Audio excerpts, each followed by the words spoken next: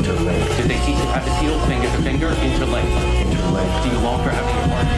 Everything's a copy, copy, copy. Stop trying to control everything and just let go. Cell. Cell. Did they keep you in the cell? Cell. Cell. Want to know what you think? Fuck what you know. You need to forget about what you know. That's your problem. Forget about what you think you know about life, about friendship. Interlinked. If you were to die right now, how would you feel about your life? I don't know. I wouldn't feel anything good about my life. Look at you! You're fucking pathetic!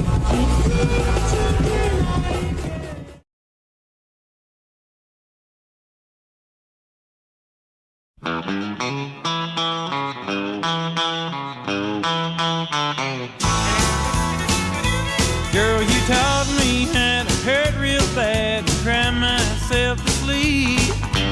Showed me how this town shattered dreams. Another lesson about a naive fool that came to Babylon. Found out that the pie don't taste so sweet.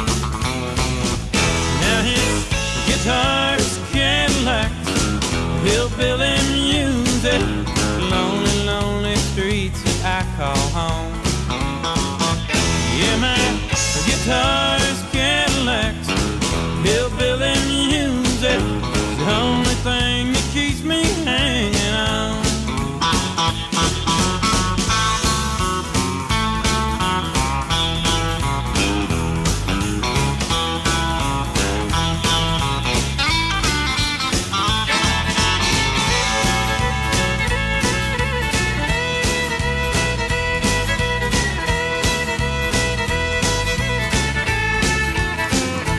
Ain't no glamour in this tinsel land of lost and wasted lives.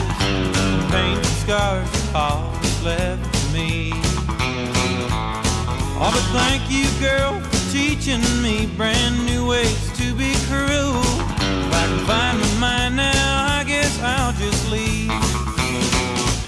And his guitar's Cadillacs, hillbilly music, lonely, lonely streets I call home. Yeah, my guitar's Cadillacs, hillbilly music, the only thing that keeps me hanging on.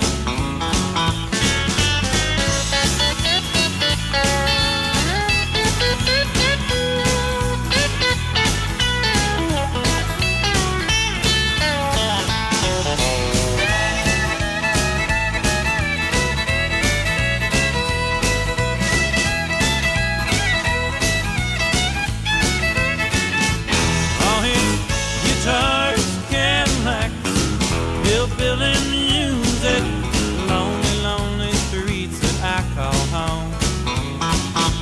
Yeah, my guitar's Cadillacs, hillbilly music, the only thing that keeps me hanging on. The only thing that keeps me hanging on. It's the only thing that keeps me hanging on.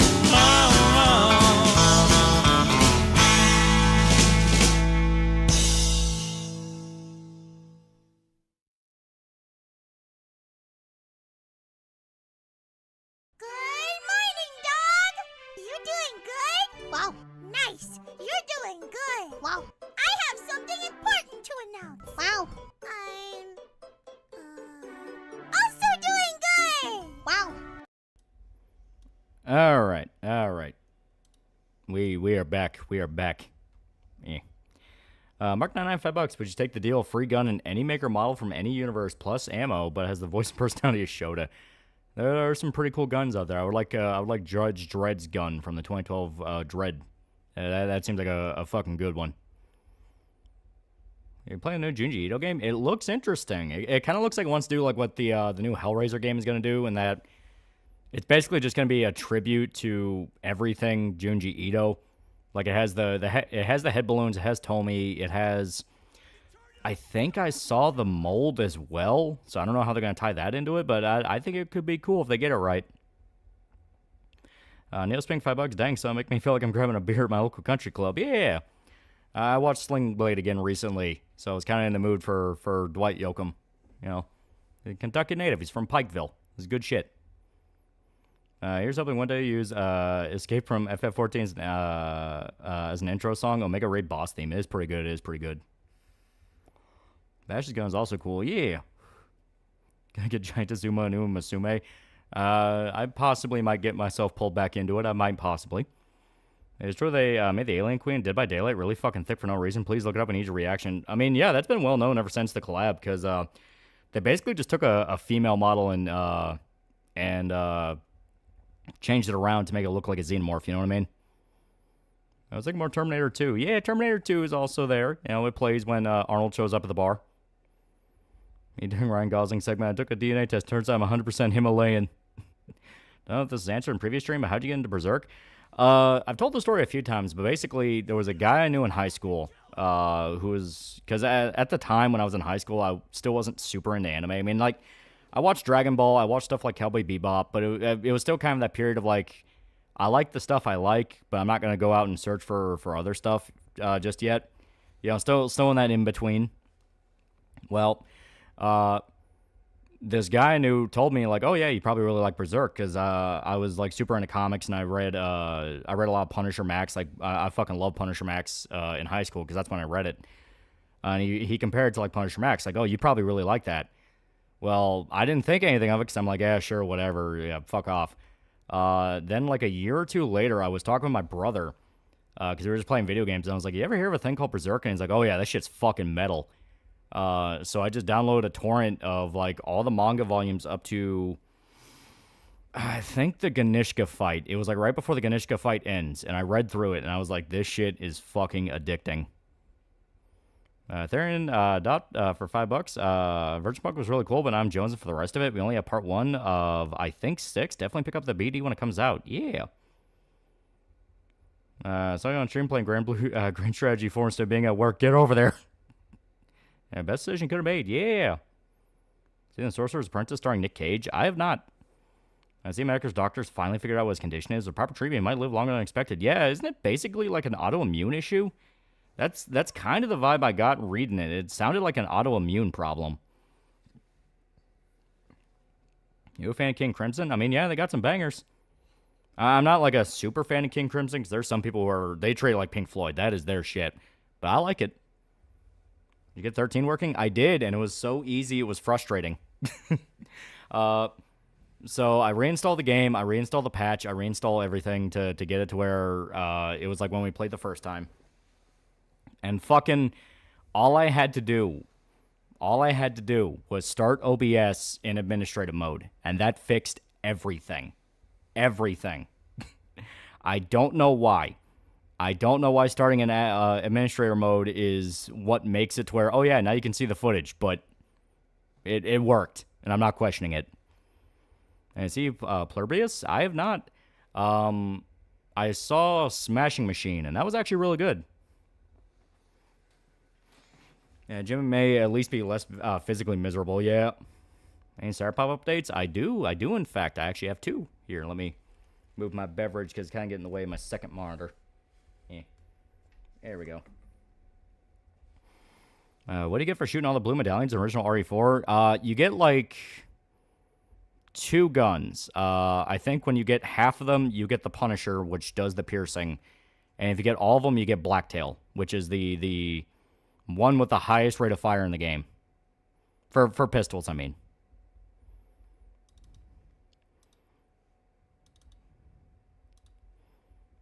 Yeah. But we have a new panel. Ventera has the idea of me unintentionally twerking with him missionary style. Apparently, if you're thick enough, your cheeks clap with the force given by each thrust. Yeah, Blacktail's best pistol, hands down. Just the Punisher? No, I remember you get the Blacktail if you get them all. Because that was the thing. It gives you the Punisher for, I think, getting half of them or just shooting your first one. And then you get the Blacktail for getting all of them. Yeah, you get Punisher for most. Punisher with a damage upgrade for all. Ah, okay. Yeah, Red 9's a goat. Party and homosexual once again. But yeah. I'm talking original or remake. He asked about OG RE4. Oh shit, it's Wooly from Castle Super Beast. But I also have another update. Do I still have the text? I do. Okay. So I gotta make sure I word this exactly right. So let me look at the message I got once again to be 100% sure. Yeah.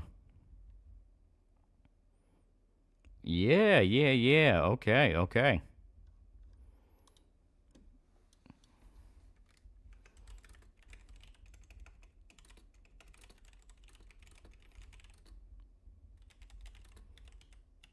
This might not fit, but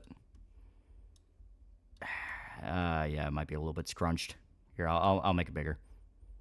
Oh shit, the dimensions are all gonna be fucked. Here, I'm gonna have to adjust that. Here we go. There we go. Yeah, that'll be nice. So there you go. You want an update? You get an update. Some books are already at the fulfillment guy, meaning, and to basically explain it in a sense of to where it makes sense. All these single book orders are hitting the fulfillment guy first because they finished printing and are already being sent off. So if you just bought like a single copy or something like that, like you're just buying like one of the cover ones, that kind of thing, you will get yours pretty damn soon, considering the fact they're already pretty much hitting the fulfillment center. Okay, but when are you playing Dispatch? Well, Dispatch is apparently finally out and done, so probably pretty soon. I do want to play that. See Epstein's email showing that he hated Trump and that journalists would tip him off about being investigated? Yeah. When y'all gets early, I'm gonna be real mad. Whole last week was a giant fucking shit show. My whole family, my brother being an ass, and all the insane shit that went on with him. Goddamn, I'm glad to be home. I'm fucking exhausted. Yeah, watch the new Frankenstein. Probably the best movie I've seen this year. It's so good that it took less than a few days for it to hit the Twitter contrarianism stage where everyone's going, man, this movie looks so fake. Everything's so clearly green screen. And I'm like, do you people even know what that means? Like, no, this is not on a green screen. You can physically see it's on a set. Thoughts on new Steam products coming soon, like the Steam Machine, Steam Goggles controller, and replacing the deck since the machine be like 6 times more powerful. I want to see how the Steam Machine launches first, because if it launches early, it's either going to be scalped like hell, or it might have some issues, and I want to wait on that. I do my best to avoid being an early adopter, just due to the fact of early adopters are the guinea pigs. Play it on stream, like you play Walking Dead. Oh yeah. Well, I mean, that's what I mean. Like, I want to play it on stream because I don't know anything about it. I mean, the Gabe Cube, yeah. Besides Korngold and Restrepo, can you recommend any other good military documentaries? There's one called Armadillo that's about the Danish military that's really good. Shut up, Taurus, you don't know what you're talking about. What the fuck's a Yautja? Yeah. Yeah, Dispatch solid 8 out of 10 for me. Still think Walking Dead Season 1's peak Telltale. Who would have thought the Democrats single-handedly shit the Epstein story and trying to paint Epstein as the ultimate good guy with good morals for not liking Trump? Yeah, it took at least a week for Badlands to get the unwarranted hate. Only took Frankenstein a few days. You know it's good, yeah. Only the Dead's a banger. Only the Dead's really good. I really hate our filters. Even if it's not CGI, filters can make things look really fake or just hard for my eyes to make out. I mean, that's legitimate. Yeah, there's absolutely some filters in the movie.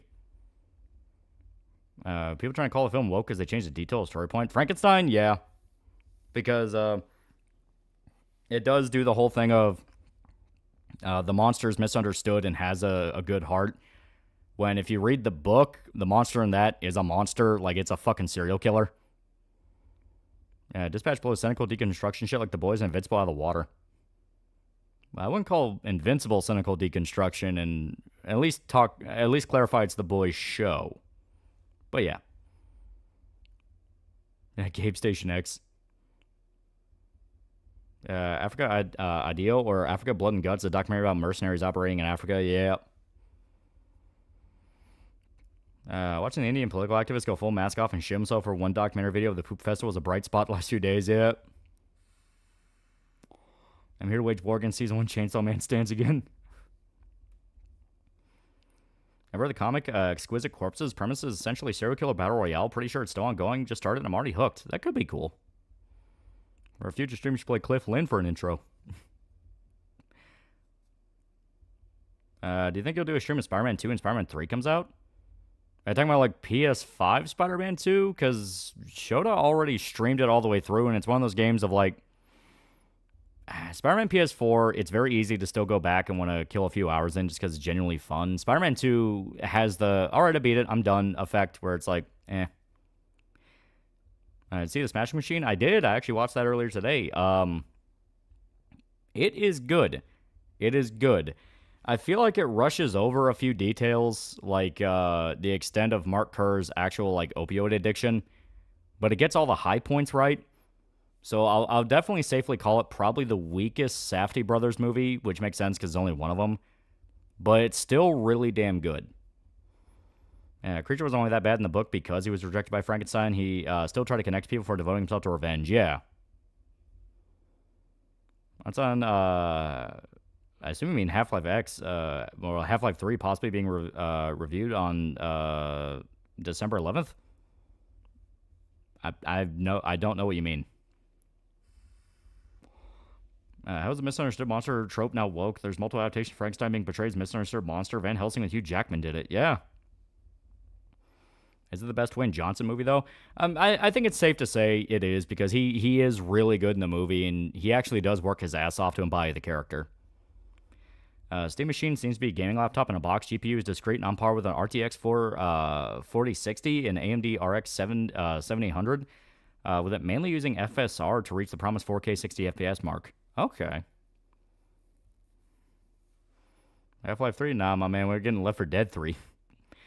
Valve needs to make an orange box edition of the Steam Machine with Half-Life 1, 2, all episodes, TF2, Portal 1 and 2 preloaded on it. That would not be a bad idea by any means. Sorry, I'm late, boys. We lost the director of One Piece film Zine, Super Broly. Making jabs at Kentucky in a lighthearted manner once Rachel and Yuki reached that place. I had some ideas. Yeah, it's only one of the brothers directing the movie. I forgot which one. I also forgot which one. I think it's the younger one. I think the ending felt a little rushed. I wonder if they'll do an extend cut. Talking about Smashing Machine, I don't think the ending is that rushed, but having a little bit more of an epilogue would have been nice.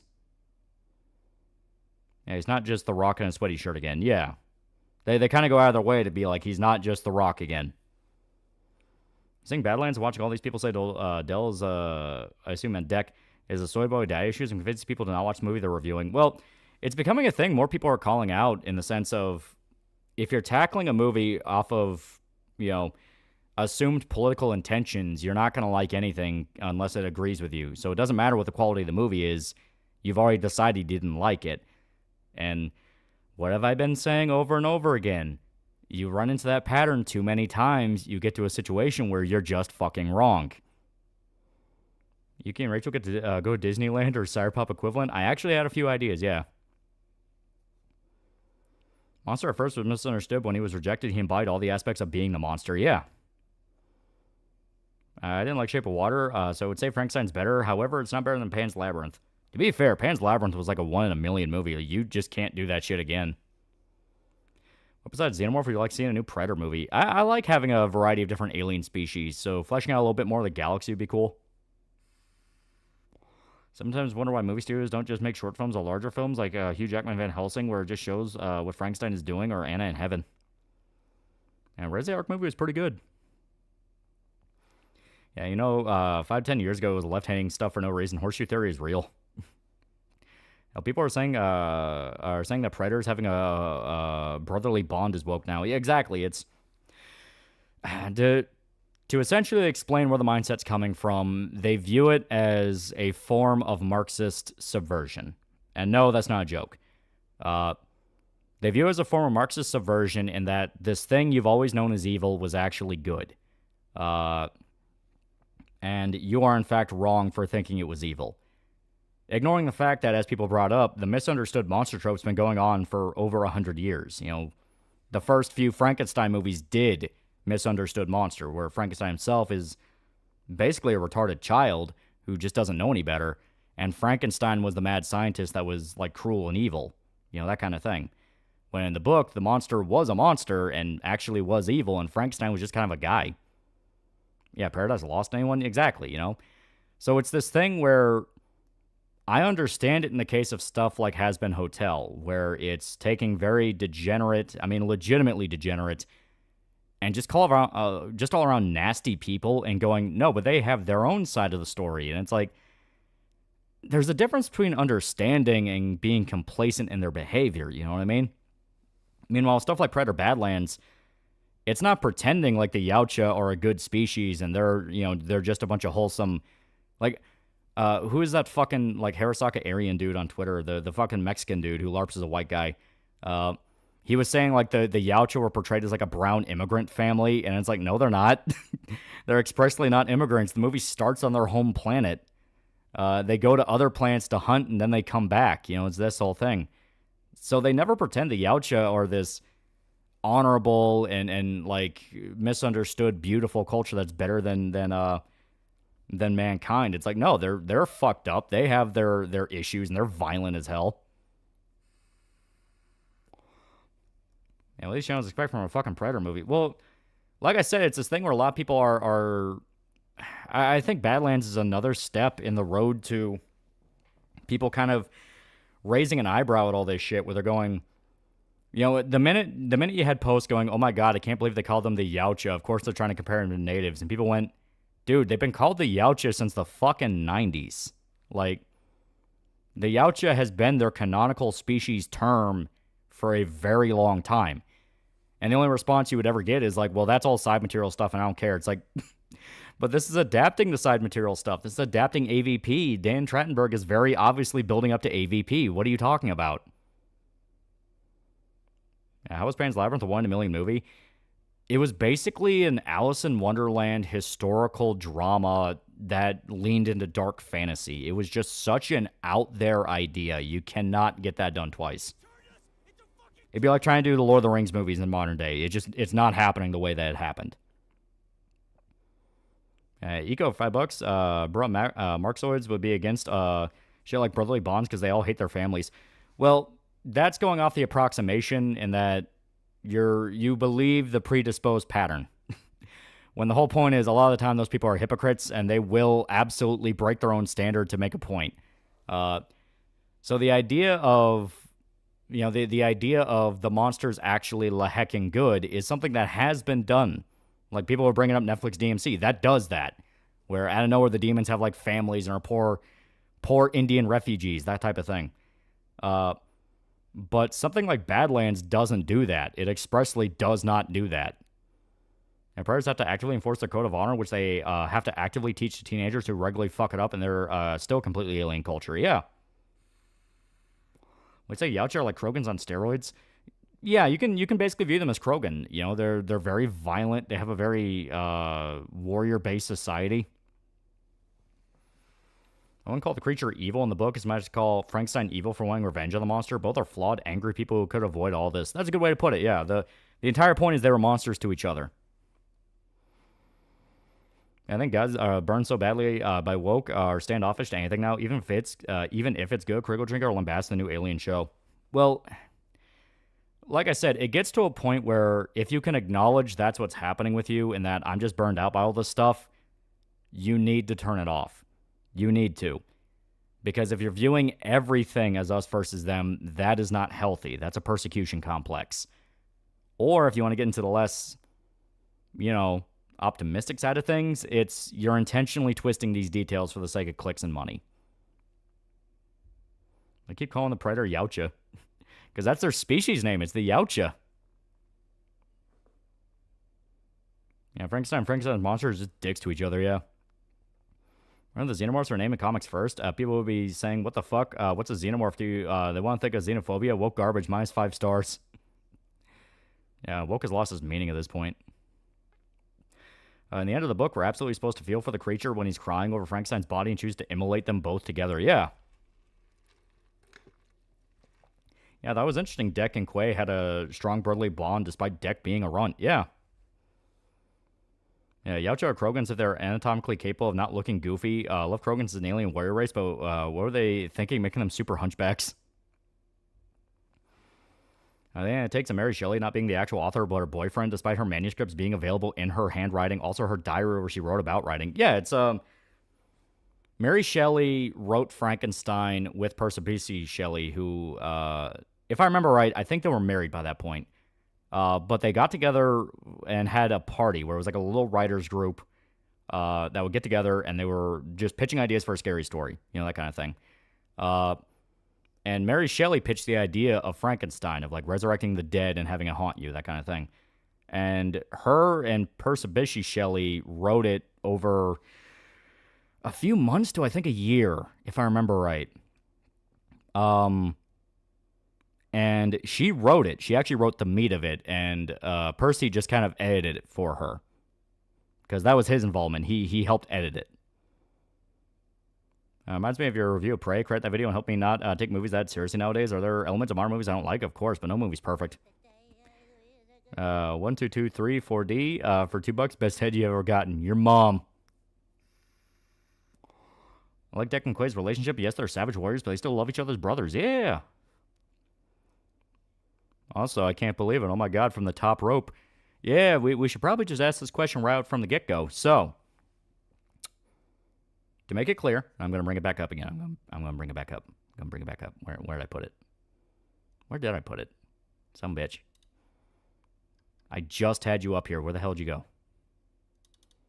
There it is. There it is. Yeah. So, as stated, second panel's up. Very clearly, we are working on the second issue. We're working on the second issue. It's going to be great. Meaning, we're going to get a campaign page up for it. But that's going to be a little bit down the line. And while we're doing that, we're going to set up a mailing list. It's going to be a whole thing. But we were pitching ideas for different things we could do for the issue 2 campaign. Because issue 1 campaign, we were pretty simple. You know what I mean? We were pretty simple. T-shirts, stickers, posters, that kind of thing. Because we were operating off of, we have $5 to our name and a ham sandwich, and that ham sandwich is half eaten. So stretch this shit out as far as we can fucking go. Do what we gotta do with as many limited resources as possible. Well, with second issue, considering how well the first campaign did, we want to get a little bit bigger. That's the thing. Each one we want to make it feel a little bit bigger, kind of inch this forward bit by bit like a turtle. So an idea we had, and if I remember right, Micah was the one who pitched this. So we could try to set something up with, I believe the site's named, it's like Gimme Swag or something. It's like that. But it's a company that makes custom merchandise for people. And one thing they do is plushies. So little plushie dolls. So we were thinking, as a way to kind of hype up the second campaign and kind of add a little thing to it to get people kind of, hyped, and give you guys a little bit of merch to kind of collect and hold on to, we could do plushie designs. Reach for the stars, set the goal at 1 million, and promise a movie. No Yuki and Rachel Funko Pop. So considering the direction Funko Pop's going, I think that'd be a bad idea. Yeah, plushies? Yeah. And the best part about Gimme Swag is you can customize it pretty much however you want, from my understanding, as long as you send them a design or are able to come to an agreement. So theoretically, this is a big theoretically, but it more than likely can happen if we're able to sweet talk them. We could have it to where you get a Yuki plushie, and it's a cute little plushie. And you can have a Rachel one, and the Rachel one could unironically come with a wheelchair because they can have different props. You can have a little Rachel in a little plushie wheelchair. Possibly Yuki and Rachel on the androids in the future. That could be fun. That could be fun. Yeah, Rachel plush better have Velcro on her ass so we can pull her out of the chair. Yeah, wheelchair and a gigantic ass. Yeah, check Discord for the very first AVP comic link for everyone to read. Yeah. Yeah. It's like the fucking omnibus, too. That's got all of them. Shelly's boyfriend, husband helped with the details because a lot of the science was about things he himself was passionate about. She herself wrote everything. Yeah. Yeah, Freedom Tunes managed to fulfill getting a show funded yesterday and also released sneak peek last week. Yeah. Yeah, hardcovers. Hardcovers could be cool. Maybe as like a special box tier. We could do like a hardcover edition. If you go with the plushies and that does happen, send the people that make it 3D model makeup of what the plushies should look like. Yeah. I was going to talk to some people that have actually worked with Gimme Swag. I know Sawa has, I think Kirsch has. So I was gonna try to ask him. It's like, so what did you do to get this set up? Because we want to try this. What about patches? Patches would also not be a bad idea. I know Tomoe managed to get a series of patches out. I need posable figures for Cyberpunk. Make sure Rachel is unable to stand on her own. Can Rachel Plush have articulated limbs? I wanted to take her out of her chair, put it on a shelf, and have her desperately reaching for it. If Cyberpop Funko Pops become a thing, do you give us permission to smash them with hammers and send you videos? It's a Funko Pop. Do what you wish. Definitely want to do hardcovers at some point. I like the patch idea. Yeah. Own a holes? No. Do that yourself. Will they fit in jars? Dispatch cut out sex scenes from the following game. People already want a Snyder cut. Yeah, maybe a hardcover of the foldable centerfold of Rachel, of Yuki. Yeah, like I said, it's not a bad idea by any means. Like, when we start the second campaign, we're going to take a look at what we have available and what we think could possibly be done. You know, because ideally we can get it off the ground and are able to fund all this stuff and do a lot of things. But I'm a very slow as steady as smooth kind of person, in that you want to shoot for the stars, but you have to understand that, like, that's something that can fuck you over in the long run. So I want to do like very slow, steady, one thing at a time. PK Patchworks did the patch for Tomoe. Okay, so I can probably try to shoot them an email. I can turn Rachel's plushie into a voodoo doll and prick at it to mess with a random Kentuckian in a wheelchair. Yeah, check Discord. Yeah. And on the pedestal, these words appear. My name is Ozymandias, King of Kings. Look on my works, ye mighty in despair. Nothing beside remains, round the decay of that colossal wreck, boundless and bare. The lone and level sand stretch far away. Yep. Persebice Shelley, the one who was married to Mary Shelley, wrote Ozymandias. Emblem pins? That's not a bad idea. Or make a CRPG, I'd have a Yautja be a secret optional boss of the player to take on. Yuki, what the fuck? What? It's a Funko Pop. I know what Funko Pop is. I'm asking why you brought it into the Android household. I liked it. Well, I'm smashing it. Yeah, don't overextend. Yeah.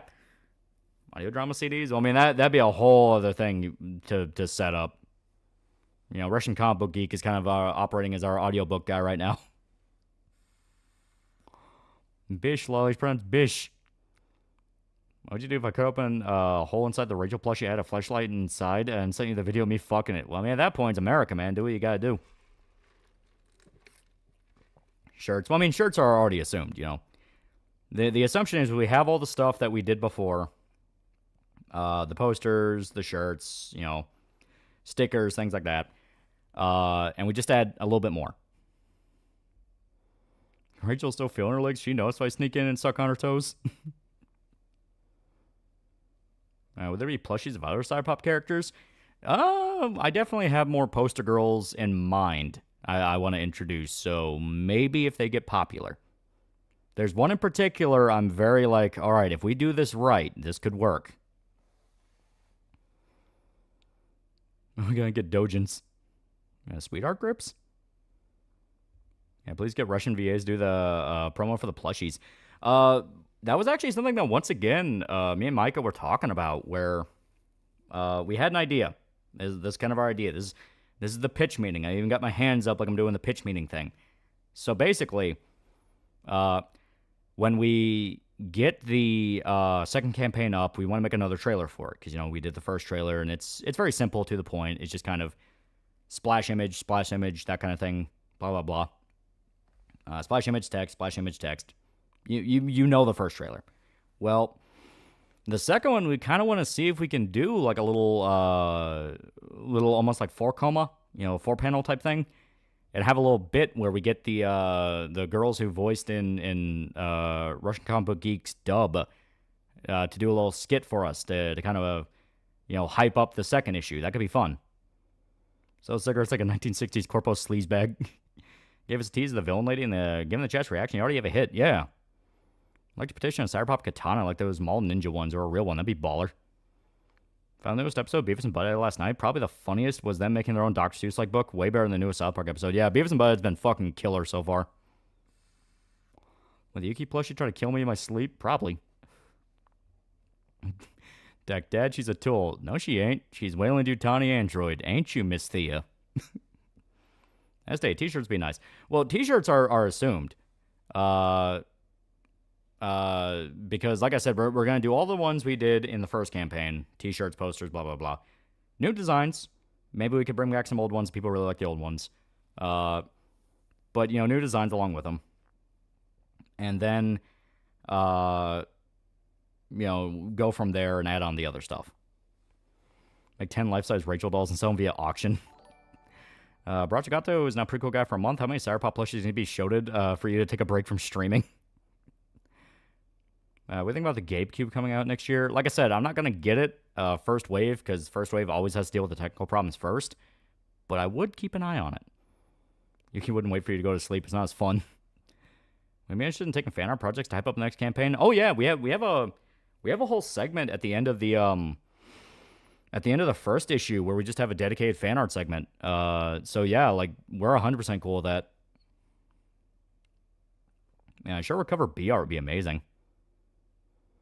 I believe in you. With that being said, drop the specifics and measurements of Rachel to True Doll. Square Enix been firing most of their American side since plus most of their DEI agents. Looks good, but time will tell if it means something. Rachel plush with brushable hair. Ew, was it greasy? Yeah, Harry Partridge Animation Commission when? We get Yuki and smiling friends. You watch 1927 film Metropolis? It is a fucking trip. I see Ubisoft cancel its investor call. Yeah. Says how South Park dies. No cancellation or Scientology, but a very drawn-out, unfunny, totally not the writer's secret fetish of Trump advance being gay. Fully customizable Rachel bathtub set. Want to play Space Marine 2, but I don't want Epic Launcher bullshit from the Steam version to affect my computer. Yeah, Yuki seems like someone who would either kill you or fuck you if you piss her off. We'll have Yuki Android. She'll kill everyone except for me. Each one of the Rachel dolls, brushable hair. It's a hair source from Lolly's back.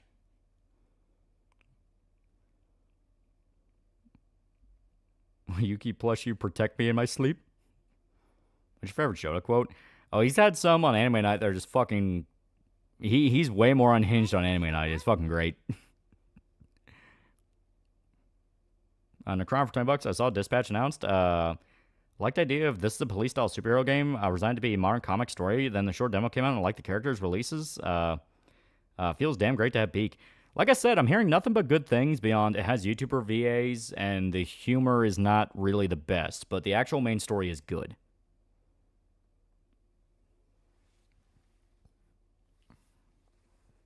Live Anime Night win. Yeah, tummy hurt, yeah. How'd you fare if your neighbors, you were neighbors, Yuki and Rachel? Oh, it'll be hell. Yeah, it's a doorknob. Use the fucking door, yeah. God, what, nigga, what do you mean? God, currently favorite show to quote, yeah. So this question, is any female character in Cyberpop, like, really pervy? No. I saw Razor blatantly lied about Del Toro's Frankenstein, claiming that Victor's father was abusive because of his race, even though Victor never mentions race. Yeah, it has nothing to do with that. It was... he basically just saw Victor as a disappointment, and he only really appreciated his brother because his brother survived the childbirth that killed his wife. So it's like, oh shit, it's kind of taking them for granted. Yeah, people say that Charlie sounds much better in a role that was essentially given to him as a joke than any of the professional roles Young, worked on. Can't kill tummy hurt Yuki. This sucks. I'm gonna go to Disneyland. Rachel this time, this year for the first time Oktoberfest, even has beer. Rachel suddenly appears in Lederhosen. Wo ist da beer?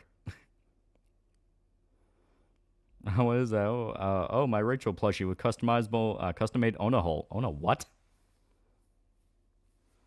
I was anyway, to get my IP on Bandman, do Discord account with a throwaway email. Monster on Wild's Yautja armor when?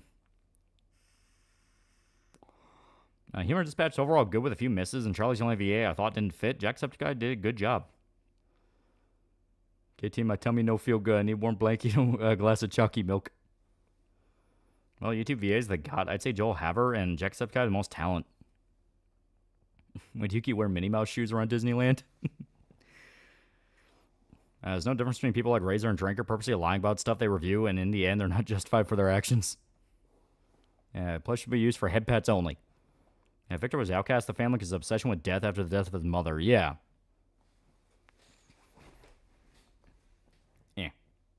Also, I will just outright say it. Victor in the movie has a bit of a persecution complex where he thinks his father hated him when his dad was mainly just kind of a stern figure, you know? Like, I never got the vibe his father downright despised him. I definitely got the feel he was distant, you know, because they made a point he was never really around. But I do truly believe he loved Victor. It's just the fact of he was always away. He didn't really have a relationship with him. Sourpop TRPG would go insanely hard, be willing to help write the rulebook. I don't want to spend money on taxes. They should go fun stuff like milkshakes and chicken nuggies and Yuki plush. I'll make the plushies do the Takamura kiss. His father held him to a very high standard. Yeah.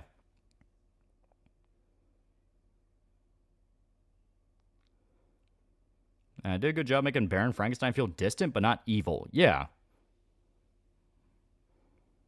Rachel here's clothes tearing Yuki. What are you doing to my plushie? Oh, just snuggling it really hard. Nothing else. Jeff, we need like 6 or 7 ideas for the next comic. Oh no, I already have a pretty good through line of where I want the next Bic to go. These drinkers not as much for a dick as Razor. Plus, does he actually live as reviews? I have no fucking idea. See how bad of a state Ubisoft is right now? Postpone announcing earnings and requested shares not be sold. Yeah, I'll spoil the film I was watching. Recently watched the OG Wicker Man for the first time. It was great. And Frankenstein doesn't tell you how the monster came to be under the guise that the act was an abomination. No one can repeat Victor's mistake. Yeah, but it wanted to be a tribute to the 30s movie where it was the lightning and all that. Probably should have live-action plushies being made to smooch while the girls get upset. that could be fun. That could be fun.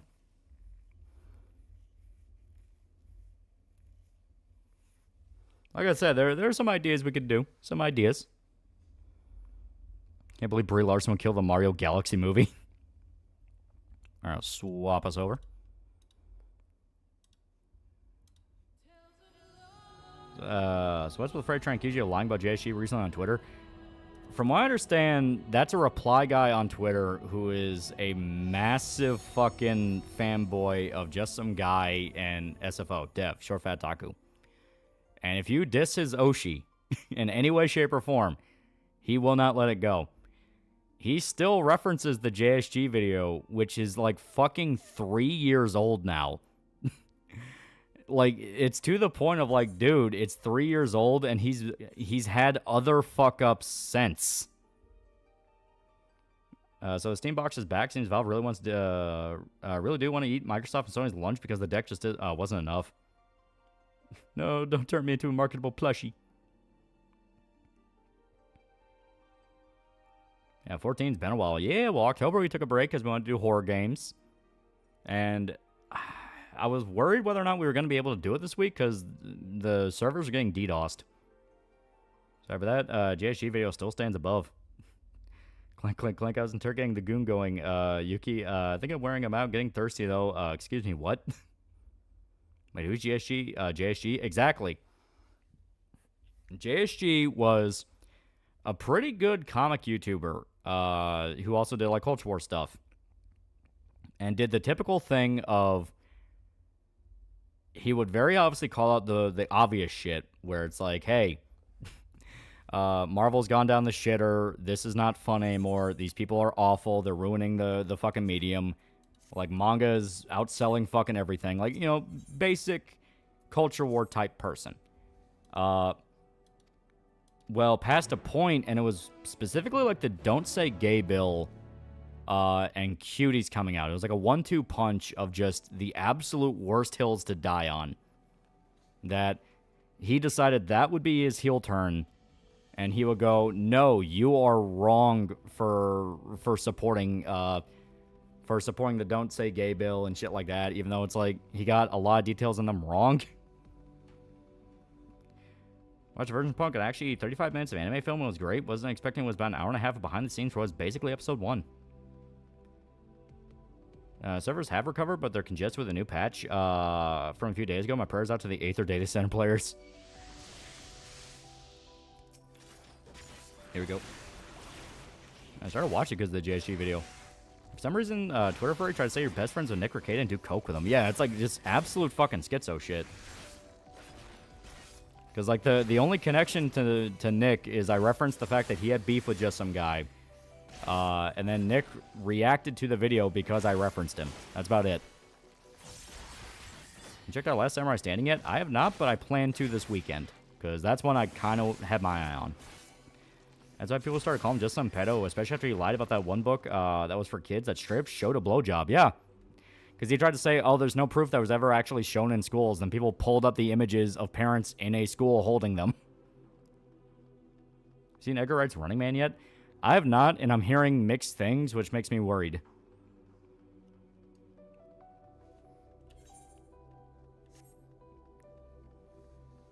I'd be interested in playing a Sword and Fairy game on stream. I have no idea what it is. He goes in Rachel's parents' home. Everything's secretly a whiskey ball. Dolls, whiskey, TV, whiskey, beer, still beer, but the coaster is somehow whiskey. Yeah, JSG used to have nuanced takes, but even though he swung left, he still seemed honest and criticized both sides and went full retard. Also connected with his own homosexuality, which is like, bro, I get you like cock, but don't let it cloud your thoughts on shit that actually needs to be called out. Yeah. And clips of the final episode of Dispatch are already spread. First of all, Loli's a lightweight. I don't see you becoming a cokehead. Second of all, come on, Loli, friends with a lawyer, be real. Yeah, right? Chinese RPG series. So, yeah, no, I probably wouldn't check it out. It's been a while for Stephen King adaptations. I like some of the guy's books, but come on, let's find some different horror authors to adapt. Now, Georgia Bold Drama, you can tell me fuck up. What other fuck ups JSG committed? I'm in a loop. If I remember right, he tried to move past the, because I haven't watched him ever since his big, like, fucking crash out on that shit. But, from my understand, he ended up kind of falling down the typical, once you do that heel turn once, you have to be as obnoxious as possible about it. To the point that he apparently had, like, a big rant he made about some other dude who basically made the take that was as simple as, like, hey, let's not make every single piece of media political. And apparently that set him off. Like, this is what I'm hearing secondhand, so I don't know if that's true. That's just what I'm hearing. And that kind of confused me, considering the fact of, dude, that was also one of your points back in the day. Like, you also agreed with that. Why is it different now? Ironically, Loli would be good friends with Ava Elfpire and the Loli, Mama Oko's friend. So JSG's going down the skeptic route. Arch loved Dispatch so much he's considering doing a second playthrough and even apologize for making a negative assumption about a woman. Yeah, hello is purely a heroin act. Fun, coke is too fun for people from fake states like Kentucky. Yeah, George R. R. Martin said that he doesn't like Spider-Man One More Day, based as fuck. And also, third of all, coke's too expensive. Meth would be more in your area. Meth or opioids. She's a lolly lawyer. A lolly. I've watched Plurbius? I've not, but that's another one I'm hearing is really good. That's on 2025. It's been a fucking crazy year. Crazy fucking year. Guy just kept calling you a pedo because pedos always accused others of being pedos, not realizing that applies to him as well, since that's all he's doing. And more than that, the point wasn't even that, oh, he's a pedophile. The point is, why is he going out of his way to stick his foot in his mouth when he knows it'll make him look as bad as possible? Yeah, it seems like JSG's now just a typical culture critic, yeah. East Taiwan banned Hong Kong spiders. Yeah, method for sissies. Cough syrup is a substance with chest hair. rob pharmacies and down pills. Not to mention, if JC saw people posting him, the images to prove him wrong, he'd double down going, why are you posting that? Are you pedos? Yeah, it's like, kind of missing the forest for the trees there. Yeah, George R. R. Martin can be correct on some things. I respond to your video with 50 seconds meme where we were so lazy he didn't bother to add your OC on Riddler. Yeah. Rare across $5. Brainiac confirmed for Mana tomorrow. I now subscribe to your theory that I fucked with the message of Clark's parents. I'm telling you. I think it is. Yeah, a statement like, don't bring politics into games become controversial. Because you had a bunch of basically talentless fucking hacks that their only real way of getting any kind of attention is basically just subscribing to any attention is good attention. And if you pick a side, well, people will agree with it. You know, it's impossible to find a side of one. I've seen Eddington? No, like I said, I'm still giving that a few years. Hard charge to NyQuil, you either get the best high ever, you wake up from sleep so good, one of your arms is numb. Honestly, I laughed at his response to your video. Dude couldn't even make any comment points, just call you a retard. Watch Abba and Preach. They're two Canadian cucks who bitch about American politics like it's their issue and are now being called out for not following their moral standards. Yeah. Meth, mud volcanoes in Denver, Colorado. The foulest odors have cursed my olfactory. Yeah. That's kind of the funny thing where, so like, whenever I edit shit, I just throw shit on my phone and just kind of listen while I'm editing, that kind of thing. And it'll either be like YouTube videos or I'll like turn on the Amazon app on my phone and just listen to a movie or a show, things like that. You know, just background noise. So going through King of the Hill again, I just flipped on like a random season of King of the Hill while I was working. And it was the episode where Bobby works with Connie's cousin, Tid Powell. And she talks him into doing a meth lab. And the entire time, all I can think is, how the fuck can no one smell this? Like, because for those that don't know, meth labs have a very distinct ammonia stink. It smells like the entire place is filled with cat piss. Because the chemicals they're using, ammonia is an ingredient. So, like, Bobby's to the point of he's taking it into his fucking school and setting it up and cooking right there in the middle of school because he thinks it's a school project. And the whole time, all I'm thinking is, there is no way on God's green earth that a fucking cop, yeah, it, like, reeks of bleach, yeah. Like, there's no way a fucking cop or someone like that isn't going to smell that and go, what the fuck are you doing? Yeah, why do you think Walt cooked in his tidy whities? Yeah. Why do you think they set it up under a laundromat? Because all the chemicals, it would hide the smell. Yeah, it kind of destroys it with potato, yeah. Abba and Preach are wildly inconsistent when criticizing American politics. It's best just to watch the reaction to goofy videos and dating stuff. Not only that, but Abba kind of got shit for dancing with Destiny's Ex on stream. People accused him of fucking Destiny, to which they may not be off base. Yeah, how did the cop not smell that? Yeah, didn't Kai notice the smell? She didn't notice the smell, she just noticed the chemicals and the setup, and it's like, that's a meth lab. Grimdark Half Off died this year. This makes this year very shitty. Dude, a lot of people have died. I watch Rise Arc? No, we're pretty much just going to wait for that to hit digital, because then we're all going to watch it on Anime Night. It's the best way to get everyone together. Because no one wants to be the one guy that broke off from the group and watched it. Why are Canadians so obsessed with American politics? Kaiju fighting game Gigabash is getting a Gamera DLC. It'll now have Godzilla, Gamera, and 3 different Ultramen in one game. Zim does have $10 went on a date yesterday. We went to Texas Roadhouse. Food was great, and so was the woman. Talking to her goes naturally. I don't feel awkward at all. Much better than my last girlfriend. Hell yeah. That's the key. Just be easy to talk to. And JSG did a video saying that modern day politics and comics same as politics and Watchmen. And yeah, no, they're not. Like, there are layers to the politics in Watchmen. That's the point. I think Hassan will die in China. Despite China's best efforts, no. He's a roach. You know, looking at the episode and the rest of the series makes it very clear Bobby is super duper sheltered. Yeah. I saw a trailer for Fallout Season 2 was released. Didn't watch because just by looking at the thumbnail, I was getting a headache because I just knew the comments were a war zone. The most I understand from what people have said is the Mr. House ending was canon. So, Mr. House still controls New Vegas, and the Legion and NCR basically just have to put up with each other. So, Right there, I'm like, okay, so they went with a good ending. Fuck yeah. Canadians are weird ultra-nationalists, but only in the context of pointing out they're not Americans being smug about it to make the Chinese seem anti-nationalist there. Yeah, Kingsman Ghoul. Yeah. So, it does seem like they're basing it off the idea of the courier...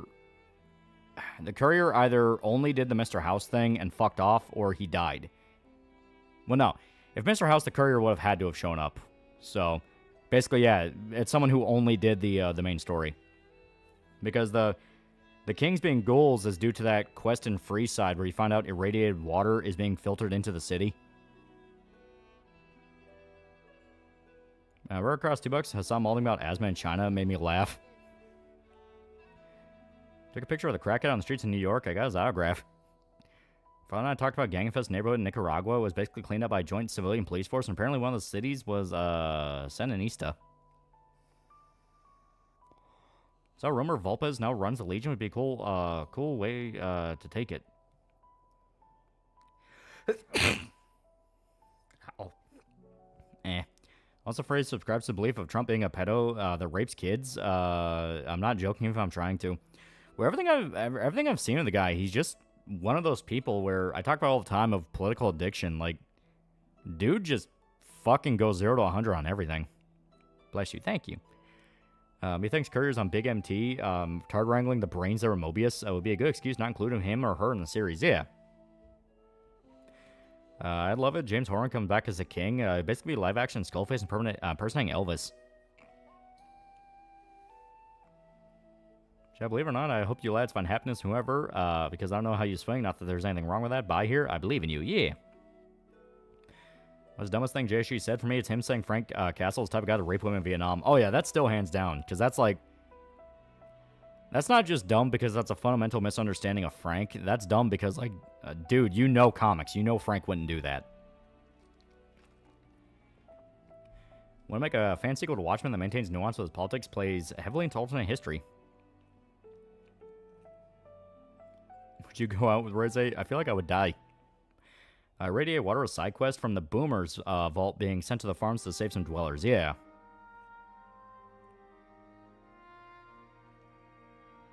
I think of James Gunn's DCU overall. It's fun, and that's all it really needs to be. It needs to be fun. Peacemaker was fun, but ending it where it ended in Season 2 was a fucking choice. Okay. Superman, I feel like, okay, that's a definitively good Superman movie. I'm happy with that. Suicide Squad. Suicide Squad's like 70% a good movie, where the humor in that is all over the place, and definitely that is the MCU-isms as people talk about MCU-isms. It's not just a movie making a joke like, no, that is that. But it's still, I feel more optimistic with it and am willing to see where it's going to go. Short over $2. You see the new Oni Plays Sephiroth video? I have not. Yeah, the Suicide Squad, not Suicide Squad. Yeah.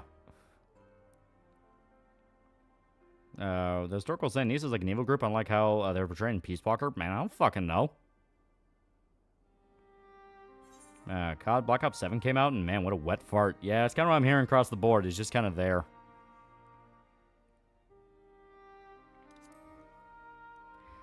They can make a video on Lord of War? Oh, yeah, that's one I wanted to touch for a while. Set them off completely. Drops his idea of extending her life when he realized he could cook Cloud by impregnating T for... What?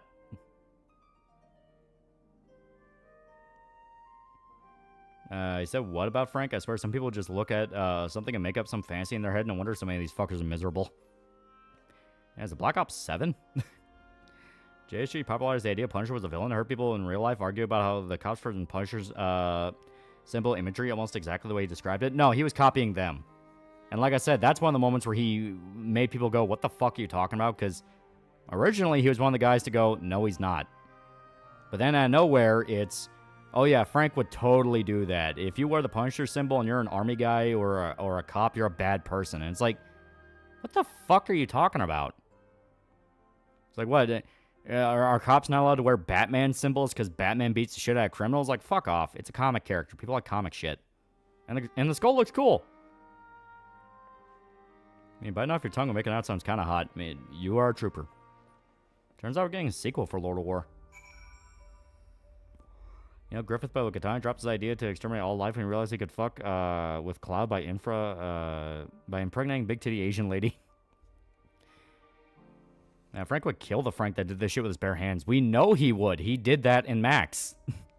In Punisher Born, which was part of the Max line, you had the dude that tried to rape the NVA sniper, and Frank shot her in the head and just said no rape.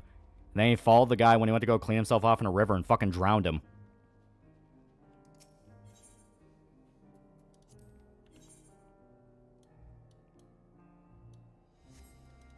Here we go. And even then, Frank points out, you want to role model, look at Captain America, not me. It really is phenomenon. It needs to be studied. Like that time a picture of 50's family got posted on Twitter. Some weirdo said he beat his wife and molested his son. Yeah, it's weird. Sorry, I'm a bit drunk, so I cannot give proper summary to the best AI ever. Biggest implication from that statement of Frank's character showed JSG's a fraud. If Frank Castle and Batman from the Dark Knight Returns comic get along together, they'd be hostile. Dark Knight Returns Batman, I think he would... Considering that's a very specific type of Bruce, I feel like he wouldn't on paper agree with Frank, but he would definitely tolerate him more than Bruce normally would. Where he'd basically be like, because Dark Knight Returns Batman, he still didn't kill, and he still didn't like guns, but he very much operated off the, I'm not going to kill you, but I don't have to save you. Because there's more than a few times where he directly lets people die. And I finished Nikki's Godfall event. Man, it was awesome and horrible. You're missing out. I think Punisher would kill the Joker. Oh, he would just shoot him. He damn near did that in the DC Marvel crossover. He was about to put a bullet in his head, and Joker freaked out because he realized Frank was not kidding. He was gonna do it.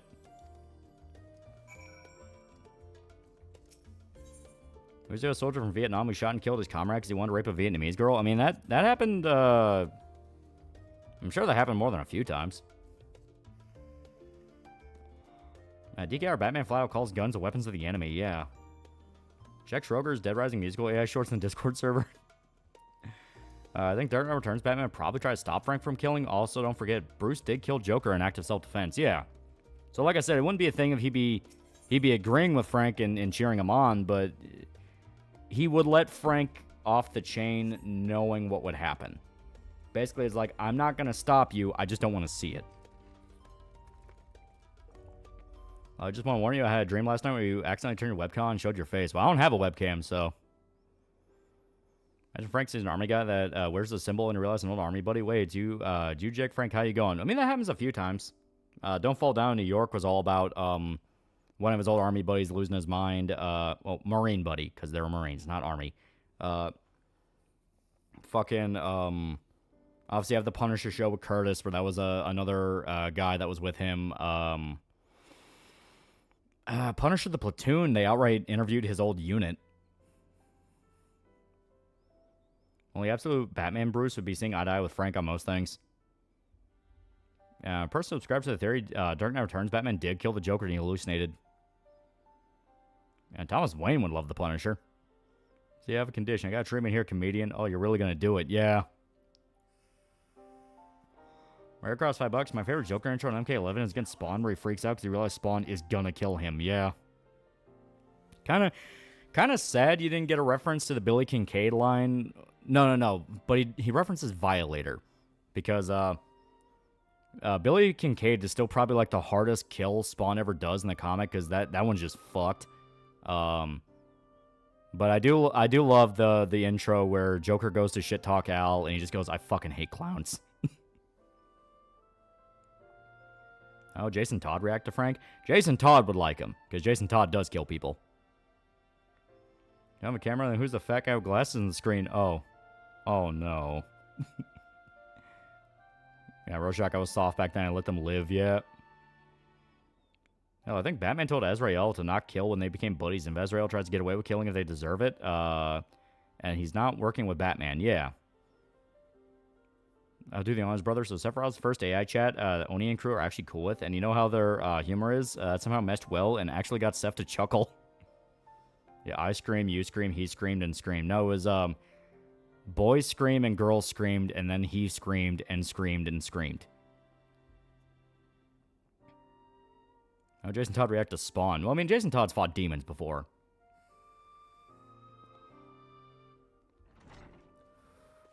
I'd say, who was a U.S. soldier from Black Lagoon? Now, I don't fucking remember at all what you're talking about there. Bruce Wayne believes he can rehabilitate criminals. Frank Castle believes he can make the world safer by killing the worst criminals. They're not the same, yeah. Batman just kind of broke Joker's neck, but Joker finished the job and killed himself. That was the movie. In the comic, Joker's neck was broken. Yeah, Billy Kincaid's also arguably the absolute darkest Spawn villain, to the point some fans seem uncomfortable mentioning him. Maybe the devs didn't want to put that kind of scrutiny on a fighting game character. Yeah, there's like 90 U.S. soldiers in Black Lagoon. You have to be more specific. But has Batman ever raped the Joker?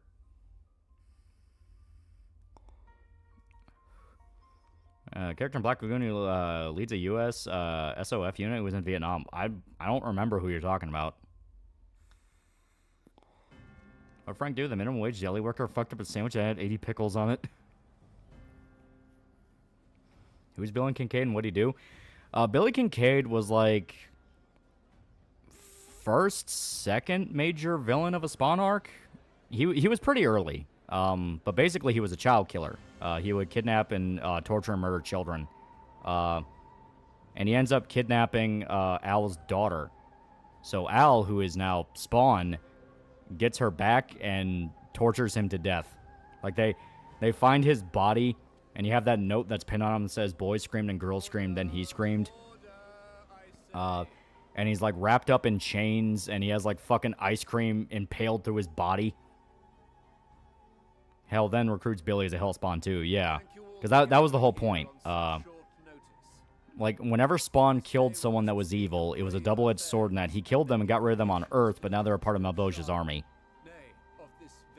HBO kind of wussed out Kincaid's death. Violator just called him a disappointment and blew his brains out, yeah. But he had a really good line where Billy goes, I want ice cream. Then Violator just says, sorry, asshole, we're all out of ice cream, and shoots him in the head. I like that one. Yeah, it was the sad man, yeah. You may have heard rumors of the Yeah, he's also meant to be the straight-up Antichrist, yeah. Yeah, wasn't Kincaid the son of a politician? Yeah, that's how he got away with it for so long. Billy Kincaid was also the bastard son of a senator that was running for president. Around that time, Batman showed up to my house and said it was cool and he would adopt me if I was an orphan. Ironically, Cumtown did a bit about the Dark Knight where Batman has to choose either to fuck Joker up the ass or let Rachel die. He chooses the former, or Rachel gets eaten out by Harvey. Their version of the Joker? You gotta love the Arkham series Joker, where he still has the 90s goofiness, but there's just that... There is that menace in him to where, like, oh yeah, if you let him off the chain, he'll do some fucked up shit. Yeah, Sadman's speech was tear-jerking. Yeah, I like the Violator line, you asshole. That wasn't in the goddamn script, yeah. Could Charlie and Pym make Frank smile? Yeah, I love the Batman 2004 Joker with how athletic he is. That was a pretty cool one. And he also was not afraid to go for the throat. Like, if I remember, didn't he directly murder the mayor of Gotham's wife and made fun of him, make fun of it to his face? Doesn't Mark Hamill not like playing amoral Joker? No, he still loves being the Joker. I like Canon Frank Castle killing the most evil people in New York so Peter wouldn't have to deal with them because he knew Spider-Man was a kid. Yeah.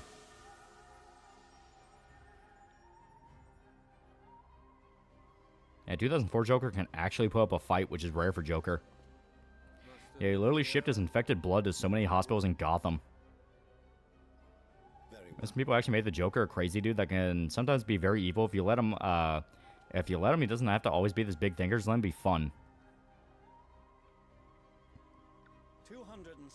Charlie did make Frank smile by him ripping off Charlie's nose.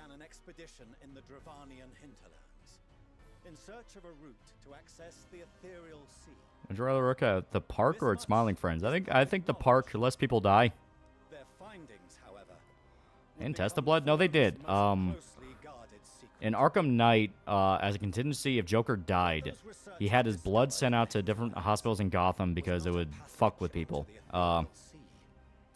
They caught all of them except for, I think, 6 bags, which went to 6 different people.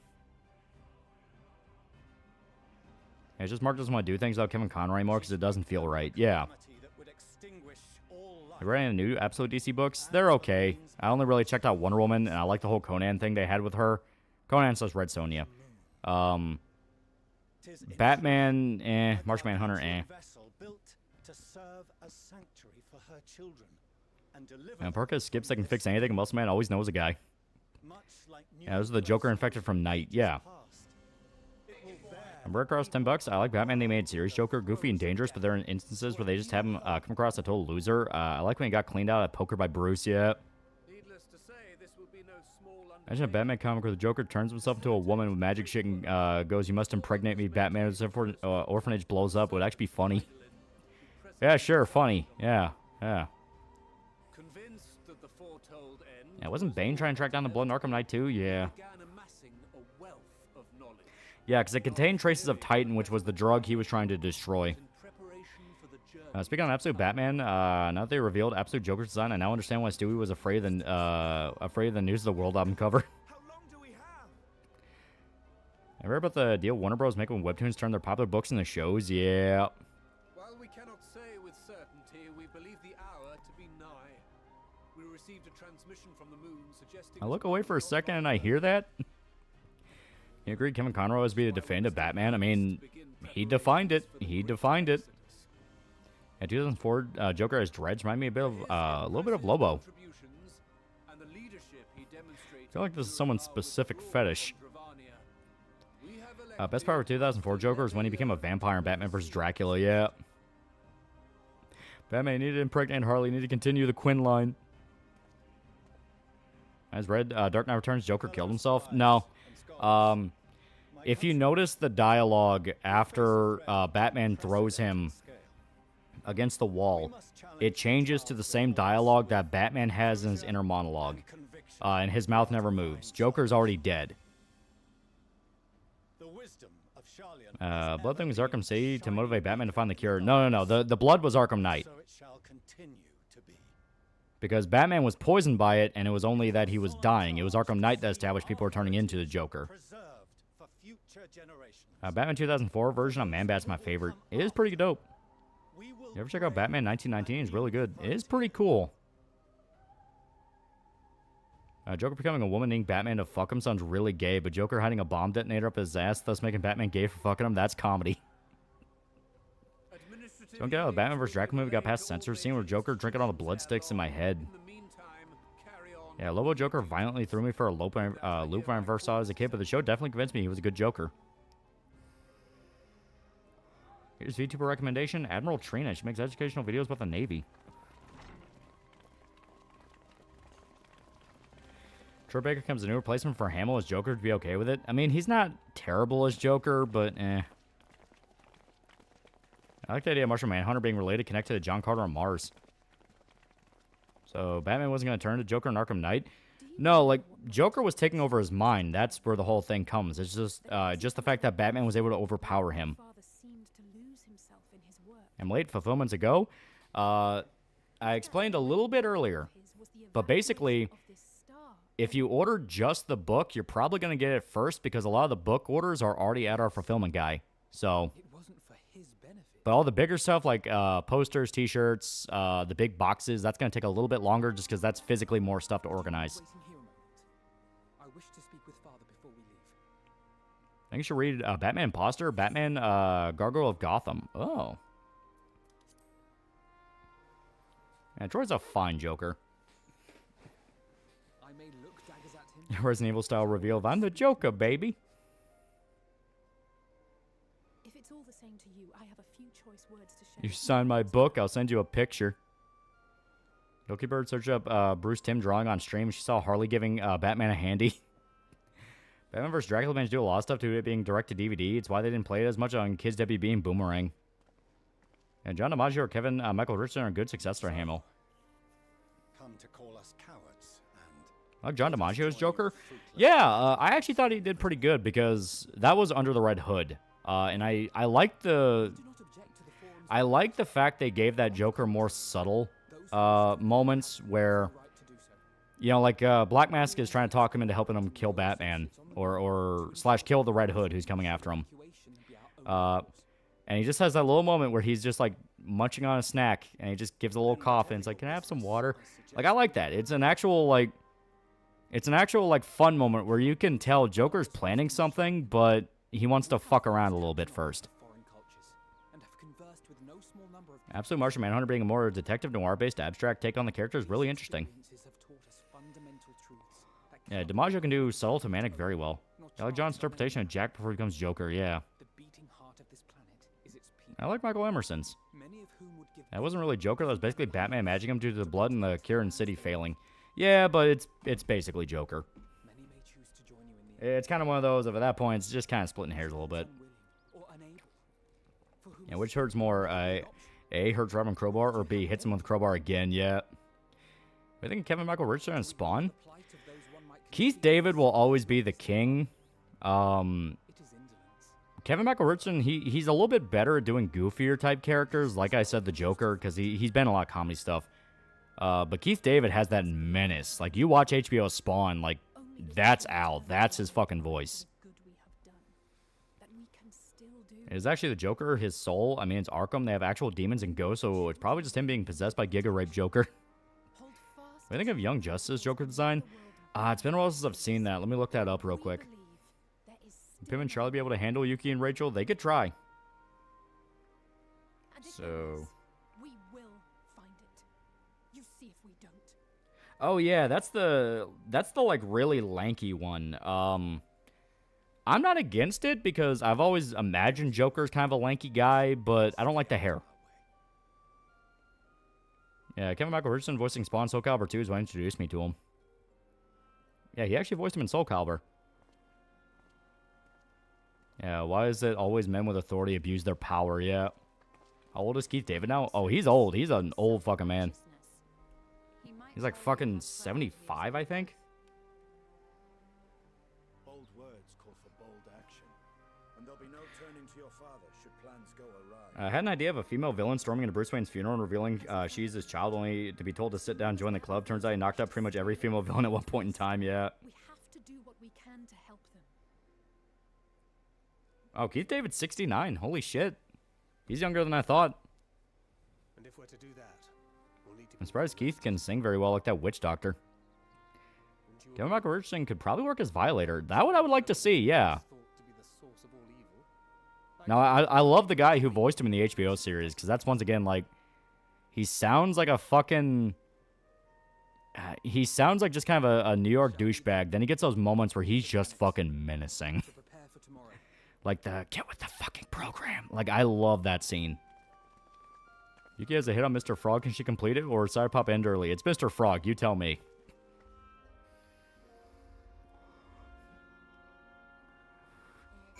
She heard her song for 5 fake monies. Your Persona 4 Golden video made me want to play it, and after 90 hours, my new favorite RPG. Thanks. Yeah. Idris Elba's too old to play Spawn? I don't think so. Al's like 30s, 40s-ish. And once he becomes the Hell Spawn, you just cover him in CGI or a cloak. Mortal Kombat might have the best DLC design from NetherRealm. Yeah. Make a new Batman movie featuring the Joker's main villain. I want Joker to have his killer circus featuring sideshows like Scarface, Killer Croc, Mad Hatter, and Solomon Grundy. That would be cool. Who made you God, little man? That gun, yeah. Yeah, Michael J. White can still play Spawn. I would like to see it. He's not a bad actor. Would JMA Studio think can animate a Spawn revival? Well, that's the question. Do you want to look more anime, or do you want to look more like the HBO series? Because the HBO series, even though it had some budget problems, and you could see it in a few places, it had a really cool style to it. Okay, designate Gabby as a resident female perv, aka one of us. When's your Dead Rising video since Long Walk is finished? I'm working on it now. I'm like 50% of the way through the new chunk of it, or the old chunk of it. I mean, the first chunk, first 30 minutes or so. it really helps that because it is a video game, I don't have to fuck around with clips for copyright. So I'm able to let a lot more B-roll just run in the background. It wasn't Jamie Foxx supposed to be Spawn in the new movie, but that was years ago, yeah. HBO series of Spawn was a great series, but I know it isn't that popular. Yeah, well, it's got a little bit more of a revival.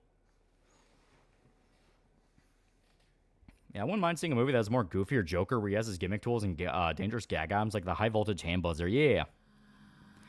Yo, connoisseurs, now pretty cool guy for 3 months. Favorite Resident Evil? I love 4. 4 will forever be my GOAT. Yeah, they use shadows so they wouldn't have to draw Spawn's mask. And it worked because holy shit. And Day 4 in Scarlet Hollow, it's amazing. I love Zane. He's so retarded. After watching Batman vs. Dracula, maybe made me wish that we had more DC heroes versus Universal monsters like Superman vs. Frankenstein or Flash versus the Mummy or Wonder Woman versus a werewolf.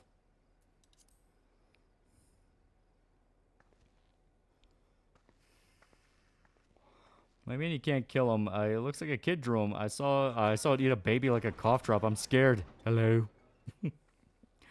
Rare Girls, $5. I wish another room could make a big movie crossover fighting game action horror icon. Shouldn't be a licensing nightmare. Yeah. I pray you will forgive the unannounced. Spawn's lore and acceptability of popular. It can really get mainstream popularity due to its niche genre and very adult themes and villains. No, like I said, people have an appreciation for edgy heroes, and I think Spawn is just kind of one of those where he comes and goes. You know what I mean? Like. There'll be some times where people rediscover the HBO series and go, holy shit, that's fucking sick. And there's other times where they go like, man, those Todd McFarlane intros are cheesy as fuck. Yeah, I remember HBO Spawn and seeing where a dude fucks a chick while in Vietnam flashbacks. Remember, imagine a chick's pussy being so ass makes you remember the horrors of war. And there's Terror Dome. And for that I must apologize. I've been seeing females on Twitter simping for the Yautja. They don't care about how violent their mating rituals. In fact, they like it. I love the cheesy Todd intros. I watched Animal Olympics today for an anime TV movie. The animation was pretty good. The humor was fun. The music videos were nice. Pretty good time overall. And my fave girl is Tatiana. She cute. Hey, he's a piece of shit, but John Leguizamo's Violator was the best part of the Spawn movie. These words of mine still carry some small weight. HBO was able to get away with sex and violence, but mainstream movies wouldn't allow to have the pedophile serial killer villain. Mayhap it would have been better to seek you out after we have true cause for My Violator danced a cheerleader because he was a demon that was fucking with him. You know, he's basically like if Joker was shackled to Batman as like his dark passenger. Because he had moments where he was very goofy. Then, like I said, he had those moments where he dropped character and went, "You're gonna fucking do this." Spawn make a good FPS like RoboCop Rogue City. Don't do it as an FPS. Do it as like an action game, like a brawler or like a hack and slash. That'd be dope. Because then you get to use more of his powers.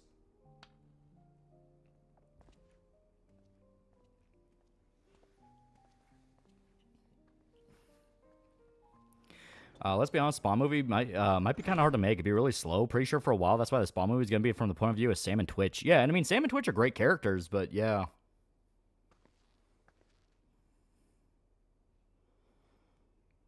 Yeah, Violator is more like his chaperone. He was there to guide Spawn starting the apocalypse. Yeah. That's on The Crow? I mean, it's a good movie.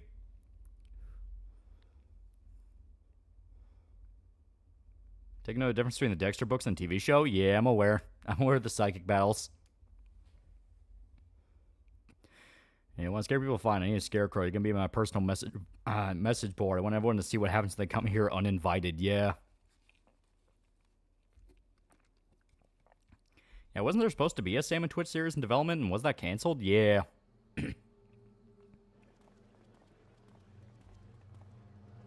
Yeah, they made an anime of Blood Meridian in the style of Spawn series. I think they could actually make it work.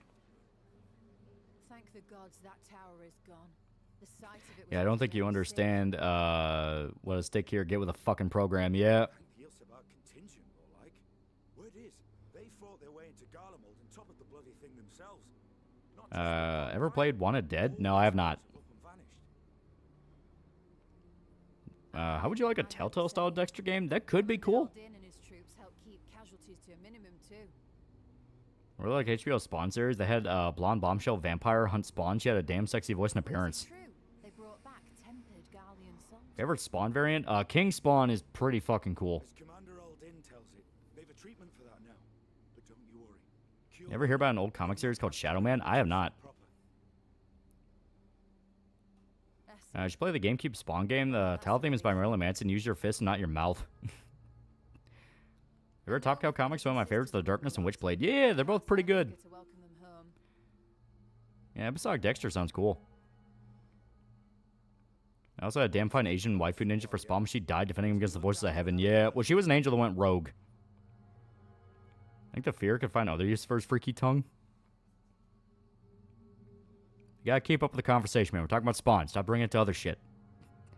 Only way a Spawn movie could work is if Spawn takes a back seat, play the revenant aspect of his character where his presence is felt throughout, yet he hardly appears. That's what Todd McFarlane wanted to do with the Jamie Foxx movie, and then just hit production hell. Because he outright said Spawn be played off more as like a ghost. Be honest with everyone here, I can't get into Spawn comics. The original series is boring to me with all the talking. I like the talking. Didn't they have a video game that got remastered by Night Dive? A Spawn game? I never heard of it.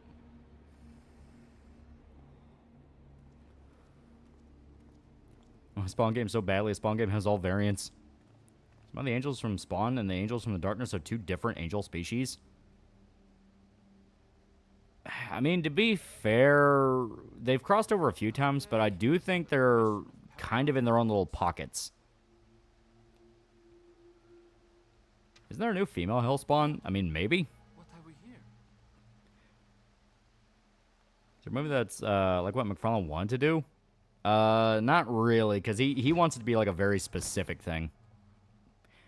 The closer you're going to get is the HBO series. I mean, 90s Spawn, made by a guy named McFarlane. Had his own show on HBO. Did the plot make sense? No. Ryan character like Spawn or Ghost Rider is way harder than Superman because they're overpowered, yeah. Well, like, it's the classic thing of they're overpowered because the main conflict is not about their actual power, it's about their soul. You know, it's can they save their soul? The towers are gone. And the Garlean threat is abated. Yeah, spawned some cool angels, but Neil took the rights and sold them to Marvel, yeah. Feel as though it's about to get much. Perhaps someone knows about Spawn, the Darkness, Witchblade, etc. You don't know about the Shadow Man. Even got a game which is also remastered by Night Dive. I don't really know what Shadow Man is. Yeah, Spawn can't get his ass kicked. Effect overpowered's kind of made gay by the effective they use their powers. They're empowering the apocalypse and helping Satan directly. And as people point out, he does get his ass kicked. Like, human weapons won't hurt him, but stuff like demon weapons and angel weapons fuck him up. Like the Blade movie, there's only been one Blade. There's only going to be one Blade. Remember when Spawn fought the primordial shadow god? How evil would you say Spawn is? That's kind of the whole point of Spawn as a character. It's, is he evil or is he good?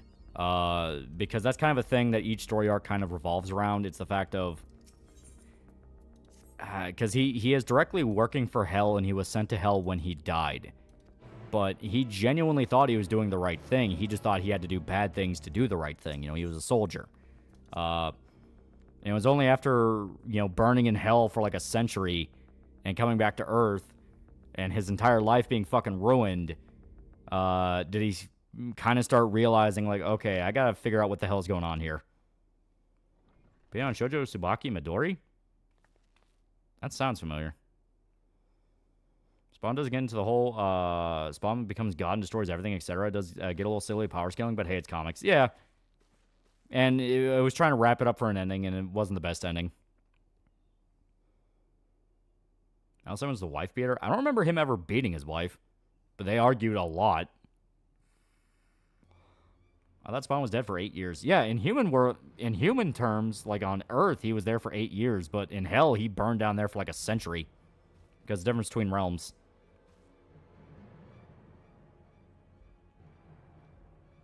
We're talking to Fallen refused to go to the bathroom when he's at a book signing.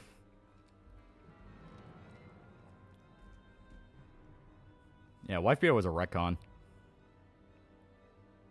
Yeah, it was shown in the Armageddon story. Ah, okay, so yeah, it was a retcon. Spawn, in my opinion, is an evil man. He's a government assassin, deluded himself and thinking he was doing the right thing, but he does have a moral center. Yeah. Actually, anytime Spawn wants to be human, he becomes a white guy, yeah. And Shoujo Tsubaki's that supposed band anime, one of the girl in Circus Freaks. I knew I remembered that, yeah. To be honest, that's kind of one of those I think people overhype. It's like, oh, it's so fucked up and this and that. And it's like, it's a basic 80s gore anime. Who's best writer or more likely best fit for Spawn?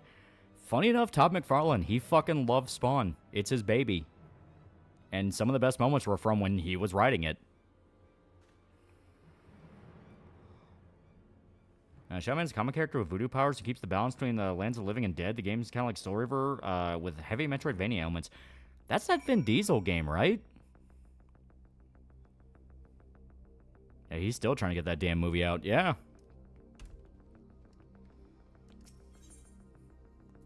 Yeah, second here is a millennia in Hades. Yeah, Spawn's a funny reaction when he turns into a white guy. I think Spawn was partially inspired by Devilman. I definitely think at least a little bit. There's some comparisons are a little on the nose. It's like at the very least, Todd has to know what Devilman is. Yeah, Spawn making a Klansman black chuckle out of me. Shoujo Tsubaki, Midori author, admits he knew someone who went through that. Oh, God.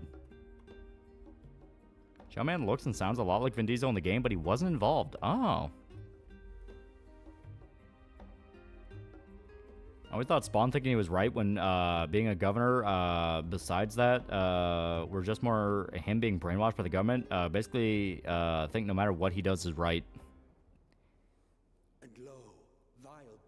Todd really was a blessing for any comic scene. He's the few old figureheads that still want to create, not the others who sold the rights to their works. Cough, TMNT. Yeah, I'm pretty sure Time Phone heard of Devilman.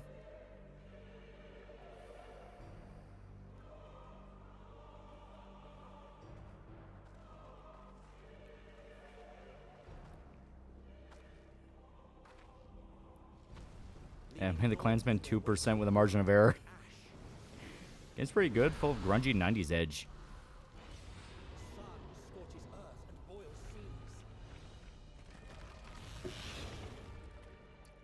Yeah, a lot of the comics people heard and watched Devilman influenced a lot of manga writers and American writers.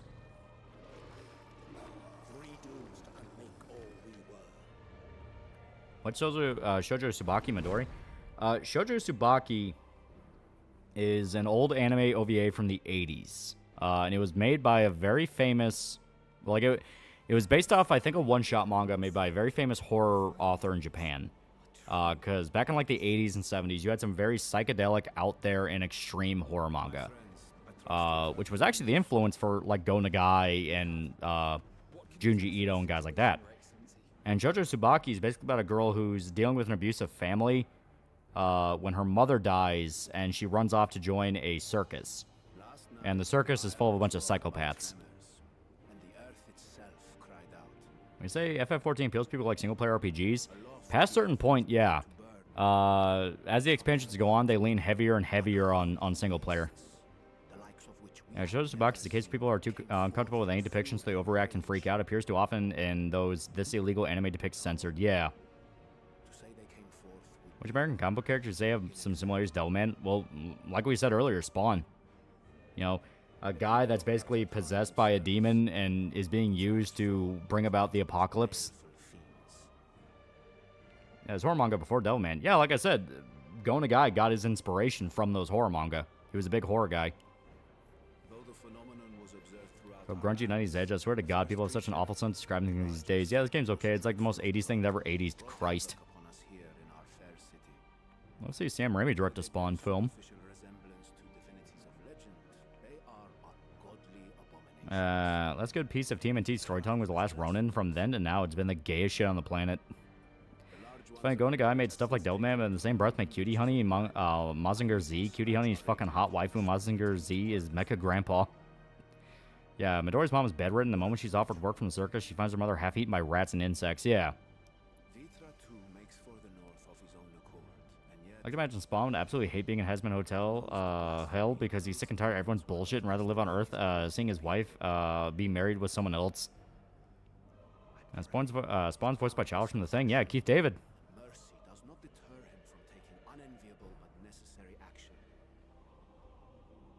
Made me realize Devilman's more influential than I thought. Isn't Spawn often voiced by the same guy who voiced Arbiter from Halo? Yeah, Keith David. Yeah, Going to Guy literally created magical girl genre, cutie honey.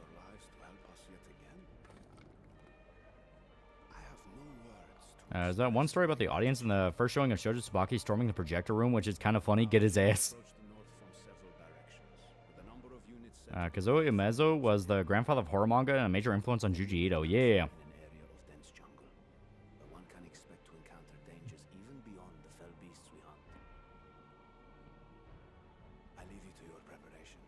Would you like to see Vi? What? Go Tanabe, the guy who adapted At the Mountains of Madness, The Call of Cthulhu, and Shadow over Innsmouth is finally adapting Dunwich Horror. Oh, fuck yeah. And it's hard to believe Ninja Turtles has indie roots and became the biggest thing at one point. Yeah. Well, more than indie roots, if I remember right, the story's like crazier than that. Let's go. Like, if I remember right, the story is the guys who made Ninja Turtles didn't even get the idea themselves. They found like a sketch of them on like a fucking napkin that was thrown out in a bar. It's like the smallest drop in the bucket beginnings ever. Technically, Sally the Witch was the first magical girl, but Cutie Honey was the first kick-ass magical girl. Yeah. Since I've been getting familiar with the show Community lately, Keith David will only make me think, now this is a man who knows who to marry his cousin. I'm curious, do you think Deck is going to be the reboot of Wolf? Spoilers for people who haven't seen Badlands. They keep talking about wolves. He seems to be kind of like a mix of a few different ones. He seems to be a mixture of Scar from AVP, because he's more willing to work with human/human adjacents. He's got a chipped fang. If you look at, I think, the left side of his face, he's got a chipped fang that's like not as short, not as long as his other one. So I think that's a reference to Dechende, whose entire thing is he had a chipped fang. And yeah, they kept calling him Wolf. They kept referring to him as like a wolf. So I think that's a reference to Wolf.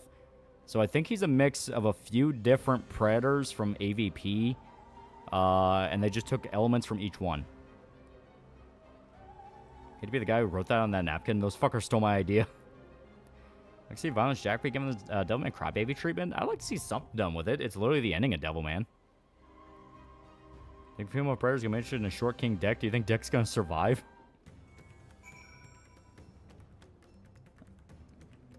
And a little sketch became a self-series parody of Frank Miller's Daredevil to a juggernaut of a series. Insane, yeah.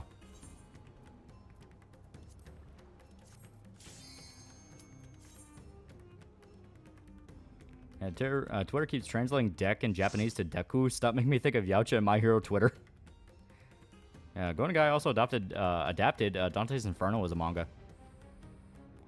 Eastman and Lard got the idea from TMNT from watching bad movies and doing sketches of turtles using ninja weapons. First turtle drawn was a turtle with nunchucks. Yeah, I didn't realize until now. Still, I think that's creative idea of mixing 3 Predator characters together. Yeah.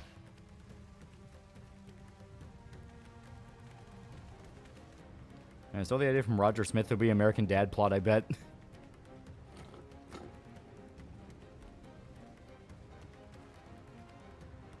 Ninja Turtle started out as a sketch one of the creators made to make the other character laugh. Yeah. Talking Animals trade is amazing. You have to play it.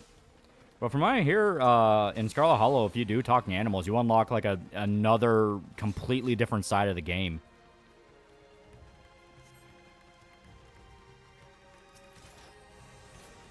Yeah, fun fact, anytime Going to Guy was in the mood, he'd work on Cutie Honey or Devilman Lady. And you can tell. You can tell. See, Dante's Inferno trilogy books working as an anime? Yeah, I'd love to see it. Something that's actually a bit more faithful. Like, if they want him to fight demons, you can do it, but keep it much more grounded in the fact of he was a real soldier. You know, he was just a medieval knight kind of guy. Don't do the over-the-top God of War stuff, because that did not work for me.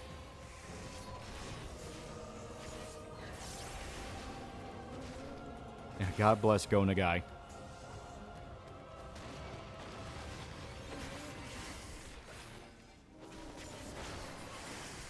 Here we go.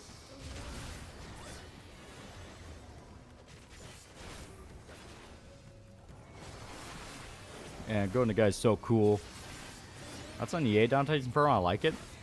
I like a lot of the art design. I'm okay with some of the deviations in the poem beyond a few, like, really dumb elements, like Beatrice actually being seduced by Satan. It's like, that's not... No, don't do that. And like I said, I wasn't a big fan of the God of War type stuff. I would have liked a more grounded... Like, you can still fight, but it's much more of a one-on-one type fighting system. Favorite manga fact is that Koto Hirano did not realize he kept making Ceres Victoria's chest bigger until someone pointed out to him.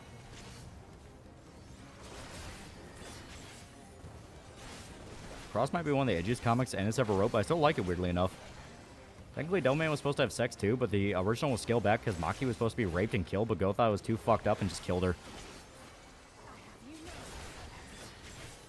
Yeah, Devilman Lady is Go Nagai's magnum opus and actual capstone to his works.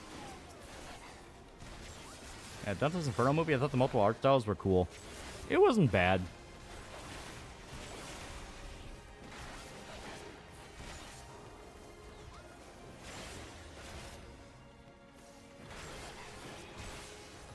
Yeah, the bishop absolved us of our sins, yep. Like I said, a few little moments here and there where I'm kind of like, I'm not big on that. Isn't he Dante's Inferno the game where Satan is big dangling horse penis in the boss fight? Yeah. Here's what you think Deck's mom's reaction is going to be. She's probably going to be pissed. One of her sons is dead and her fucking husband's dead, so it's like, yeah, she's probably going to be pissed. Fun fact, Go Nagai created a live-action puppet show called X-Bomber. It's essentially Star Wars with a giant robot. It was dubbed into English by the UK and called Starfleet. Yeah, combat wasn't that deep. You can just press square and beat the whole game.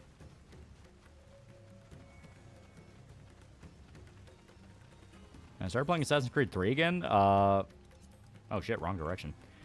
Much as I like the protagonist, first thing the game can do is hurry the fuck up. Pacing feels too slow. And Deadman Crybaby is good retelling of Devilman. Well, retelling New Cycle if you know lore, yeah. Yeah, both Devilman Lady and Cutie Honey are my top 10 baddest women in anime. And said husband killed her son, so she'll probably be happy Deck avenged his brother, yeah. Seeing how Kevin Eastman and Peter Lord went after splitting up is really sad. Eastman now has basically proved everything for TMNT, even the whole April was always black bullshit. He's just sitting back and enjoying the royalties. I guarantee you that's all it amounts to. It's like, yeah, sure, whatever. Oh, new cartoon? Fuck yeah. Like the little detail at the end of Badlands, all the predators in the clan that draw their sword not to fight Deck, but because they saw his mom coming. Yeah. What happened? They start streaming late? I just lost track of time. It wasn't even anything that special. Just lost track of time. Go Nagai was created the ecchi genre with Harenchi Gakuen, which translates to Shameless School. Parents and JP Pro Clutch so hard Go Nagai made them villains and had them kill most of the cast. Now Devilman, Berserk, and Evangelion probably would be a thing. Yeah. Favorite Assassin's Creed protagonist? I liked Edward. Edward and Ezio. They were the cool ones.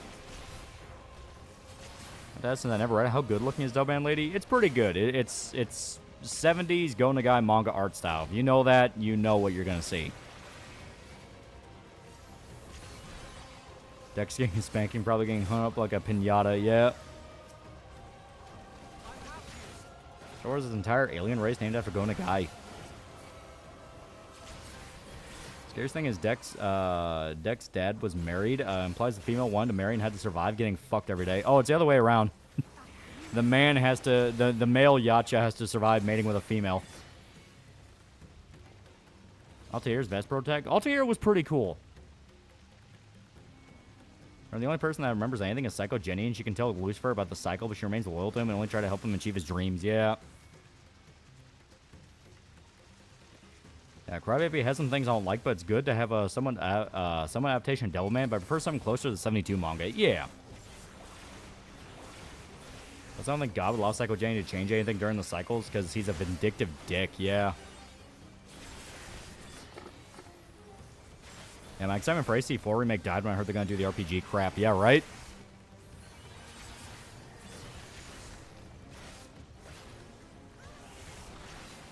Imagine a female Yautja pegging you. Yautja mating would end when the male breaks every bone in their body. Yeah.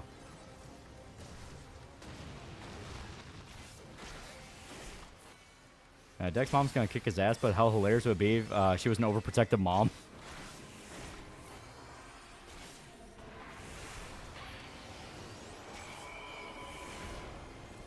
Here we go.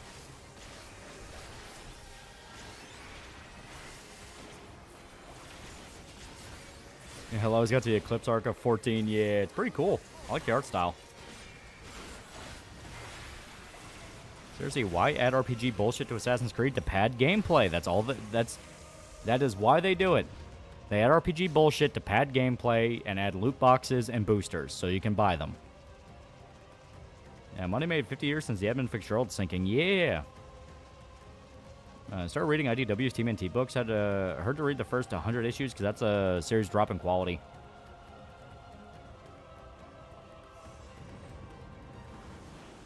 I have a tenor in real life. I consider making BFA ASMR videos. Would you agree with that decision? I mean, you can try. I don't like ASMR shit under any definition. It makes me feel like I want to kill something. Do Yautja have husbands, wives, or just mates? It's basically just mates, but you can have a mate that's loyal. Yeah, about the Epstein email leaks, doesn't seem to prove once and for all that Trump was not guilty of any wrongs, but Epstein hated him. They ghosted a girl defending Trump.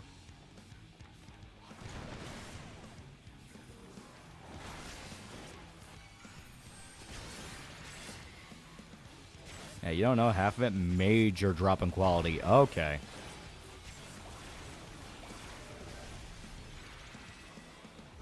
Yeah, IDW TMNT dropping in quality sharply was due to a Troon getting control of the writing. Sophie Campbell.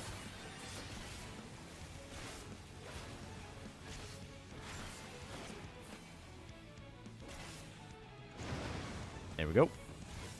Kind of like the first Assassin's Creed game to get a remake, same story, but add more content like costumes, extra swords. Also make it like $10 as a bonus. It's nice to have pipe dreams. Yeah, Yautja do have marriages, but I think females usually have multiple husbands, but higher ranked males have a harem. Yeah. It's a very strength-based society. Basically, you get what you earn. Because Dechende has a harem of females, and yeah, some females can have harem of men. And I think, if I remember right, the Yautja king had like 100 or some odd wives. Being stranded in open sea has to be one of the most terrifying ways to die. Hoping to God someone comes to get you before you die, or God forbid a shark gets you. Even scary if you're out there at night.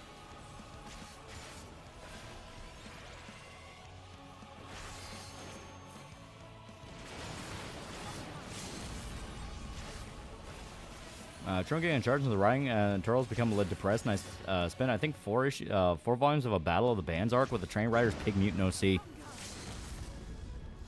Why is it always like that? Like, it's so fucking weird. Like, because everyone talks about, like, the coffee shop AU effect, where it's like, oh, the exact worst person gets in charge, now everything has to be about fucking baking or coffee shops or watching Netflix, and it's like nothing that can be cool, nothing that can be, like, action or violent. Like, I mean, at least whenever they do the whole thing of like, oh, well, I'm gonna have my OC beat up the heckin' Nazis, at least there's action. At least there's, like, something to look at and watch. But a fucking Battle of the Bands arc? Really? Like, who the fuck cares?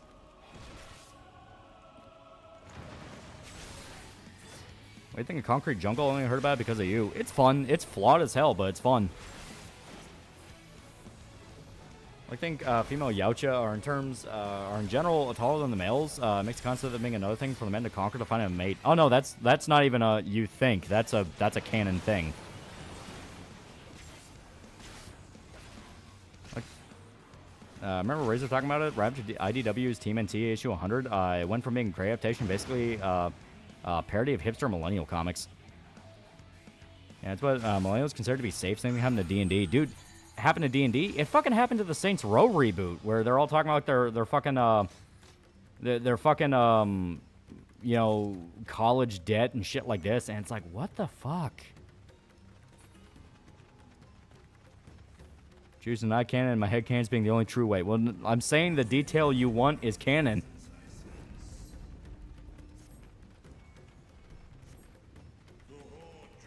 Well, don't you want stories to be heckin' relatable? Why would I want it to be relatable? Life's boring. It's supposed to be fun. Characters are meant to be relatable, but the story itself needs to be fun. And paying off student loans on waffle makers. And I wanted to be Saints Row, but we're afraid of making you play as bad guys. Well, it wasn't even the devs. That one dude, fuck, what's his name? God, I can't remember his name, but a YouTuber put out like a big retrospective of everything that happened with the Saints Row reboot development. And basically, the producers barged in and made them rebuild the game multiple times for no fucking reason. Like, it wasn't even a thing of they're having production issues. They just barged in and said, it needs to be like this, it needs to be like that. And it's like, what the fuck are you doing? Yeah, Mr. Saints Godzilla, yeah. We're across $5. It wasn't just the pig OC. The writer is one of those who think there needs to be a female turtle. Her and the pig are lesbians because, of course.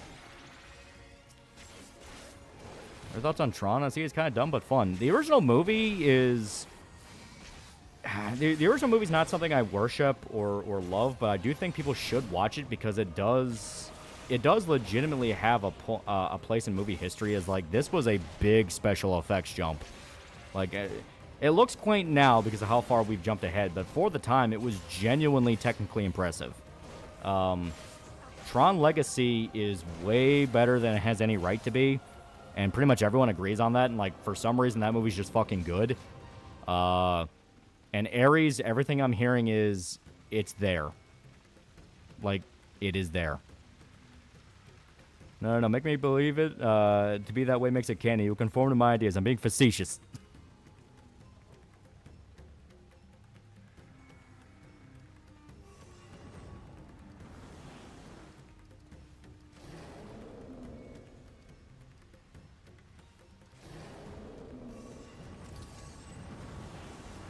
Chin Riders either insert OC or Riders barely this guy's fetish. No in between, yeah. Also, all these elephant people turn into monsters. Yeah, Tron Uprising is fucking awesome, not gonna lie. Who's better, April or Kara? I never got super into Team NT, so all I know is April. Here, V for Vendetta TV series in the works HBO, they're totally gonna fuck it up. Tron Ares, one of the movies ever made. Wonder if Yautja men, they're part of a female's harem, had to fight each other to be part of it. He's targeting the healer.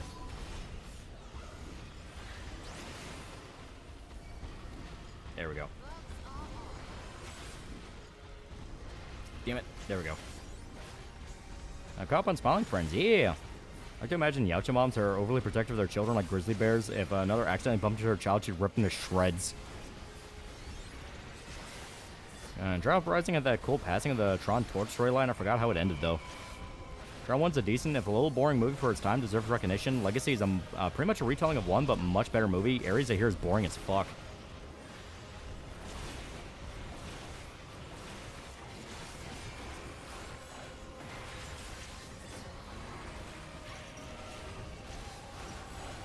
Oh shit, I forgot. I gotta fucking take off plunge from that macro. So as soon as tomorrow's states made it illegal for trans to be legally barred from riding, I'd be all for it. Predator's trying to have sex, just call him the pussy predator. TV show V for Verada is gonna be set in, I assume Vendetta is gonna be set in the United States, and V will be an immigrant.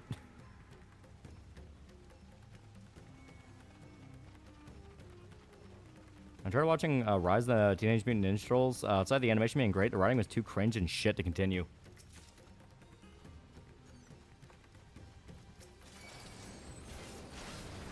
Hunt for the Yautja is core of their society as well. The concept of strength and dominance. Yeah. You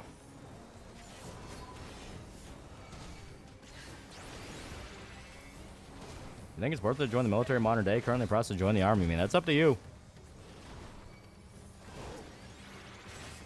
I think Chad should get into Bear Week. Bear Week is cool. You essentially watch bears get fat for hibernation. They always crown the fast bear. The last winner was Chunk.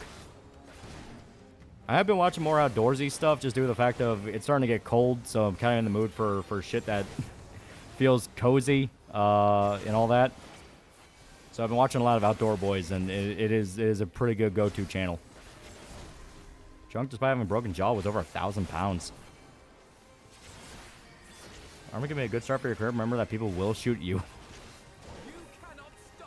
1982 looks cool to me because I like old attempts at CGI. Uprising is probably my favorite. Shame it got canned before I got season 2. It's been stuck on cliffhanger for 12 years.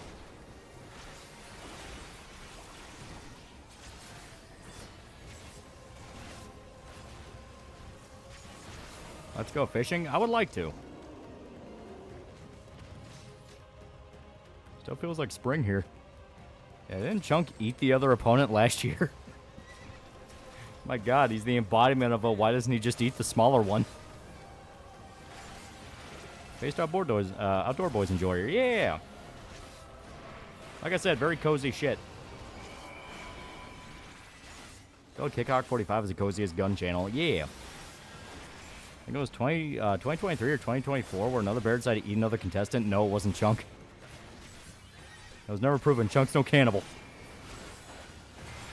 Black April isn't a bad thing. What irritates me is the gaslighting that April is always black since the original. Yeah, it's like, that's clearly not true.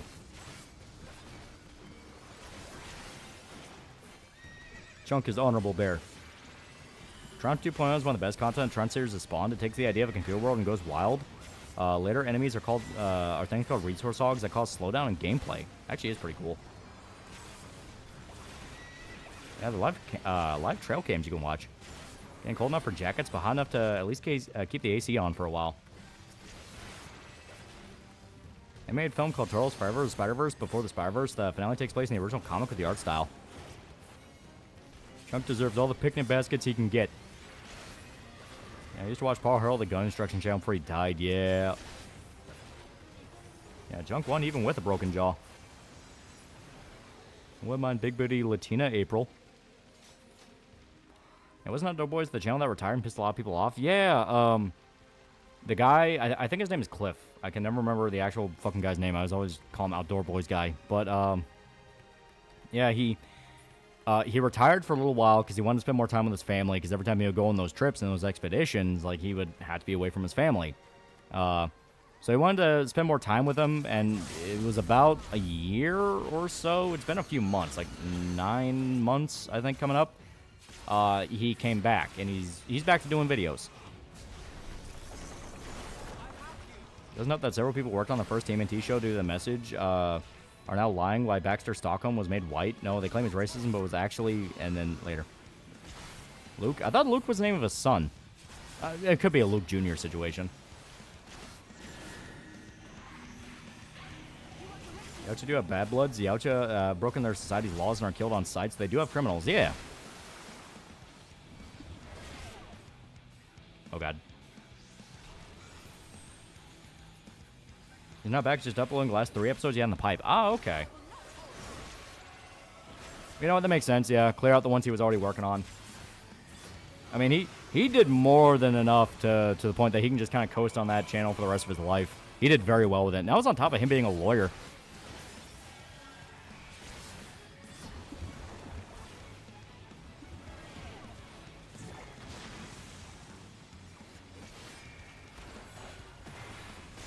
Legacy did really set a high bar. You have a film centered around Kevin's absence in his son's life, and sad Kevin couldn't leave the grid with Sam and Cora. Yeah. Yeah, his son does have his own channel, Outdoor Tom. Yeah, his kids are getting pretty old now. I mean, I say that, but I think they're like, what, fucking 15 now? I'll say the A6 Turtles gave me my favorite villains. Baxter the Fly, Bebop, and Rocksteady will be mainstays in the series.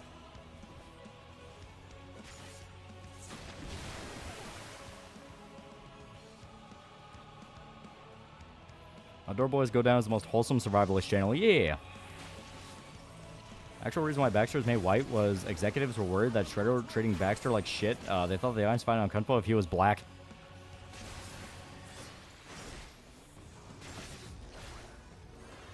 Kevin's such a weird name. More used to Flynn.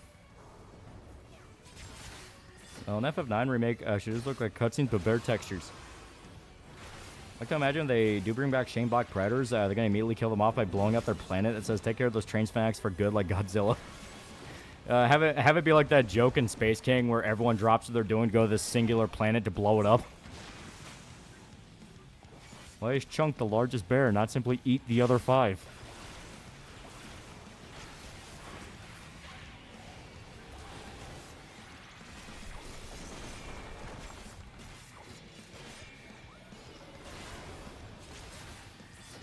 There we go. You plan on covering any of the Kurosawa films? Oh, hell yeah.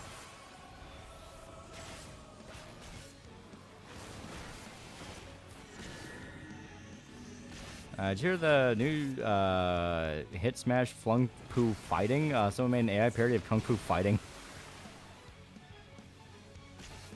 Praise be to Space King. Yeah, sure, it's Japanese, so it's Revenge of the Asians against Blacks for Asian Hate. Yeah, please do. Yeah. I mean, like, I fucking love Ron. I think that's still probably my favorite Kurosawa film. Seven Samurai is a fucking classic, too. Throne of Blood is fucking amazing. Like, he has so many good ones. And especially helps that more than a few of his movies are basically just Shakespearean adaptations. He really liked Shakespeare. Because, you know, Throne of Blood, if I remember right, that's just Hamlet. And fucking Ron is King Lear.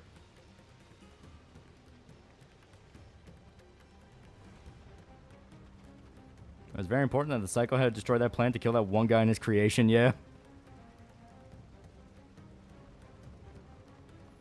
No autism allowed. Yeah, I was lucky enough to see Ron in the cinemas for 30th anniversary. I have tourists, totally trustworthy true fans like Turtle Nexus claiming Baxter and April were made black, were not made not black due to racism. When asked to show evidence, they block you. Yeah, Kakamusha visually is one of the greatest films ever. And no girls allowed, praise be to Space King.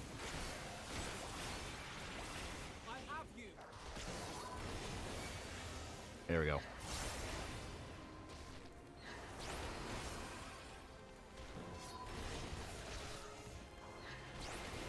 There we go.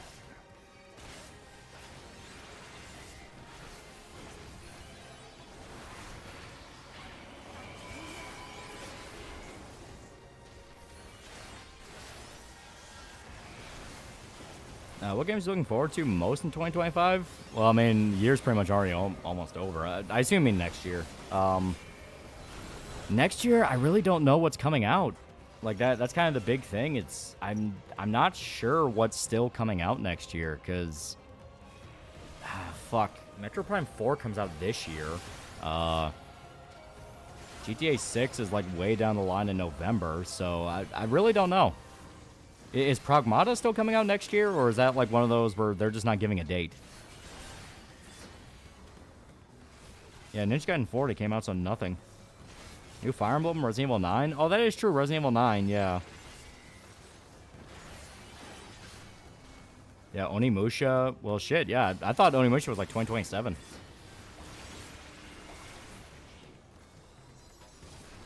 Yeah, that's my Metro Prime 4. Yeah, Blood of Dawnwalker, is that already coming out next year? It feels like they only showed that off like a year ago. Rare Grass $5. Speaking of 40k, I heard that the Black Iron Space Marine 2 got killed off in a website post. Yeah. And it pissed a lot of people off because people really like that guy. Yeah, Neo 3. Oh, so there is more coming out than I thought. I just kept thinking like, oh no, those games are like miles away. It's going to take a while before we get those. Yeah, more Armor Core.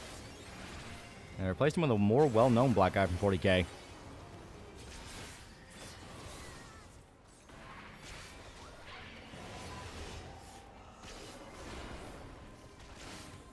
Yeah, James Bond game. Okay. Yeah, Fatal Frame 2 remake. Silent Hill 1 remake, possibly. I don't think that's going to be next year, but it is coming. Yeah, Captain the Black Guy died. Yeah. Watch Drunken Angel by Kurosawa, an alcoholic doctor try to save a Yakuza patient from a self-destructive path. That actually does sound pretty good. Cameron's gone, man. I'll be outside. And console release of BlazBlue roguelike game Entropy Effect X coming next year in February. I'm just Black Guy from Space Marine 2. Also the Scotch one. GK, don't let people have shit.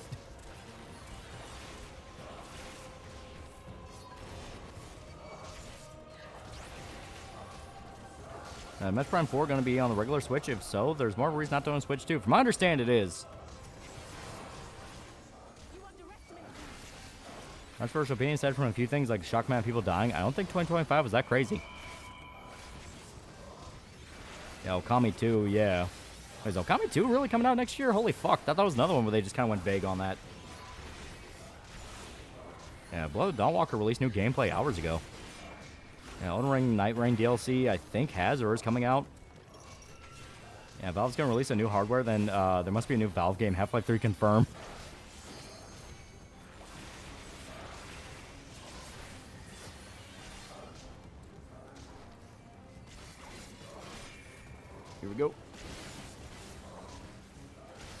Scarlet Mortis, Napoleonic FPS, Bloodborne. Oh. Sagato Senshiro was based off his first film. Hopefully Capcom will allow Kamiya to make Beautiful Joe 3 after Okami 2, right? I would love to see Beautiful Joe come back. Prime 4 is on Switch 1 will be 60 FPS, Switch 2 will be 120. Except for new Fire Emblem, I'm seeing that it's a sequel, prequel to Three Houses. I'm not ready for the controversy to return again. So you guys get your gaming news? Dick Bro. He is more tuned into gaming news than any of us, so usually when I learn something, it's from him. Also, yeah, the monster designs in this are metal as fuck. How about God Hand, too? 2026 kind of needs to be good. It's been like 6 bad years straight for most people. I don't know how much longer people can hold out. Imagine we got Persona 6. Ronco Baxter got the best. Every Baxter going forward got so much worse. Like Shredder lured turning this man to a machine in 2003.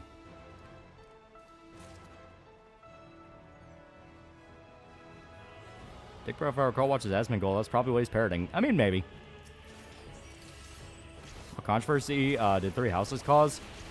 Typical Fire Emblem controversy in that the localization is really bad. Fire Emblem is kind of one of the poster childs for you are not going to actually get a script for this game that feels like the goddamn game.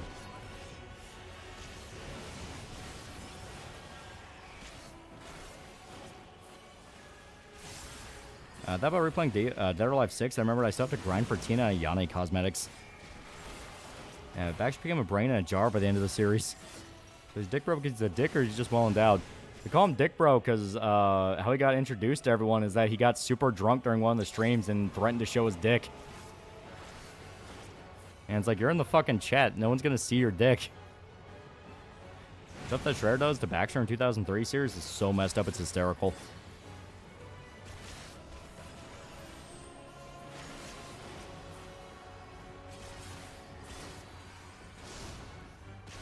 Hope the new FE doesn't have that slog of a Part 1 that Three Houses did. I love the game, but Part 1 sucks.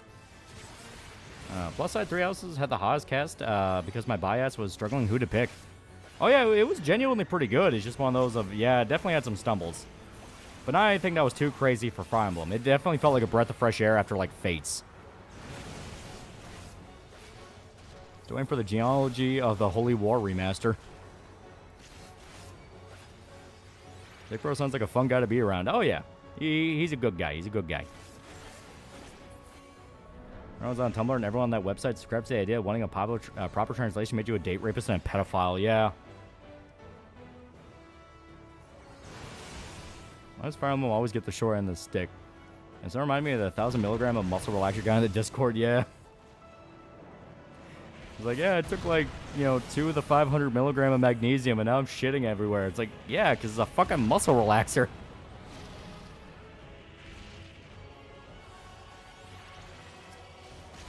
Where's the nickname come from? I already explained it.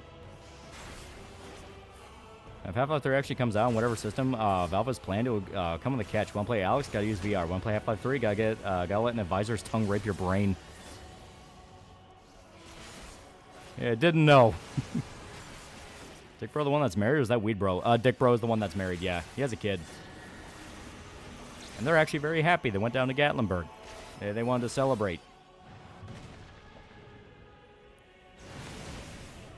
Big Leaker still says FE4 Remake exists, but at this point I just want them to finally make the OG SNES version playable outside of the 7 Seas, yeah.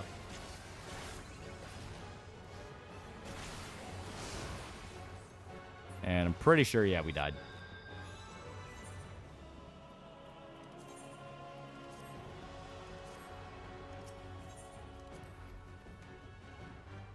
Yeah, Gatlinburg's cool. Oh, hell yeah. It's fun as hell. Why so many Nintendo fans hate Fire Emblem? It's pretty fun. So do you call Dick Bro Child Dick Bro Jr.? I call her the Goblin, because she's like a little fucking goblin.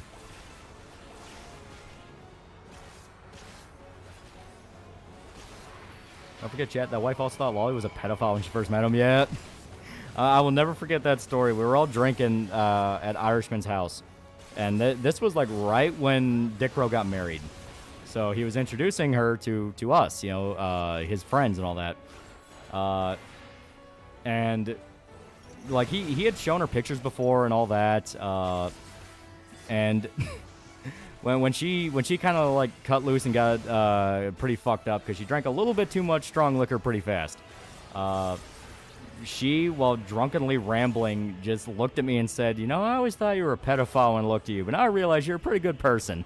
And I'm like, "Okay, thank you." Teachers say use code TALL for 10% off. I gave her, so I backed the Common America campaign. It was like their fucking compendium or something. Because I like Common America. It's generally a pretty cute series. And I backed a tier, and I think I either ordered the wrong tier or there was like a mix-up in shipping. But I got like the big tier where it has like everything. It has like the fucking art book. It has like the little fucking standee you can set up. I have it on my desk. It has everything.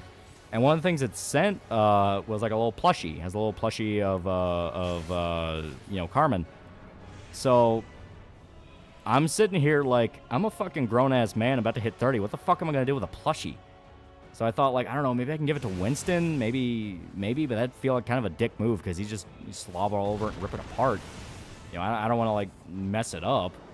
So when Dick Bro was over at one of the anime nights at Work Bro's place, because we started doing them at Work Bro's place, I brought it over and I basically just handed it to Dick Bro and said, "Hey, this is for your kid." And he's like, "Okay, what?" It's like, don't ask questions. It's for your kid. I don't give a fuck. I don't want it at my place. It's yours now.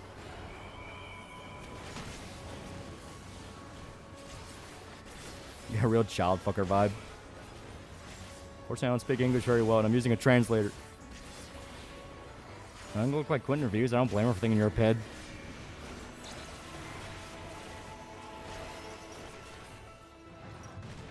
Oh, God. Ow. Yeah, I fucked up. Now it's your problem. Howdy, all. Good to see you. Awesome news. You can finally make Godzilla vs. Gamera on Gigabash in the new DLC. Do call yourself Lolly. That might make that what you will. Well, Bobby doesn't give me those vibes. Touched the guitar recently? Still not recently. I just haven't had time. Do say you look like Quinn Review, so it checks out. Man, this looks interesting. Horde Horse, modern XCOM with space PMCs.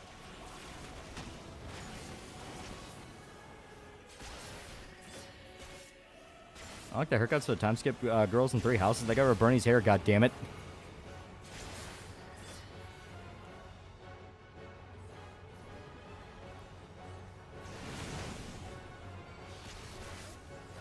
Favorite Mechagodzilla fight? Mine's Godzilla versus King Caesar. Mechagodzilla versus Ghidorah. I'm pretty sure it was in the original. It was like either the second or original Mechagodzilla movie. But I fucking love it when Ghidorah shows up. And him fighting Mechagodzilla was just sick. I find funny you said you look like both Quentin Reviews and Revival Bobby Hill. When I shave down and I cut my hair and shave down my facial hair, I look like Bobby.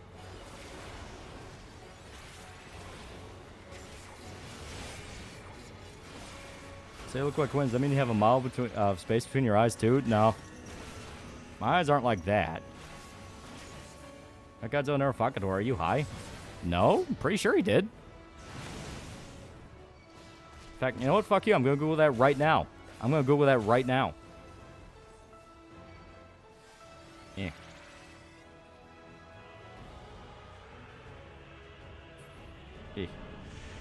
I will throw this fight to prove this point.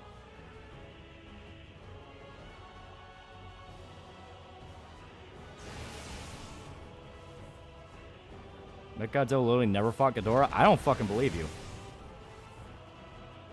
I know for a fact I'm remembering it.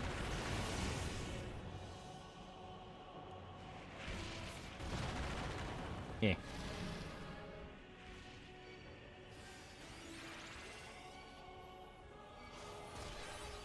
Jim was right. I've watched every film. I don't fucking believe you. I know for a fact. I know for a fact I'm remembering it. He's having a simulation error. You sure you're not thinking of those PS2 Godzilla fighting games? I'm like pretty sure though, like they fought in the movie. Eh. I think a MonsterVerse Mecha Goji. It was pretty fun. It was pretty fun. Yeah, it's only in the games. Am I just remembering the games? I could have sworn there was a movie.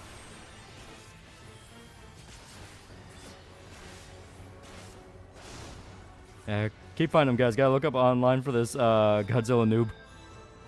I've been a Godzilla movie, both Mechagodzilla and King Ghidorah. I don't fucking believe you. Like, I could have sworn there was one. Alright, Legendary Pictures, Mechagodzilla is technically Mechaghidorah. I mean, technically, but that's not really the same thing.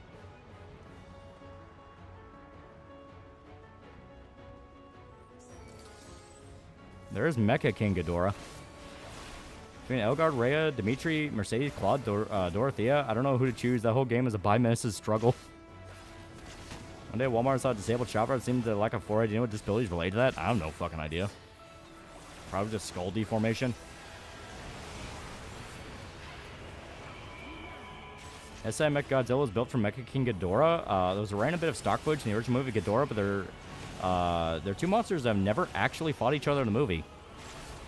Am I misremembering stock footage then? Because I have like distinct memories as a kid of watching fucking Ghidorah, Mechagodzilla, and Godzilla fight. You cannot stop us. Hey, being Mandela affected, do you not believe the Fruit of the Loom logo had cornucopia or some shit? Who is your Godzilla Save the Earth main? I was Jet Jaguar and Baragon. I gotta remember the rosters, cause Save the Earth, if I remember right, they had, God, because I'm trying to remember, was Destroya in Save the Earth? Because I really like playing as Destroya. He was fun as fuck.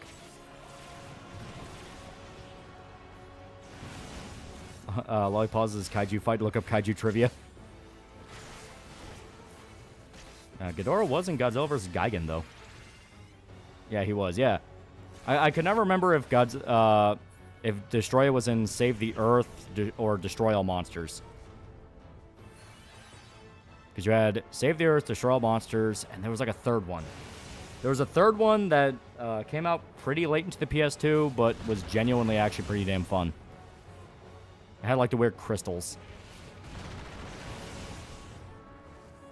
He was in both. Okay, and I mean, that makes sense. He was pretty popular. Shit, I'm getting my shit rocked. Yeah, Unleashed. Yeah, Unleashed. Because I remember Unleashed was pretty fun. I saw a soft spot for Jet Jaguar. My friends and I used to make Moon Man jokes to how similar they looked. Yeah, Unleashed has Destroya in the Wii.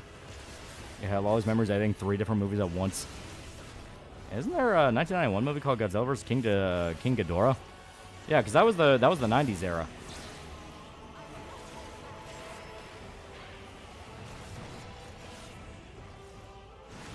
Ow. Was it Mechagodzilla or Gigan?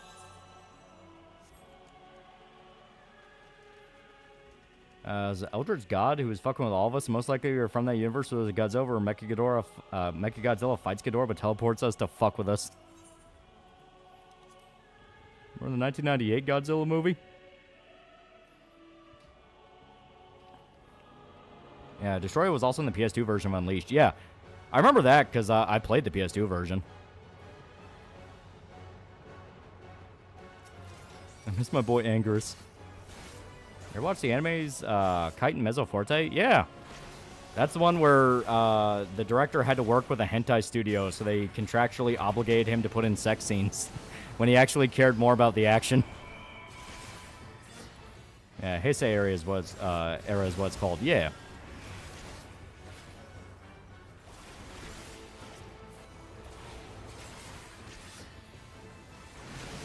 For real? Yeah. I know for sure that's the story with Kite.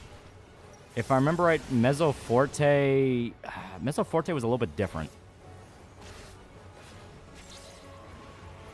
Because I think Mezzo Forte, he did just genuinely weave it into the story. That's why they killed Harambe to make us, to deny his Mechagodzilla versus King Ghidorah. Yeah, Destroy was broken on Unleashed. His beam spamming was godly. Godzilla and Ghidorah were in all 3 games. Destroy all monsters, save the Earth on Unleashed, although Mecha is only in the Wii version of Unleashed. Yeah, I remember Ghidorah being in all the games because, like, he's a fucking Godzilla mainstay. It'd be like not having Ryu in Street Fighter, that kind of thing. Must be an argument Yuki and Rachel should have. Rachel won't let go that 2 Mecha monsters should have fought, but Yuki corrects her. Shit. Ow. Quit rocking my shit. I have faith we get Angerus in either Monsterverse or Zero one of these days. One of these days. He's cute. I love Angerus. He's a big porcupine. Empire DLC for Age of Wonders 4 is out. It's a lot of fun. You can sacrifice your POWs for your officers to increase their levels quicker. Don't they have, like, 2 more expansions they want to do? Because that's what I was hearing. Like, they've released, like, four character races so far, and they're going to include, like, 2 others. I don't know if that's true, but that's what I heard.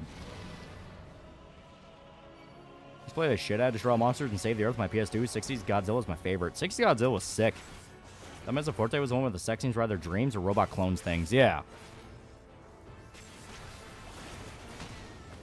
Yeah, because if I remember right, Mezzo Forte is the one where it was wrote into the story and just kind of hand-waved.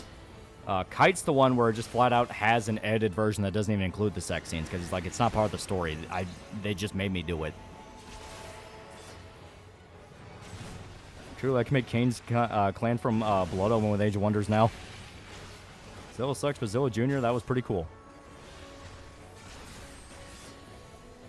Can't think of Baragon without thinking of that chick inside the costume making cute roaring sounds. It warms my cold, dead heart. Yeah, Kite's the hard cuck storyline, yeah. Yeah, Mezzo Forte and Kite are in the same universe. Oh, they are. Like, isn't Mezzo Forte just straight up like a sequel to Kite?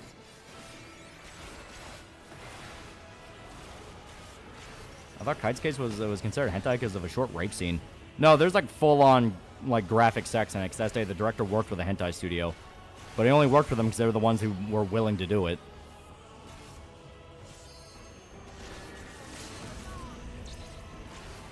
Yeah, Baragon Lady is precious. Angerus is the Krillin of giant monsters. Holy shit, I squeaked out of that. Which I realized both of them did shout out as rivals to then become friends with the rivals. Now, sequel just in the same universe. Oh, okay. It's been a while since I've seen it. I probably should go back and watch Kite and Mezzo Forte, because didn't the director just do a new movie? Like, he just did a new movie. Fuck. Angerus does die a lot. Mezzo's TV version has the Kite MC walk past the Mezzocast, yeah. Weird think Samuel Jackson was a live-action version of Kite. More things about it. Dragon Ball characters and Godzilla monsters have a lot in common in a weird way. Well, it was kind of Battle Shonen before Battle Shonen, you know?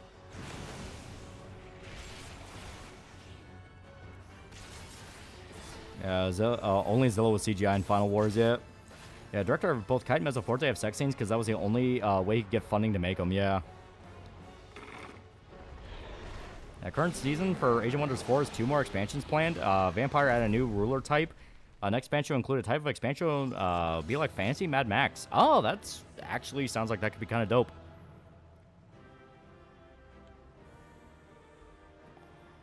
No, I agree with the animation studio. If you have pretty girls in your anime, it's your duty to show them naked.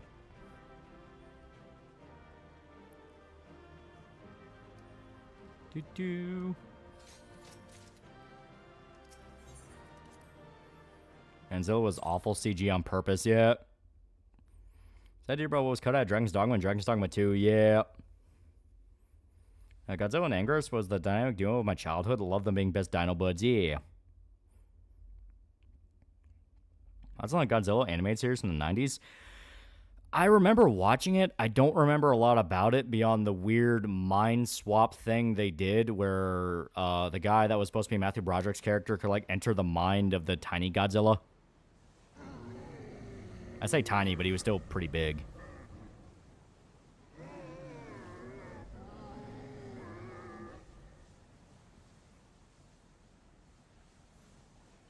Honestly, I just want to see some cute stuff. As I feared. What is it? I do like director Miles wanted some respect for the U.S. Godzilla. He just seems to love everything Godzilla. It was there, and now it is no more. Yes? Indeed. We saw it plain. But you didn't, did you? I saw nothing. Not the blasphemy that perished here, nor the other. Yeah, they don't swap bodies in Godzilla show. You're thinking of the Kong show. Because of this. No, there was like a weird, like, psychic link subplot.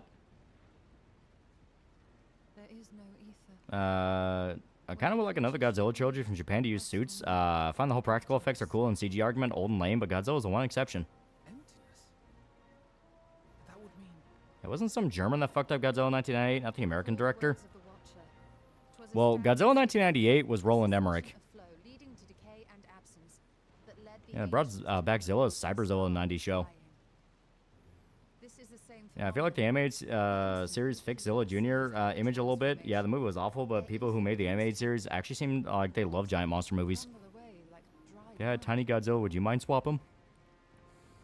until from their corporeal forms to their That's a lot of fish. forms, naught remains. I remember the plot at the start of the 90s Zilla show was one of the Zilla eggs survived and hatched, splashing Matthew Broderick with egg fluid and the baby imprinted onto him. Yeah. Mayhaps so. But even if the process was incomplete, it was little more than a faint residue. Gods be good. You're saying they cannot be saved. Also, the Zilla animated series, some sick original monster Not designs. by any means known to me. Or by any means at all, like as not. For there is naught left to save. Tragically, look at the original plans, the OG US Godzilla. Godzilla would have looked like his OG design. He would have been from Atlantis and had fought a kaiju griffin. To the ethereal sea.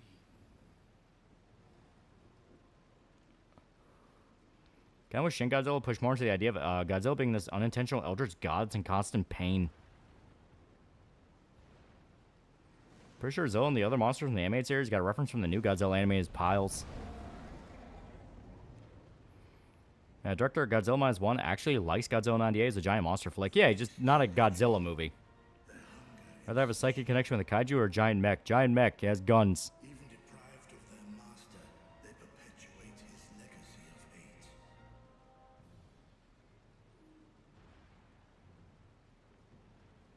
Once proud sons and daughters of Thavnir, all of them, and now I spill their blood. I think you're Mandelaing again. The mind meld thing was King Kong show, the one where Kong had spiky elbows. Maybe, but I've only ever heard it referenced in reference to Godzilla. That's weird. My friends, That's one where I'm fully willing to believe, like, yeah, no, that happened just because of the fact of I have not seen the Godzilla 98 show in like 20 years. you put your secret at risk. Have you heard of the anime Saint Seiya? It's really good and surprisingly my favorite series in South America. Yeah, it's a classic. A truth I must now share with one and all. I'll mind Roland Emmerich as a director. Universal Soldier's pretty peak. What's more sad, your giant monster companion dying or your giant robot companion dying? Calamity has come to Razzathan. Giant robot companion dying has some pretty good moments. Is rent Like you have Titanfall 2. pain and despair. Kaiju still has an independent thought. It could try to kill me just to get out of its head. Yeah. We require a strong leader to shepherd us. And also, I believe the Monopoly Man had a monocle. Reveal your Well, that one I know is not true. I've never seen the Monopoly Man with a monocle. and guide us to salvation. Yeah, which Saint Seiya anime? There's a lot of them. In fact, 90s Zilla cartoon was animated by the same team that did the MIB cartoon and Big Guy and Rusty show. That one I kind of always assumed because I remember seeing it and thinking, that looks like the Men in Black cartoon.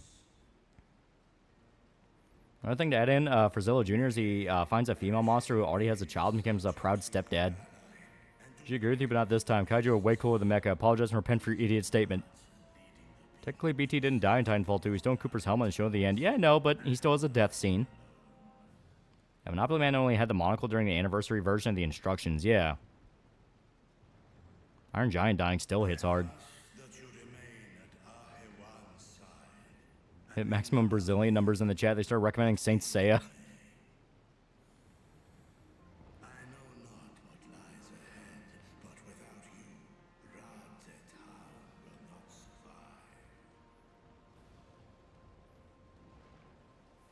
Oh, God. Take me with you.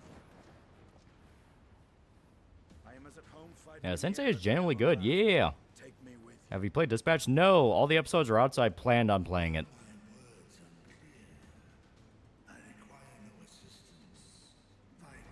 Yeah, they recommended Captain Tsubasa. That's when you call them Brazilians.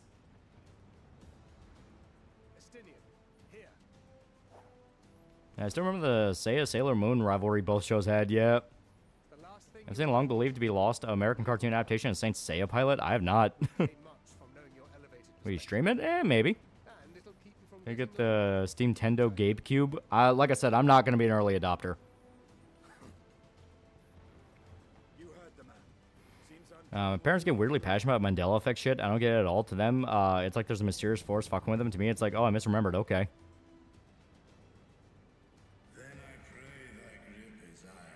But that's the thing. Mandela effect's never anything where it's a vague memory. It's always like you distinctly remember, like, no, that's not how that was. Now, shall we?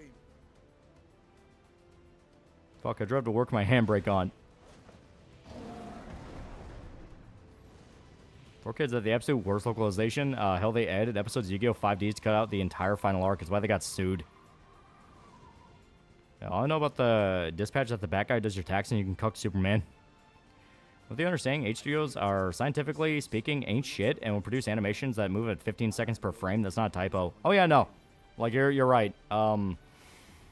Because they're meant to be very cheap and, you know, cheap investment, high return, because it's fucking hentai. It's gonna fucking sell because it's porn. People like porn. So yeah, they get very, very cheap because they know they're gonna make their money back. When on the Dragon's Dogma cut content you wish was in the game, for me, I like to see the unarmed vocation, additional playable races, monsters that are truly titanic. Honestly, Dragon's Dogma's biggest issue to me was always presentation. And you need to have more gravitas when you accepted quests and had more characters that felt a little bit more unique from each other. I like to imagine Mandela Effect's actually an entity called Nelson Mandela, warping reality like the Beyonder. It was Bernstein. Fruit Loom's the biggest example of Mandela Effect, because even parody art references the cornucopia, yeah.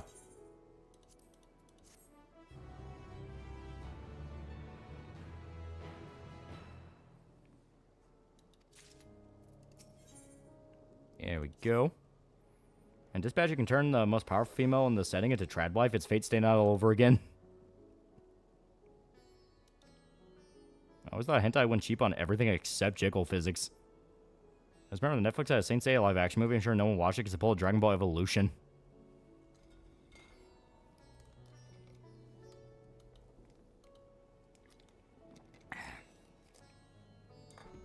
Yeah.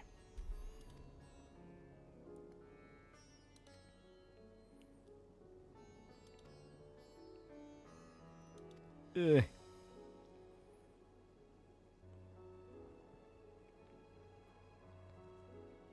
Yeah, it was pretty bad. Yeah. Well, Netflix and live-action adaptation of anime never goes well together. Never.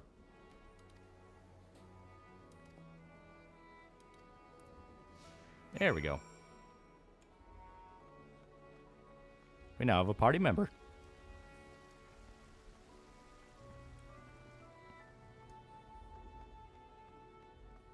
Yeah, Xbox has a 20-year history and is dying. I don't know why Valve thinks they can just jump in. Well, they can jump in because they're Valve. People basically wanted a mini PC that acts like a console for a long time.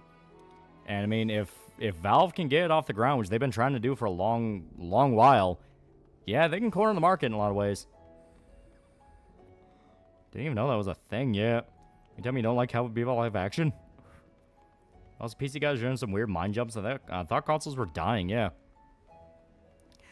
Consoles are never going to die for one simple reason. They are very streamlined and very accessible. Anyone can fucking figure out a console. PCs, by their very nature, are a lot more complicated, so if you're the kind of person that can make it work, you're gonna make it work. And yeah, it is generally one of the better ways to play games, because it's basically what the intended vision was. But consoles are not gonna die because sheer convenience. You know, you don't have to get up and go to your office, load up your fucking PC, and you know, deal with having to patch a game or this and that. Like, it's sheer convenience. You know, you're taking a 5-step process and turning it into 2 steps. Get home, sit on the couch, play video games. Apparently they're going to price it not like a console, but like a computer, so it's not going to be cheap. Oop, that's their biggest fuck up right there. Anyone can get a console, so if we got consoles, we could purge tourists. And next version of Xbox is just going to be a PC. Watched a video where a guy was coping that Goku was Asian when we all know he's Latino. Goku only eats tacos and burritos. Not to mention building a PC is a pain in the ass, yeah. You have to deal with Windows on console. Yeah, exactly. It's like just sheer convenience factor.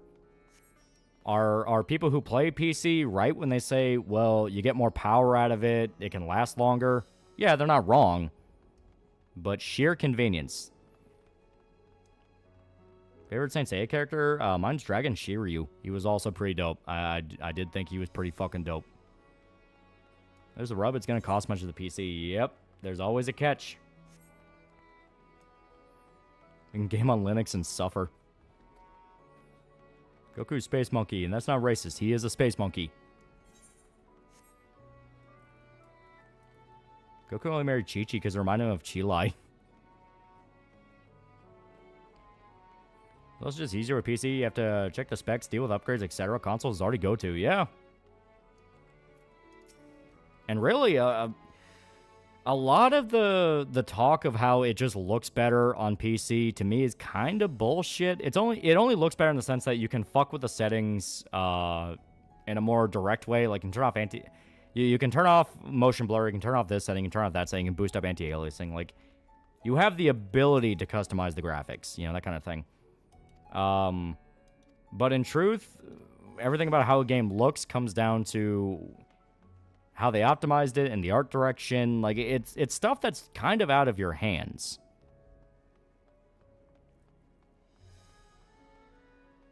Because I mean, hell, there's like console games that, you know, console only games that look leagues better than shit that can even release on PC. Just the very nature of it, you know, it's all about trade-offs. Every option is trade-offs. Hey, buddy, I got a new PC, bro. I had to plan months ahead and take out a loan for it. Yeah. Fun fact, in Spanish dub of Dragon Ball, Chi-Chi is called milk because it means something else in Japan, yeah. File sizes are way larger on PC, too. Not to say they're small on console, but they're usually smaller. Is your Fallout 4 update killed the mods again? Yeah. I'm keeping console affordable, still having relatively high performance. Yep. I'm a little late, but the whole symphony for the monster thing, but Sympathy for Monster Frankenstein. But started with Godzilla too. Even the people who were making the first movie were sad. Godzilla died at the end. Yeah. One thing on Sony was really pushing the disc drive-less version of PS5, and shocking no one, it's selling less. Yeah. But just have a good PC. You won't have to upgrade for a while unless you're looking to play the latest and greatest with gimmicks like ray tracing. Exactly. It's like PC is a good investment for long term, depending on what you're doing. And I think that's something that does need to be stated more, because if you listen to someone who's like a full-blown PC elitist, they'll tell you, oh, you don't have to upgrade your shit for like, 15 years. And it's like, that's a goddamn lie. that is a goddamn lie, and I have. It's like, no, you have to keep up with consistent upgrades. I think the maximum lifetime, if you're just using it to play video games and you're keeping it, and you're keeping it like at a reasonable pace and all that, like you're not overclocking it, you're not burning it out, anything like that, I think you'll have to upgrade about every 7-8 years. Yeah, things have gone so fucking wrong, man. Scarlet Hall is so fucked, no spoils. Yeah. Update Brook 4's mods again. Am I weird for not playing 4 modded?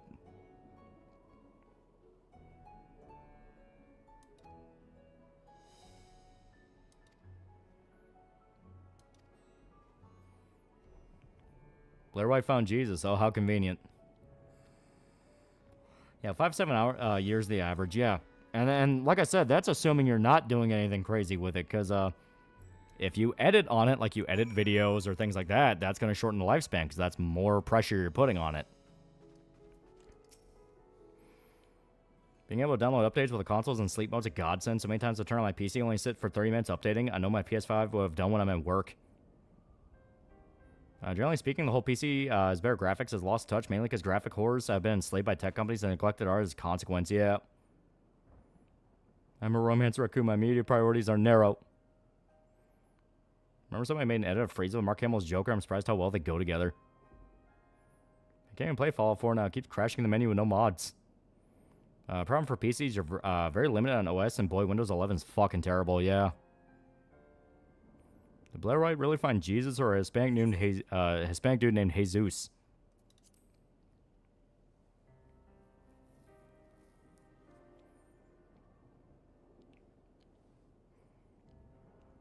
And about the same as a console gen. Yeah, basically.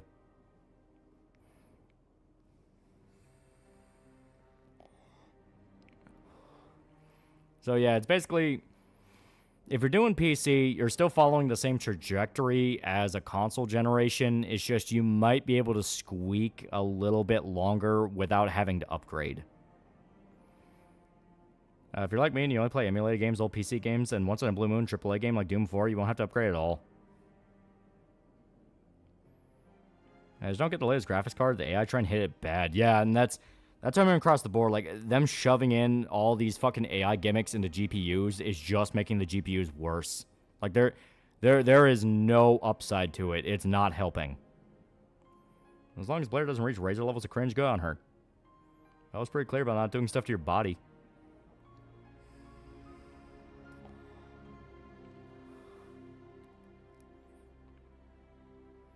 Yeah, PC got mods and piracy. Enough said.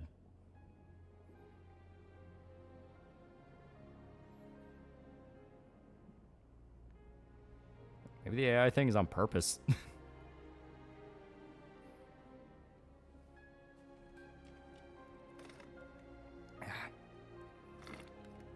Someone tried to catch my throat there. There we go. Oh boy, another layer of DRM. Yep. There we go. Last check, they're making separate NPUs they're hoping will be useful later. 3070 is more reliable than a 50 series of cards, yeah. Well, I'm still using my pretty sure it's a 3060 and it's running fine. Because I mean I don't know what it was about the 3000 series, but those things are fucking war horses. Like, I mean, I know the 4000 series was pretty good. It just wasn't as much of an upgrade, and that's why a lot of people are using 40,000s. But man, the 30,000, like the 30,000 series, like they're fucking, like, God, man. You still believe people are commenting on the Brothers in Christ video lampooning you for using AI? It was fun. I want to use the NPU for more processing power, because what am I using an NPU for? Copilot?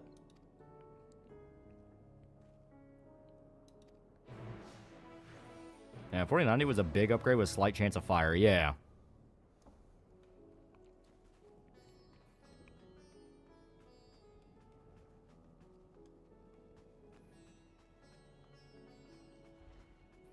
I can't think of Blair White without remembering Gothic King Cobra's gay man crush he had on her.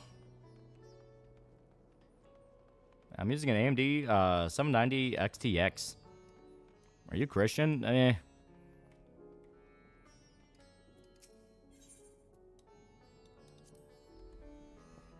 Like, I consider myself one, but I'm pretty much at that point where I fucking hate everyone who says they are. 30 series were good card. 40 is pretty good too, but the prices were so high, they're still more expensive than the 50s, yeah. People mocking Brother in Christ are going to be thankful when the AI uprising happens. The AI only knows Pope Leo jokes. Yeah, rest in peace to the king. Love my 4080, but damn, that bitch got my room hot. I think Def Can should just disappear or something.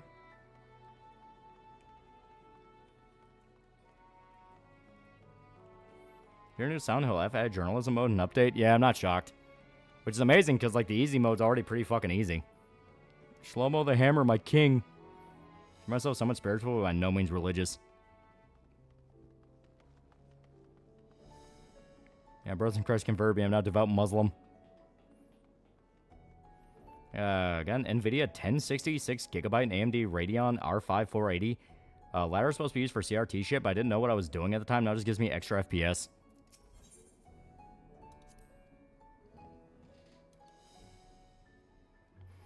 I just know I hope I'm not a bad person. I end up in a good place. But if I end up in the boiling lake, I already called dibs on Lucifer's throne.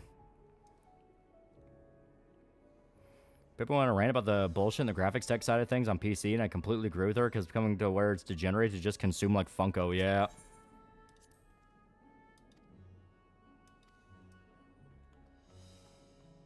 I just tell people the only faith I've lost is in humanity. Jesus can't come quick enough. Well, it's just this thing of like I said, it was one of those when I was a kid. It was something I just didn't think about. I was like, yeah, my family's Christian. That's what we are, you know, and all that. And when you're an adult, when you're an adult, you think more about it, and you know, you still have a respect for it, and you still go like, yeah, no, I'm pretty much okay with this being my philosophy of life. But with the way culture has been now, where everything is fucking performative and everything has to be a fucking team sport about everything, like I genuinely don't feel comfortable saying it. Not because like I don't believe it, but in the fact of I don't want someone to immediately jump to, oh, so you're like one of those fake ones that joined up last week and all that. It's like, and that's the fucking sad part. It's like when it becomes a trend and it's something to where that conversation has to be made. It's like, fuck, man. Because there's not really a way you can retort, you know? Like, yeah, you can get into the pissing match aspect where it's like, oh, well, quote this scripture and all that. And I'm just like, man, even I don't fucking know that, you know?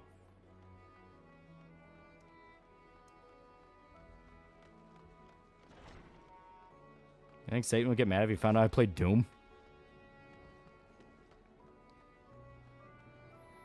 The upcoming Superman movie's got Brainiac's the main villain, which is great because more underrated Superman villains should get the spotlight. Yeah, Brainiac's always cool. Now they're a fake Christian or Bible-thumping fun police zealot. Shit's fucked, yeah. Yeah, like Boogie when he said, I found God. Yeah, everyone's out of nowhere becoming fucking Christian, discovering religion. And it's like, no, you're not. No, you're not. And, you know, it is a thing of don't let posers and grifters and all that take away the genuine enjoyment you might have in something. But it's just one of those of, like I said, you just reach a level of like, whatever. You know, funny enough, my parents include my grandparents. Don't mind me playing Doom because, well, you're a guy killing demons. Yeah. We found God, I'm a mermaid. Yeah.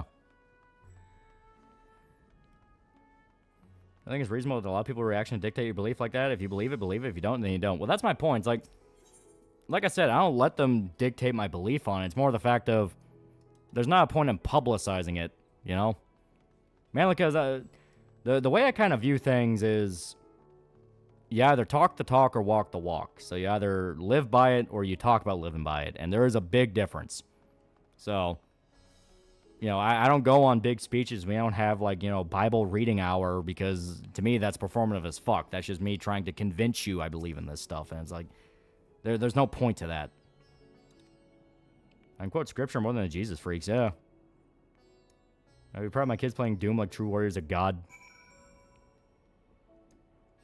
And Boogie found McDonald's coupon. That's on the same level as God to him, yeah, right? Yeah, he may have found God, but I don't think God will let him in.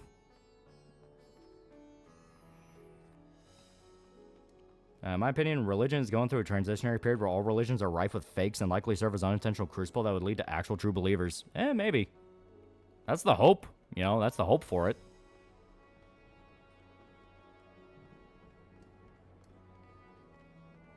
I gotta be really honest, become agnostic, but I still respect whole Catholic ways. I still like the Bible for its stories. They're running Lost in the Fog and the inventory space is pissing me off, yeah.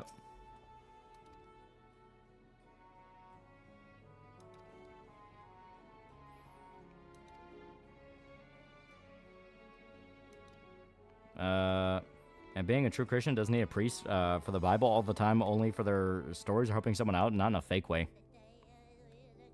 Oxen for $5 pretty sound, my beliefs. I just don't feel like having a Twitter argument about everything I speak about. Yeah. Opposers and fakes have existed in religion for decades. Remember megachurches? Oh, more than decades. Fucking centuries. It's just now it's become much more blatant and cynical. Like, I mean, megachurches always exist, but they usually have origin stories that do start pretty humble. It's just once they reach a level of success, they become what they become. But, like, the shit you see now where, like, every fucking person on Twitter is seemingly finding religion and turning into, you know, these walking fucking tampons where they're like, well, you can't do that. It's anti-Christian. It's like, fuck off. Words of a wise man, God loves his people as much as he loves you, and until you start preaching that message, you're not spreading the word of God. Recently, someone asked me, were you the LGBT-hating kind of Christian or the good Catholic? I just sat there stunned. Catholics post-2000 were raised to accept everyone. Yeah, I'm a Christian now, donate to my Patreon. Yeah, it's like, it's performative, you know? My standard is always, if someone's posting a vague-ass fucking Bible quote every day on Facebook, that's a fucking grifter, because you're trying to show everyone you believe it, you know? You're trying to convince everyone to believe it, because then you can convince yourself you believe it, and that's not really a life philosophy. You know, that's posting a fucking feel-good quote on Facebook. King Edward II, probably the biggest poser posting a Christian in history. And several megachurches as a kid, and grand total, one of them was, I'd say, spiritual and scripturally sound. I'm Christian, but I consider myself non-denominational. I just want to read my Bible and be left alone. One of the reasons I got turned away from religion is because I got tired of the fighting between different faiths and groups. How most Christians came and agree how to worship. Yeah. Marge, have you actually read this thing? We're technically not supposed to use the bathroom, Reverend Lovejoy, yet. Happened all the time in history where even the Pope or Grand Imam is a fake, use their role for self-serving reasons who eventually fade or overthrown. We're in that period, yeah. That's basically just what it amounts to. We are just in the period of history where there is a lot of snake oil salesmen. Now, granted, there's always been a lot of snake oil salesmen in history, but we're in the period where it's becoming enough of a thing that history books 100 years from now are going to reference how bad it is.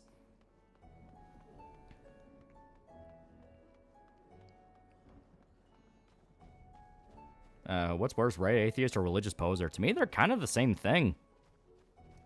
You know, it's just peacocking to your in-group. Hell, part of me is genuinely convinced some of those right atheists that got super obnoxious weren't even atheist. Like, I'm convinced that. Some of them might have just been people fucking with other people.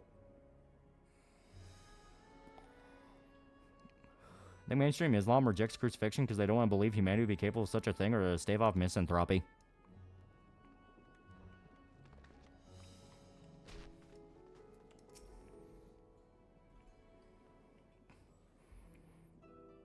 Yeah, as long as people respect your religion, you respect theirs, yeah.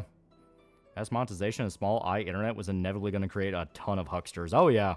And it's only getting worse.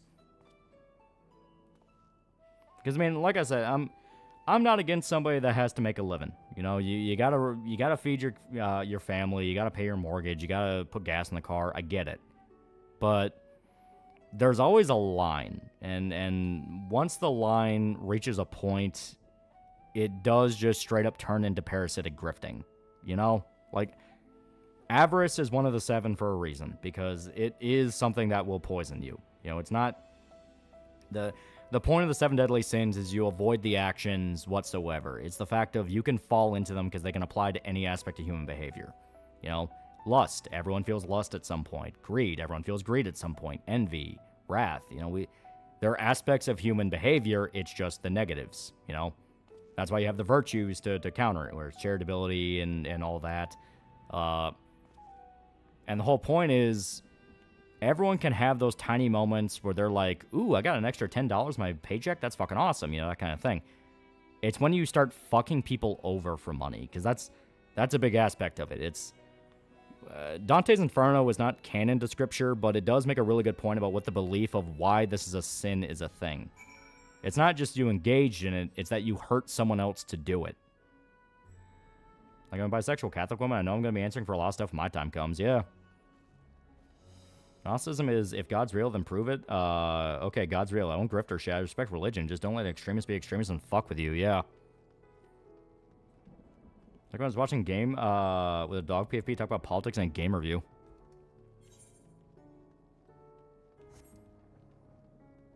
Also know there's Bill Jensen, who uses the Title of Christianity hotline to let people troll him and send fucked up shit through media shares. He's one of the people that use religion for money. Yeah. Gabby's Catholic? I mean, she's Hispanic. What the fuck else? What the fuck else do you think? Yeah, we're going through a period of nihilism. People are going to go overboard. Yeah, and I think that's what a lot of it comes down to. There's so much nihilism in this era. That's why I say, like, anyone who says, oh, we're going to be entering the weak times, like, motherfucker, we're there. We are in the weak times. We have been in the weak times for a while. But with all that nihilism, people are desperately scrambling for any kind of answer. Some people turn to religion, some people turn to politics, some people turn to this and that, whatever. And the thing is, what people claim they're turning to will not actually be the thing they're turning to. You know what I mean? Like, someone will claim, well, I found God and this and that. In truth, they found money.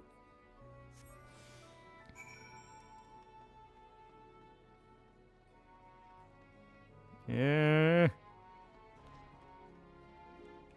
Oh, jeez.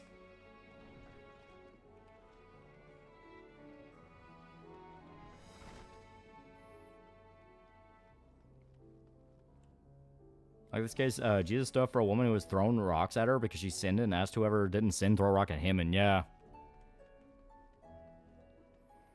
And chat, bisexual, Hispanic, Catholic women, you all get passed on those unless you're already Hispanic, then you just get added points on your Hispanic cards.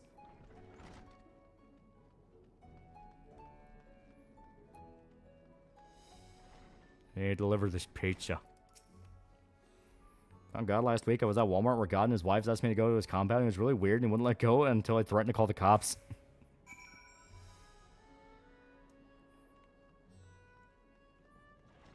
When the week times start, people still debate over that. Uncle Baby Billy's just a humble, faithful servant. Yeah, and there's a lot of Baby Billies out there.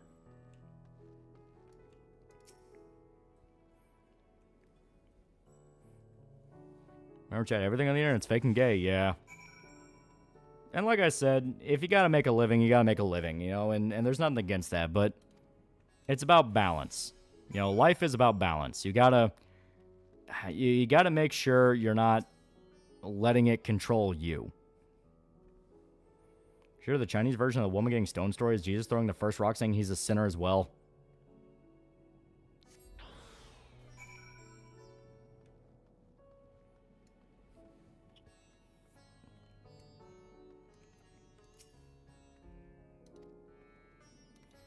I was late, but did you hear the legend Yes King guy died recently? I have no idea what you're talking about.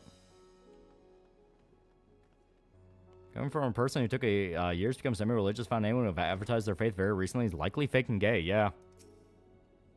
Well, hell, it's, like I said, the shit I'm talking about is shit that people are, in fact, calling out as a thing. You know, it's like, other people are starting to go, hey, why are all these accounts out of nowhere suddenly becoming Christian? This doesn't make any sense. Like, yeah. You know, it's a thing, you know. They take advantage of people by weaseling into this in-group and pretending to be one of you, and they wear your terms, they wear your flag, and in truth, they never gave a fuck. They have their own agenda. Say the week time started full on 2010. Some could say the 90s with the rise of term political correctness in Western language, but you can at least still do shit. Yeah, my balance is fairly decent. I have 2 Ria's Grimoire figures next to a cross and a Bible. I think that works. Yeah, I think that I'm pretty sure that'll help you. Here, Funko Pop's dying now. GameStop will finally stock video games. Here they're trying to tease Vine's comeback as divine, with its main thing being that they won't let AI generated posts on the platform. I am not against that rule. It simply comes down to that's going to be a pain in the ass to enforce. Like, I mean, you have the obvious stuff of not allowing AI video, but there's going to be a lot of bots. All right, 1 sec. I got to take a piss. It's hitting me like a fucking... I'll be right back. I'll be right back.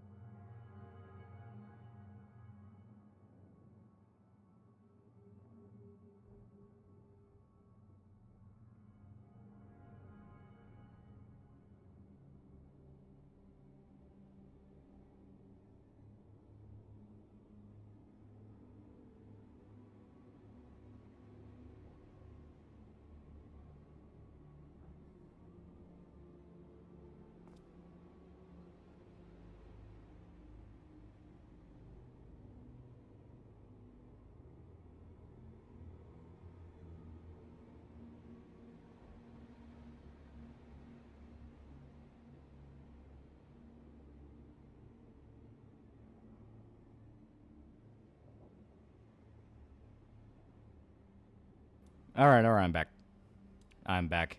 Let me check Streamlabs real quick.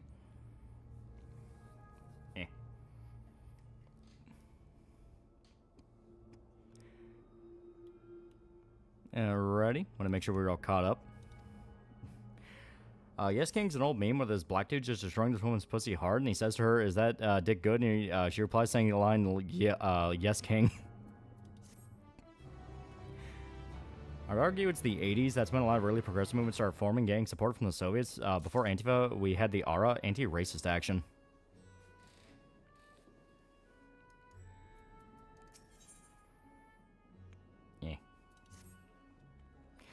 Yeah, I think 2015 to 16 is when the weak times really started to hit hard. Oh, GameStop will put games back to where Funko's used to be, and other companies like Hasbro and McFarlane take their place. Just wanted to get an anime figure, not put it in a jar. I'm pretty sure a lot of those also started in the 60s, yeah. I definitely argue... probably started around post-World War II, because that's when... Like, World War II was like one of the biggest industrialized death machines in modern human history. Not even modern human history, just flat out human history. A lot of good people died for no fucking reason. You know, that kind of thing.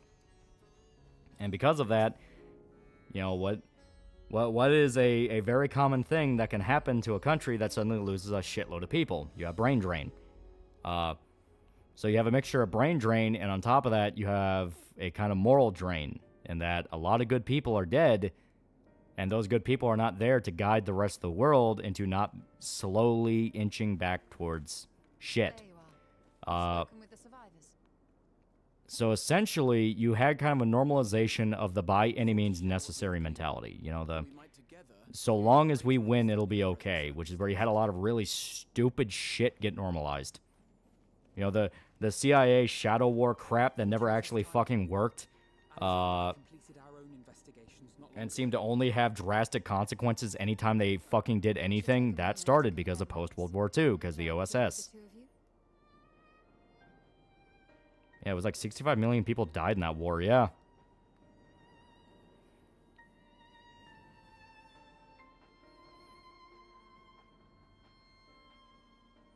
World War II made it a worse crime to be racist than a cannibalistic murder. Oh no, World War II didn't do that.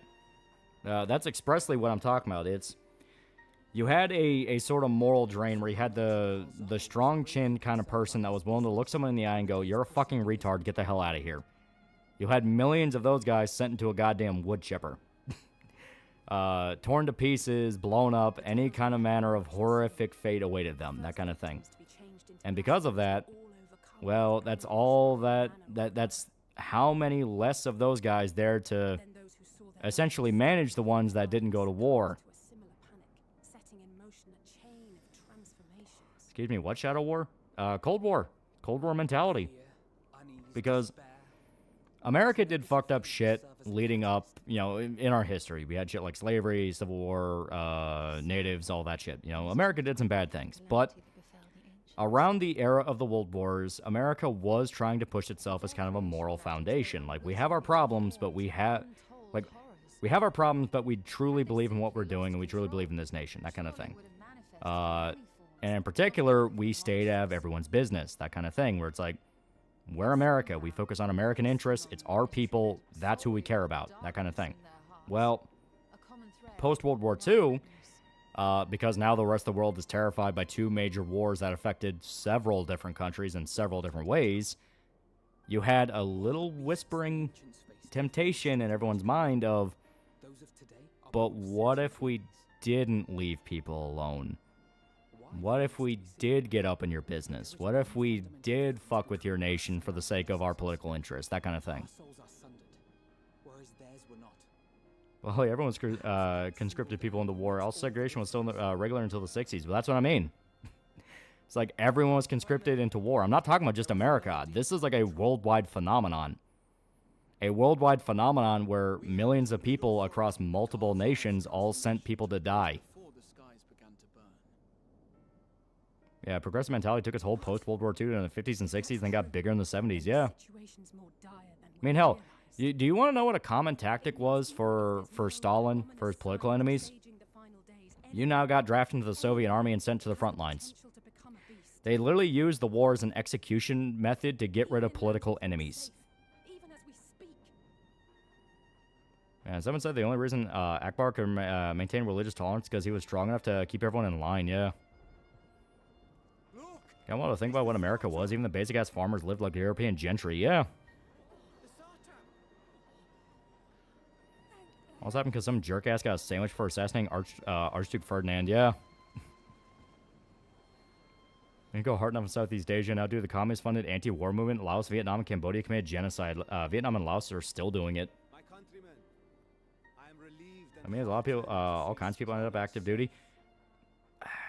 But you're not really understanding my point. You have millions of people. Millions. And there also had millions of people who died. When you have that significant of a population loss, you're gonna feel it. Yeah, of course, not everyone who got drafted was a good person, but the point is there were a lot of good people who were there that didn't make it. Wait, the war was a death sentence for some descendants? Yeah, they did that shit on purpose. Russia still does it. People that were protesting the Ukrainian war, they got drafted and sent to the front line of Ukraine because it was their way of getting rid of them.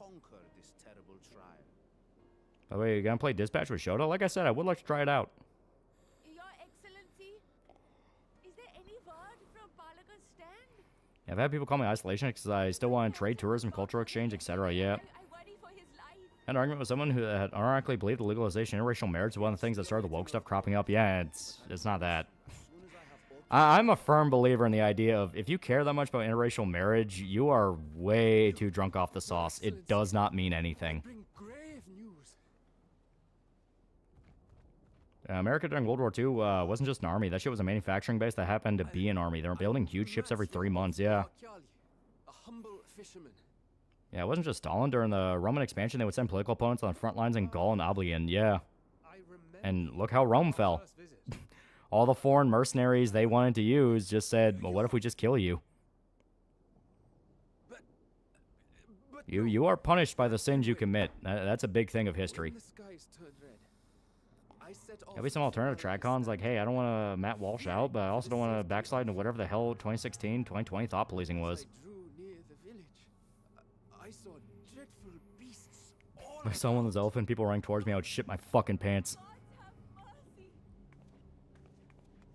And there's also someone that tried and failed to convince me subtle woke's a thing. Yeah, it's like I said, it is this thing where people will devolve and go back to old ideas of history that we know don't work. That's why learning history is so important. You know? That's why also every political side is trying to warp history to fit its specific vision of what it wants the world to be. And you have to be very careful of that. Who's the elephant dude? It's a race in this specific setting. Get away from her now. That's on the Scream series. I'm watching through them all with my girlfriend. We both think everything past 1 and partially 2 are very mid. I like the Scream series. They're fun slasher things. It begins. To be fair, it began a while ago.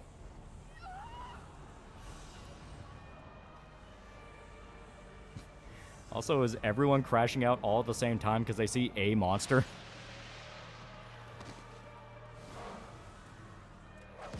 Fucking dickheads.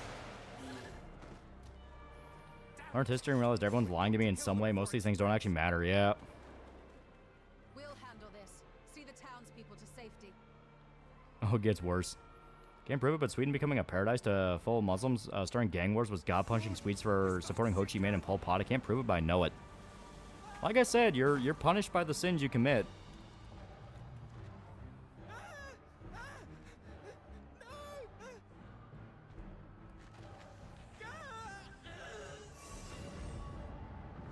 You know, if the elephant race has hot women, your answer may or may not influence a genocide.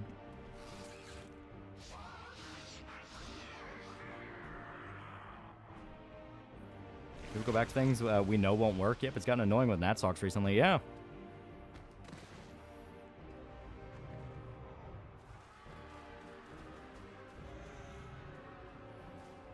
I think there comes a point where people realize that nearly everyone's lying and they don't give a shit. Or they try to do something. Yeah. Yeah, F squish. Some people that say simply having a black person, gay person, any piece of media is woke. Like, okay, man, it must be woke than some bi half Hispanic guy. But yeah, this is what happens when a world's filled with light. No, this is after this. This is a fucking Endwalker. This is a different set of circumstances going on here.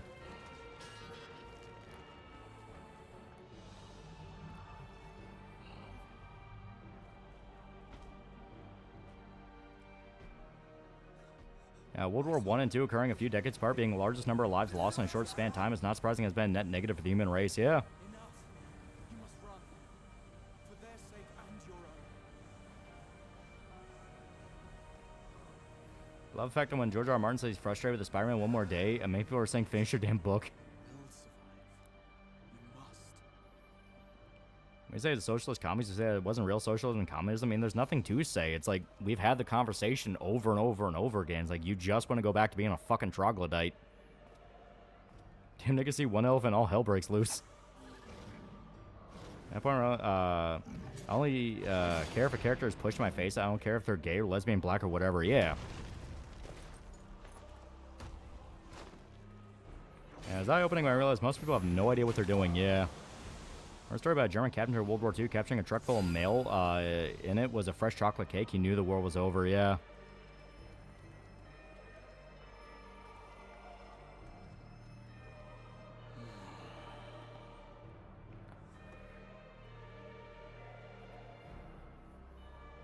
I remember the famous Far Cry 3 speech. Yeah. I pissed off comments. Step 1, post a quote from Liberty Prime, and that's it. That's all you need to do.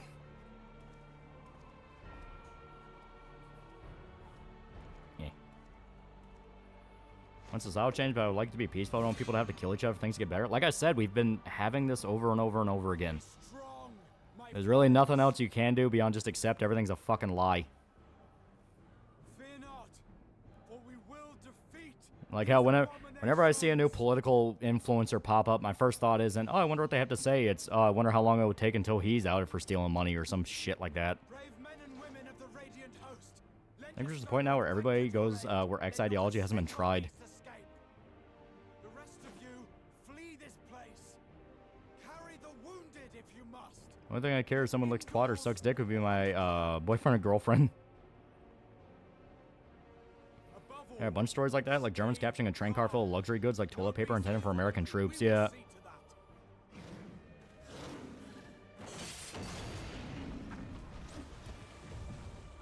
Things do crash out over elephant turn to monsters. Yeah.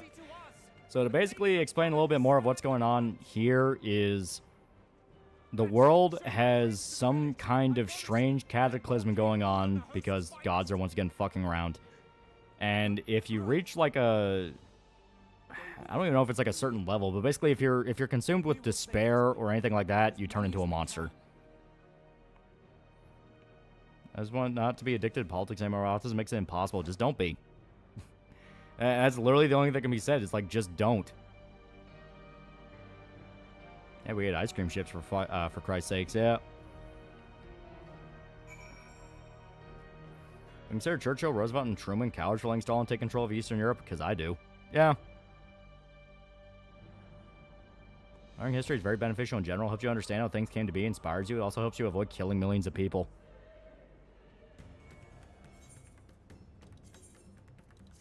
There we go.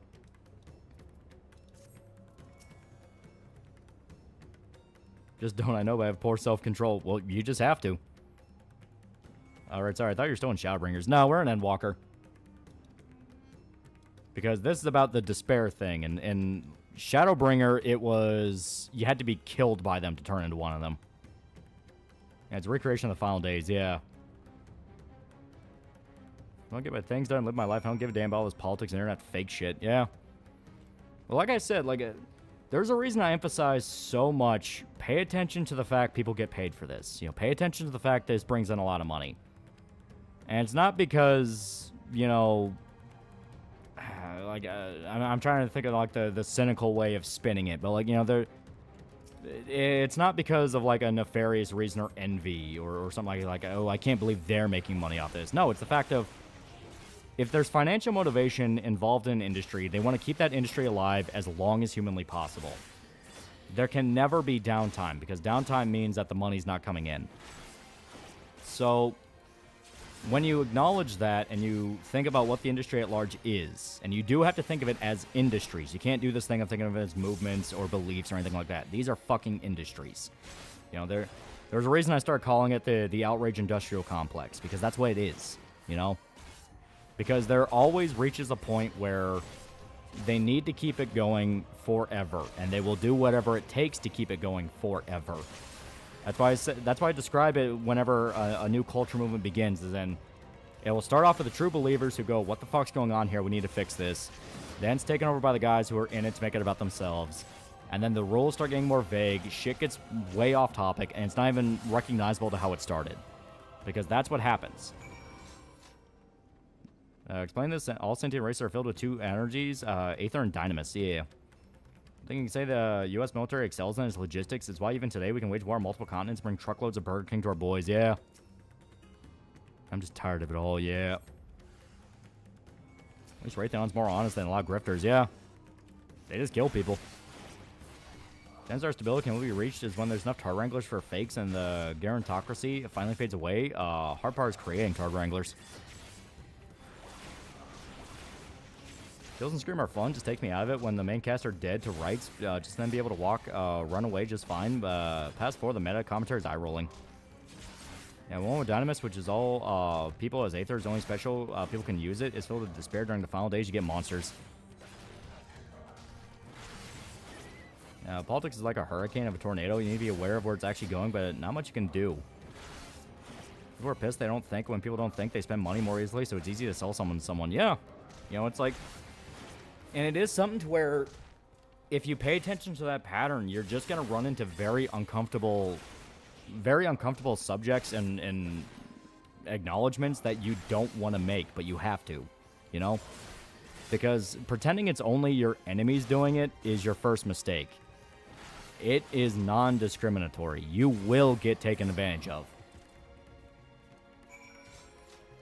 I'm sick of it all. Is destroy my ability to enjoy anything. Been trying detox is working okay. Like I said, just do it. Like, just genuinely, if you have like a real life friend group or something like that, and someone tries to make it about like, well, I heard X game is woke, just go, why the fuck do you care? You know, everything has apparently been woke for fucking decades. Why do we care anymore? If nothing's ever getting better, it's only getting worse. If it's so over, it's so back. It's so over, it's so back. Why the fuck does any of it matter?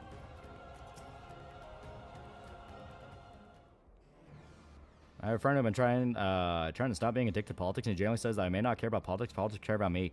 That statement's true, but there's a point where you let it control your life. Going to the ocean, my version of touching grass. Yeah. Neighbors consider Eisenhower to be a coward for not saying armed support during the Hungarian uprising against the Soviets, knowing their personal history. I don't blame them. Honestly, I want to chat this a lot, but I bite my tongue. People always love to be performative, burning Beatles records in the Bible Belt, destroying disco records and baseball stadiums during disco. Sucks, yeah.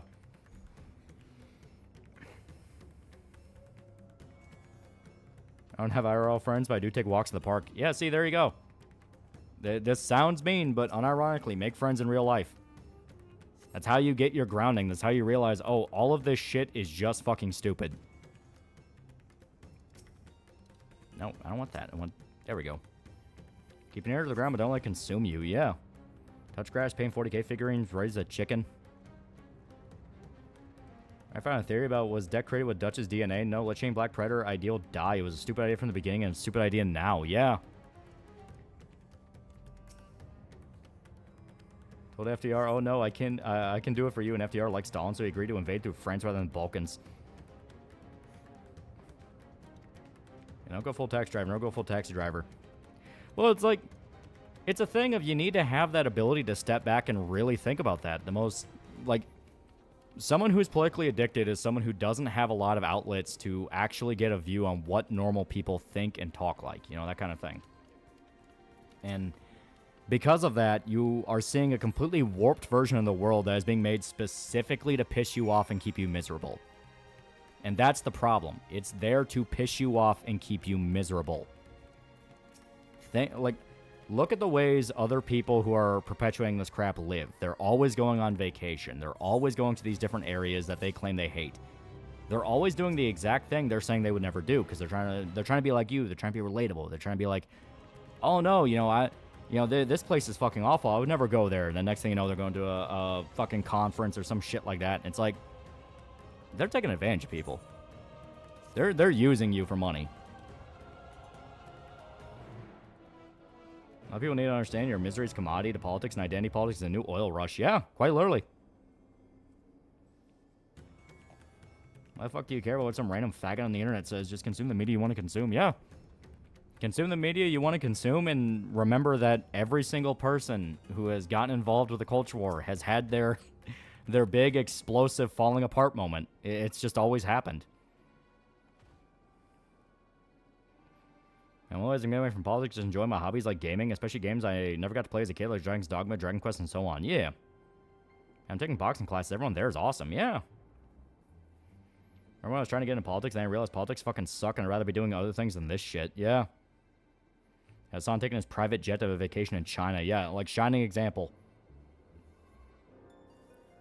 He literally talked about it as a plus that there's a bunch of Soviet-style, like, building blocks of just shitty fucking slum apartments next to a fucking Gucci store. Let's go literally dive when a bunch of fat retards burn records they bought in a stadium. Disco still exists. Parts of it evolved into house music. Extremely far right, but a lot of people like Fuentes are paid plants. Yeah. That's why they get so angry if anyone actually points it out. When you point out that this is all performative and this is all bullshit and this is all made to make a bunch of assholes money, that's when they get the most offended. Look at Synthagman. He managed to somehow get so much fans from his Fallout show sucks because race mixing and lost out to bearing the hatchet with Kirsch. He's still going along, but yeah, it's this thing of all of this shit has a half-life. You have a moment where you can capitalize off outrage, but outrage fades away. And if you're not constantly chasing that next outrage, you are going to fuck up. And even if you do chase every fucking outrage, you're gonna fuck up because eventually people are gonna just start associating you with the guy who constantly whines about everything. You know what I mean?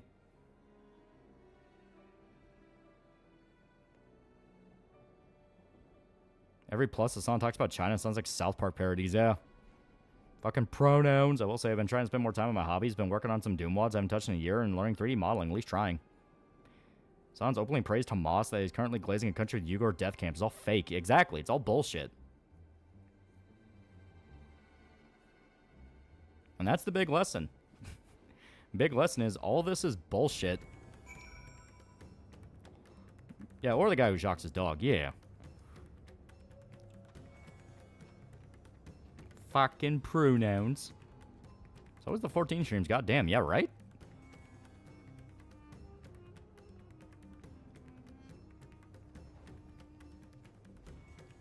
Also, I don't know if we've activated that Aether yet.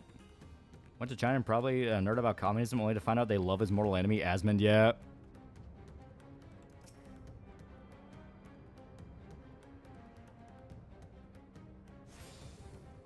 I think when the song comes back to the US, could be denied entry. It would be funny.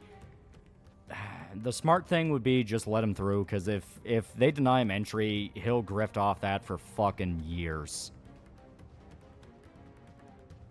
Where's Sonland on the fake and gayometer? Fakest and gayest. Even funnier, apparently China likes Asmund more than him. The guy who said Taiwan's a country, China's a prison, is more liked in China than a communist. Not to the point to either ignore or block people posting political opinions. I don't give a shit about the No More Kings protests. I want to see someone's opinion on a game I enjoy. Like, it is a thing if it's easy to fall into the outrage thing. It is, because it's designed to make you angry. It's designed to make you go, what the fuck are you talking about? You an idiot? You know? It's designed to stoke that reaction. It's basically the most... I guess best way to put it is like trolling has just become a fucking multi-million-dollar industry. But not in the fun way where it's people like doing prank calls and fucking with each other. It's just getting people angry, and when they're angry, tell them, oh, I can make you not angry. Just give me money. And the people of China like Asmund Gold. The government likes this on, yeah.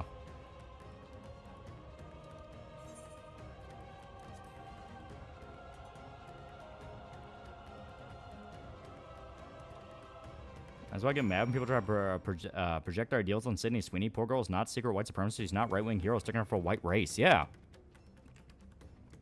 Hell, you know, the whole point of, like, we're going back to shit we know doesn't work. The whole, like, obsession with protecting white people. It's like, that to me feels very fake and performative, where a lot of the guys posting it, turns out their accounts in, like, fucking India or Mexico or shit like that. It's like, you can point out that, hey, judges really shouldn't be saying shit like a black criminal should have a lighter sentence than a white criminal for the same crime.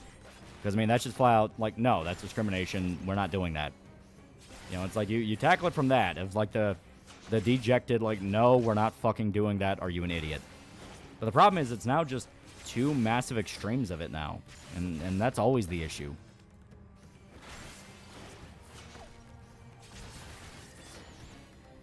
That's a new Steam machine. Like I said, I'm not going to be an early adopter, but I am going to keep an eye on it. Put pause in politics. So tell me your favorite Yakuza game. I like 5 a lot, and I like 0 a lot. You were pissed off over Sydney Sweeney over that stupid pants commercial. Yeah. Another example of fake outrage for the sake of fake outrage. Like, it was a fucking jeans commercial. Someone's gay from the moment he was born. She's a roach. Say, well, give me money. I'll fix your problems. We can't take everything too seriously. At the same time, us not taking it seriously is why this got so bad. But that's the problem. Everyone's definition of taking it seriously is just whining on Twitter. The real way you take it seriously is we need to, like, I'm not even going to say we. Like, fucking, this is what I mean. It feels so fucking retarded I even have to say it. The solution the entire time is people get involved with this shit anymore. You know, it's like, get involved, make an alternative. Fucking step your foot into the game. And no one did that. All everyone wanted to do was open a fucking political podcast. That's it. Is there a GamerSubs reference to Cyberpop control theory? No. Like I said, I want to be as far removed from my channel as possible. How retarded. Solution has always been make the change you want to see, and no one wants to do that. Exactly. It's all just grifting. Fucking Grums is still getting his ass ridden because of the fact that he still has not put out his fucking games yet. He's like, he's like fucking 5 or 6 builds late now, and it's like, where the fuck is this doing anything? I'm gonna be the voice of people screaming into an echo chamber, yeah. Alright, the people that try to get Americans to care about saving the white race, same ones that will call you Jewish mutant because you're American. And more than that, they're not having sex with white women. They're not having white kids. And it's like, why would I care about any of this? It's like, what is the point of raising the standards this high if no one's fucking following them? It's just performative. It's the same performative morality crap that got us here in the first place. Yeah, in other words, stop talking and do something, but then all anybody does is either continue bitching or shoot people, yeah. Yeah, politics is cheap and easy. Something like making a movie or comic book or short story takes effort, yeah. Yeah, same with EVS, yeah. And like I said, it just... It's the reason why I just flat out fucking... It's the reason why I just default to everyone's just fucking lying at this point. Because it all becomes the same crap you see over and over and over again. Hell, that American Krogan guy, the one that was doing like the accurate Fallout 4 mod where he just replaced everyone with like white dudes, he caught a bunch of shit from one of his bug testers because his bug tester was like actually reporting bugs to him and telling him, hey, we need to fix this, we need to fix this. And the guy was like, no, fuck off, leave me alone and all that. He wouldn't pay the guy, and the guy was offering to do like VA work for free and shit like that. So like he basically took advantage of this bug tester guy and threw him under the bus when the bug tester got uppity and was like, dude, do you care about this or not? And replaced all his VA work with AI just out of sheer spite. And it's like, it's this whole fucking story that basically amounts to he wanted to throw out a quick cheaply made mod to bank off outrage and had no intention of making sure it actually fucking worked. Yeah, bug tester was a true believer grunt. Quite literally, he was the true believer grunt. See, American Krogan's trying to make a comeback. Of course he is. Like, of course he is. There's too much money on YouTube to leave on the table. Please tell me the bug tester justly crashed the fuck out. Oh yeah, no, like he flat out said, you are a fucking scam artist and you're a grifter. Fuck you. Majority of them aren't even white. They're usually fat and brown, do nothing but jack off to hentai LARPing as a trad cath, yeah. Who are you talking about? So, if you remember the American Krogan guy, the dude who, like, got banned off YouTube and said Red Dead Redemption was secretly woke and all this shit, he was doing a mod for Fallout 4 that he called the Accurate mod. Or I think it was, like, the Grounded mod. Something like that. And it basically amounted to, he wanted to get rid of, like, 90% of the black characters and the women characters in Fallout 4 and replace them with white guys. Because he was trying to base it off the actual demographics of the 1950s Boston. Ignoring the fact Fallout did not take place in 1950. And ignoring the fact of, like, dude, this is a completely different setting than America. It's a fantasy. What the fuck you doing? The point is, you know, he wanted to do this. It was, like, his big, like, white nationalist mod and all that.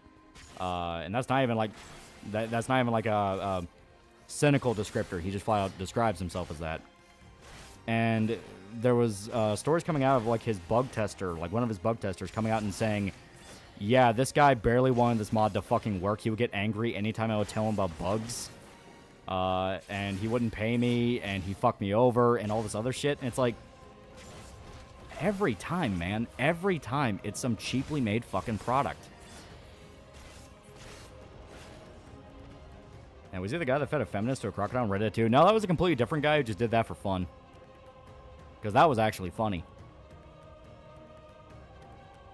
COD videos were even more crazy. He started off talking about the inaccuracies of COD Vanguard, then 2 minutes in, he spent multiple hours talking about race riots in the UK. One thing to remember is just because someone shares your politics doesn't mean they're competent or of decent character. Exactly.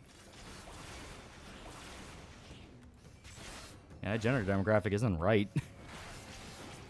It took place in 2070s, hyper Cold War America. Not to mention Fallout 4 would still suck if it had white men because the writing sucks.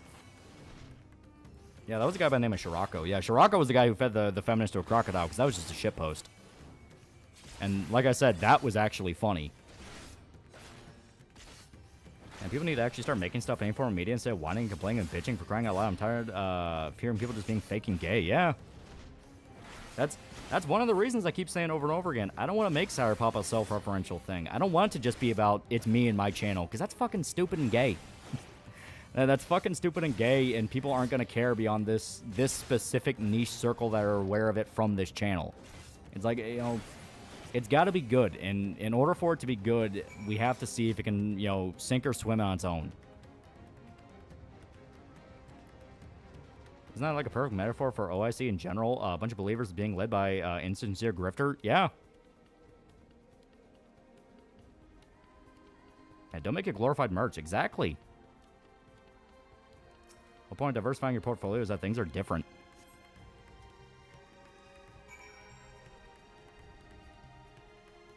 Channel Awesome movies are 9% inside jokes, and we all know how that turned out. Yeah. Yeah, Fallout's an alternative timeline. Synth got clowned on because his gripe with one of the main characters was an interracial marriage. Yeah. And like I said, I don't give two shits about interracial marriage. That's one of those where, like, unless it's aggressively shoved in your face to the degree of, you know, the fucking white husband is like a little lapdog that's being taken to, like, this is why you're evil for being white meetings by the black wife. I don't give a shit, dude. Like, I don't fucking care. Because it's not my fucking business. Hell, I'd just be a fucking hypocrite because there's plenty of foreign women I find attractive. Gonna try to stay away from any Fallout fan when Season 2 comes out, especially Gundam. If I make a mistake telling him not the worst show, it'll probably dox me. So the people that watch you, no one wants a comics about a Kentucky boy in his over 21-hour Berserk video, yeah.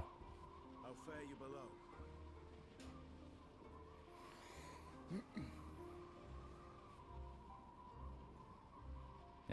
Even if we accepted segregation was still a thing in Fallout 4, games still take place in Massachusetts where it's never had segregation. Some kids, some other basics in music get lost on me. Chorus being choir part, where everyone sings along is something I forgot. Music outside of pop music structure is another. Yeah, it's like any band slop game. Shit's about 10 minutes if you rush, and it's full of clashing AI art. Yeah. Yeah, I'm in an interracial marriage. Exactly. It's like, no one gives a fuck. It still sucks. Kirsch got kicked off Crime Boss because of cancellation campaign. I'd love to play it. Yeah, it's that same stupid tribalism. Because, I mean, hell, directly because of that, Crime Boss fucking floundered. because they got all that bad PR. Them fucking over their biggest sponsor that did free QA testing for them. All for the sake of appealing to some fucking German pedophile.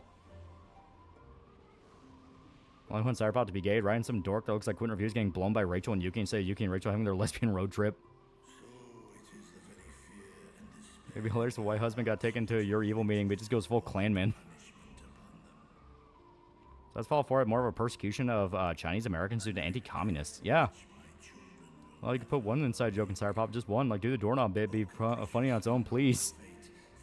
I'll go to Lawyer for Politics and Validation. I go to him because he's funny. Can't believe Rachel's into Spanish ladies. Fucking South, a lot of mixed kids. These people live up north on the West Coast, yeah. Yeah, Japan's also had AI-generated child exploitation art in his game as well. It was banned off Steam and itch.io, yeah. I don't know why Mahler watched the Fallout show and pumped out a video even though he doesn't like Fallout much. Talk about stuff you like. To be fair, Massachusetts didn't have segregation because there were so few blacks, it was never an issue. When they had a big move of blacks up from the south because of Jim Crow, there were race riots.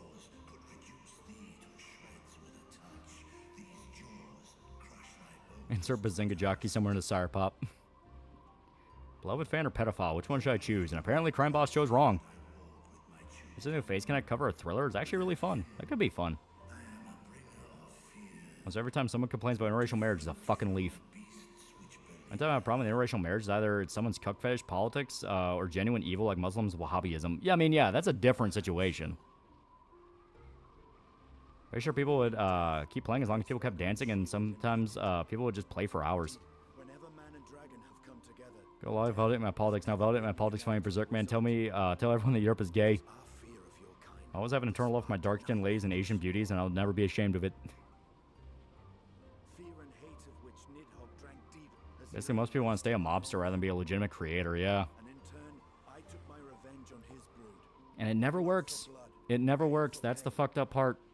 Everyone knows they're short-term industries.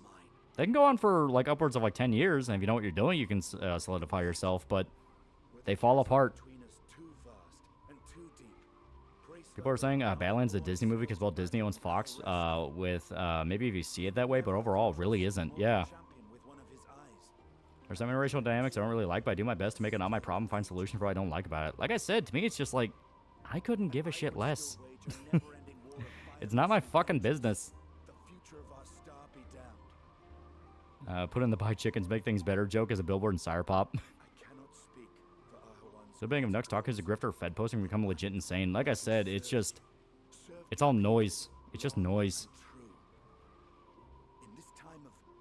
I think we can all agree Asian women are cute.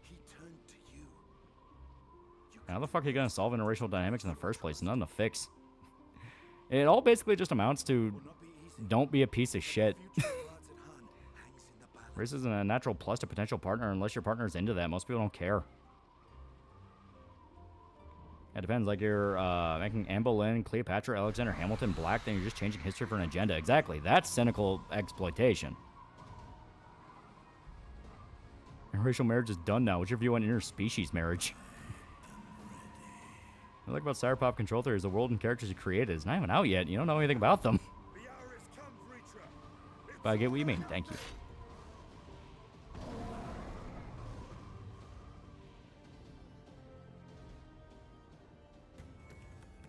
Yeah, what the fuck do you mean by interspecies marriage? Most Joker thing I've ever read was from a Hapa guy talking about wanting to slice his eyes open wider. I'd probably recommend they go to Southeast Asia as my solution. Well, that's just a kid who's like a fucked up weirdo in the head, you know? I kind of view that as the same people who like do whatever they can to regrow their foreskin after being circumcised. Like, it's really not that big a deal, man. Like, you can personally disapprove of it and also not go full schizo with it. You know what I mean?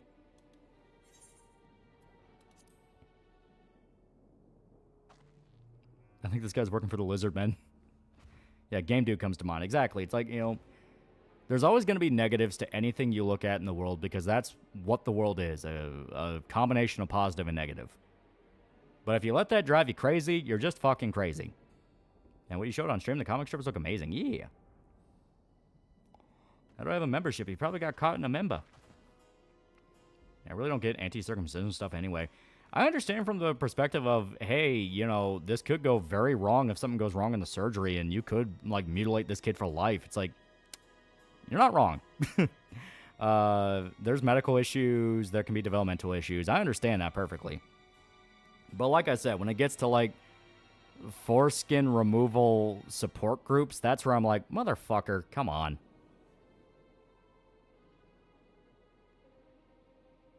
Interracial marriage is in the same boat as gay marriage and that. Why do you care what people do in their bedroom? I would argue it's a little bit different. But only in the sense of... gay marriage leans into the gay community thing, which if you look there is just a dark fucking wellspring. But yeah, I get what you mean. They're kind of like, hey, this is only a problem if people start getting hurt. Their part in Cyberpunk was when Rachel busted down 2010's white girl music. Can Wolverine regrow his foreskin? Yeah, bug chasing. Yeah, bug chasing. The weirdly normalized having sex with, like, teenage boys thing. Like, it gets dark really fast.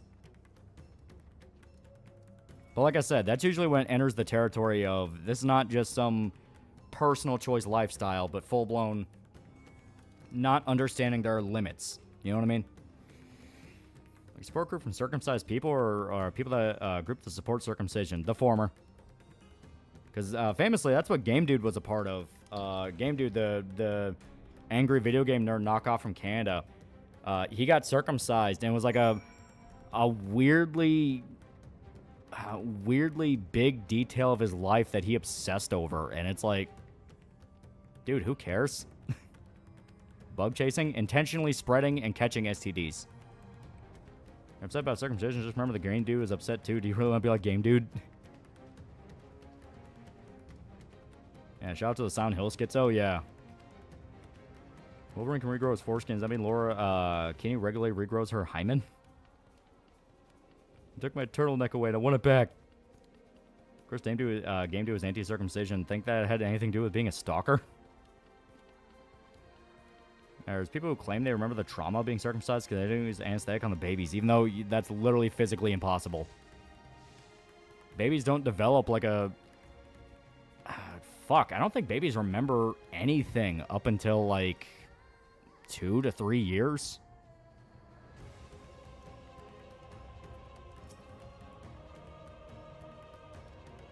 My understanding, half Asian, half white dudes have their moms, people denigrating them for being Asian and not being white enough to fit in. Hence why I recommended they find a new environment. Yeah, I mean, that's, like I said, that's not really a physiological thing. That's a social thing. I think a bigger issue is the fact he bought a machine to fix his foreskin, only tear more of the skin of his dick with it. Yeah. I mean, on one hand, you lose sensitivity from circumcision since a lot of the nerves are on the foreskin, but on the other hand, there are slight health benefits, like less risk for bacterial infections. And you look bigger. I remember when I was like 2, yeah. I'm a Hindu from India, and all my Muslim friends have been circumcised. Well, it is, it's like pretty damn common among Abrahamic religions, because Jews do it, Christians do it, Muslims do it. It's just kind of like an Abrahamic thing. Some guys just really like an uncircumcised look, and they cope by saying anything else. Yeah, I mean, it's like... Like, I can understand that if it's just why I thought it looked better with it. It's like, I mean, nothing wrong there. It's a matter of aesthetics at that point. First memory I can think is I recall seeing Hercules in theaters in 1997, which would have been shortly before I turned 2. A few months later, in 1998, my younger sister was born. So yeah, you start developing memories around like 2 or 3. Do I think talking about anime good, or is that avoid at all costs? Avoid at all costs. I have a circumcised Hindu friend. I think his mom really wanted him to fit in. All I can remember about circumcision stuff is the Grinch stole my Inch poster. Yeah, Game Dude may have had bad attitude, but he'll never have his foreskin.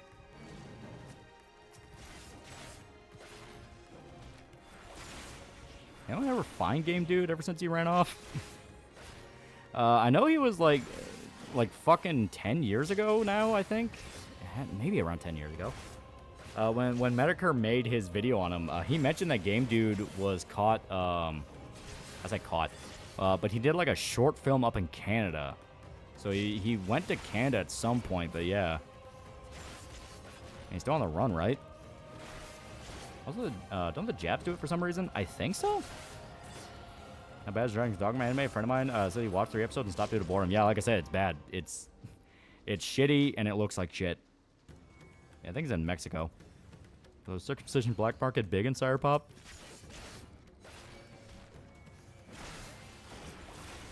How's Game Dude on the run for? Stalking charges. He stalked an ex-girlfriend. The only thing I really share with my Happa ex is a mutual sense of alienation. She's a woman.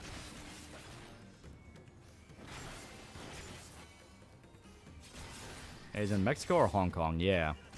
Burger $5. Still find it funny. My parents almost split up because of my circumcision. My whole family just did it because it was something our family did. You know, it's just like... Because I remember, I think I had like a great grandpa or something, and I think he was Catholic, and Catholics are pretty into it, and he just kind of made it a thing of like, yeah, if you're a boy in this family, you're gonna do it, and it's like, happens when I'm a baby, I'm not gonna fucking remember it, I don't know, I don't give a shit.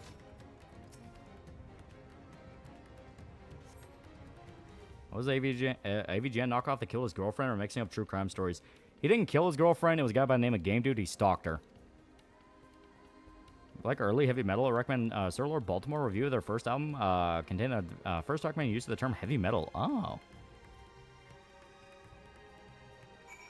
Okay, enough of all this stuff. New conversation. What was the first time you realized you had consciousness? I must have been like fucking 3, 4? It was pre 9/11.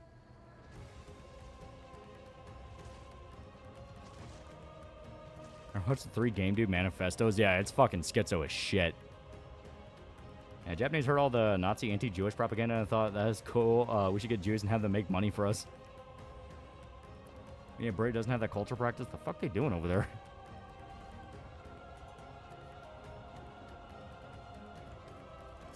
Anyone remember that one Game Dude video where he was following the police and keep telling them to fuck off? I remember putting a Game Dude theme right beside it. Ghost Run, there was one AVGN reviewer that did murder their girlfriend. I think you're right, but it wasn't Game Dude. Yeah, looks up Game Dude. Oh, God, he's smiling. He's creepy as hell, yeah. Well, like, around the time AVGN started, he had a lot of people who ripped him off, and Game Dude was, like, one of the bigger ones. Because you had... The 2 big ones that ripped off James was Irate Gamer, who flat out plagiarized him, and Game Dude, who was distinct enough. I'll put it like that. Irate Gamer was just kind of a guy who's just trying to make his bag, you know, trying to get popular online, all that shit. Game Dude was a dude that, even at the time, people were saying, this dude's kind of fucking weird. And for some reason, I thought you were talking about Irate Gamer. Irate Gamer's still around. Yeah, he's just doing like a toy channel now. Yeah. Yeah, it was Randy Stairs shop, a supermarket. He didn't kill his girlfriend, but yeah, he was another one that sort of kind of ripped off James. He ripped off a very specific series, which was the, you know what's bullshit. Remember the nightmare? I had the tree outside my window look all scary and evil, like a monster in the fog.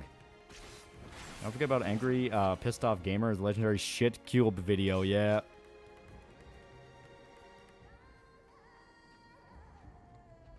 Circumcised pre-9/11 dancing Israelis. What do Loli mean by this? Some people here don't believe in that stuff, which I thought was funny. So then I told her, when Japanese version of me snaps, then I'll know exactly why. And she looked at me dead serious. Jewish foreskin thief idea for God Hand 2 is still on the table. I'm just saying. Alright, Gamer's original ideas. Just look at Puppet Steve. I'm gonna say beat, though. Alright, Gamer wrote a book about hunting ghosts that was unironic. Yeah, no, like, he's like a full-on fucking ghost hunter. He has like a side channel where he does ghost hunting stuff. Cause he got big. He got big again. From the George Floyd clip going around, and the Sonichu clip going around. Where when George Floyd died, Irate Gamer made a video on his ghost hunting channel, where he claimed that he had a premonition of George Floyd dying. Like he said that he like woke up in the middle of the night and kept hearing "I can't breathe." And the Sanchu one is when people started, like, you know, pointing out that the Sanchu medallion might be fucking cursed. He came out as the resident ghost expert, claiming that, yes, it is indeed cursed. Alright, Gamer kind of had a good end. He's happy doing what he's doing. Yeah, look at me on Donkey Kong loop while you're eating Cocoa Puffs. His fluoride stare still scars me. No wonder his ex left him. Now look at AI chat. Viewers discussing various internet personalities and content creators, including Irate Gamer, AVGN, others, reminiscing about their past content and events. Some are sharing personal memories related to these creators and their content. And no way, I can't breathe. Yeah, you can look it up. Irate Gamer literally claims that he got a premonition George Floyd was gonna die a day before it happened. Look at Barbie. What a scary bitch. I never really disliked Irate Gamer as a person. A lot of people are kind of coming out and giving him kind of, I don't know if like a resurgence is the right way to put it, but basically they're pointing out the fact of if Irate Gamer's biggest sin was just kind of ripping off James sometimes, that's really not that big a deal. You know, it's like compared to all the other shit that's happened with YouTube and people who make shit on YouTube nowadays, like Irate Gamer's basically fucking spotless compared to them. Spoon was also pretty big AVGN ripoff. Even he admitted to it in the second or third episode. Oh, a lot of people did. Because AVGN was the one who kind of kicked it all off. Like, I mean, hell, even Doug Walker himself outright said that he basically wanted to be AVGN for movies. Yeah, Irate Gamer's just the easy guy to take a pot shot at. Yeah. Yeah, YouTubers ripping off other YouTubers. Never heard of that before, yeah. I mean, hell, if you look at it, everyone's kind of a remix or sort of kind of taking influence, quote-unquote, from each other. Didn't Irate Gamer send false copyright strikes to a few YouTubers? I think so, yeah.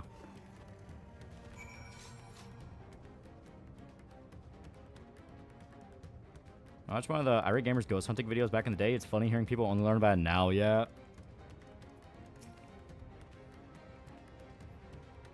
Irate Gamer was right about that damn medallion. Yeah, Peanut Butter Gamer recently did a tribute video basically saying he kickstarted a whole genre, yeah. Again, VGN, you see he made a game for the fucking NES? Yeah. Who'd you say your remix of? I've actually... I'm pretty sure I've said it before, like during... I think it was like one of the... Like the only Q&A video I ever did, but basically like... I take a lot of influence from like Mandalore, you know, Mandalore Gaming, because... The reason is because like he's very to the point and doesn't bog himself down with a lot of fancy editing. Like, if you watch a Mandalore video... It is very simple, but that's kind of the brilliance of it, and the fact of you get your points across and you don't try to, like, burn yourself out trying to do a million different effects all at once. You know what I mean? Yeah, he copyrighted Magic Mush for like a day or two, yeah. Yeah, I love Mandalore's videos. Yeah, I do too. I binged his whole channel fucking multiple times. I mean, my brother talked about him a lot. Yeah, tried and true formula, yeah. Get me up front. If I met someone that acted and looked like Glencar at high school, I'd be juvenile detention because I would have definitely jumped his nerdy ass behind just for existing. Yeah, straight to the point. I like that. Yeah. Yeah, Mandalore lets the media speak for itself. Yeah. Yeah. Didn't you say you're both influenced by both Mandalore and Seth? Well, the joke with that is that Seth is the same person as Mandalore, but Seth is a lot more. He does a lot more of the intricate editing that I think it's funny. He does it well. I just physically can't really do. Just due to the fact that, like, well, not can't do. It's just the fact of, if I want to do it, I want to save it for something special. Yeah, opposite Maxor, yeah. Also, a lot of internet historian clones. Some are all right, yeah.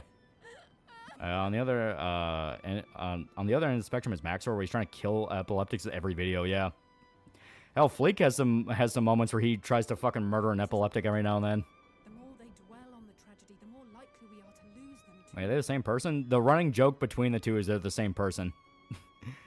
Seth is the personality that comes out when Mandalore forgets to take his meds. My friends. Yeah, Seth is the best. Maxor is just too schizo for my taste.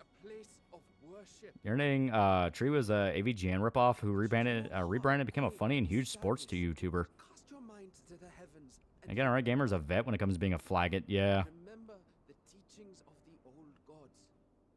Did they not implore us to stand fast when waves of sorrow... Yeah, Seth is Mandalore's Dr. Insano. That is the joke, yes. Yeah, Mandalore's videos are structured like an essay. Yeah. Seth has broken tradition, failed to release a video around the same time as Mandalore's a sign of the end times. Yeah, ripping off people's content's essentially level 1 of any YouTube drama. No one cares about that anymore. We're all just waiting for God tier being exposed as a pedophile. That's old lore. Current lore is that Seth is Mandalore when he's drunk. So I prefer Fleek to Donkey. Fleek is genuinely funny. Maxor is good to listen to. Watching is another story, yeah. Every time I watch a Maxor video, I age 60 years. And it's sad because I think even he outright said he wants to cut back on a lot of the crazy editing, but a lot of his fans just kind of expect that. And it's like, man, I remember when your videos were a lot less ADHD. He still does good stuff, but it's like, yeah, I can tell. Maxor ruined Armstrong posting. Used to be a funny copy pasta of the speech. Now it's always, I made it the fuck up, yeah. There's the Dumbsville editing where he speaks to the point with some humor, but the editing is full of shitposts, yeah. If you had a celebrity deathmatch, have your YouTubers who are similar in the same genre fights to be the best. Yeah, Maxor is too ADHD for me, and I've gotten hella ADD. Fleek can make a good video without making a visual barf. Every agony to temper your blade. Yeah, Fleek's a better version of Donkey.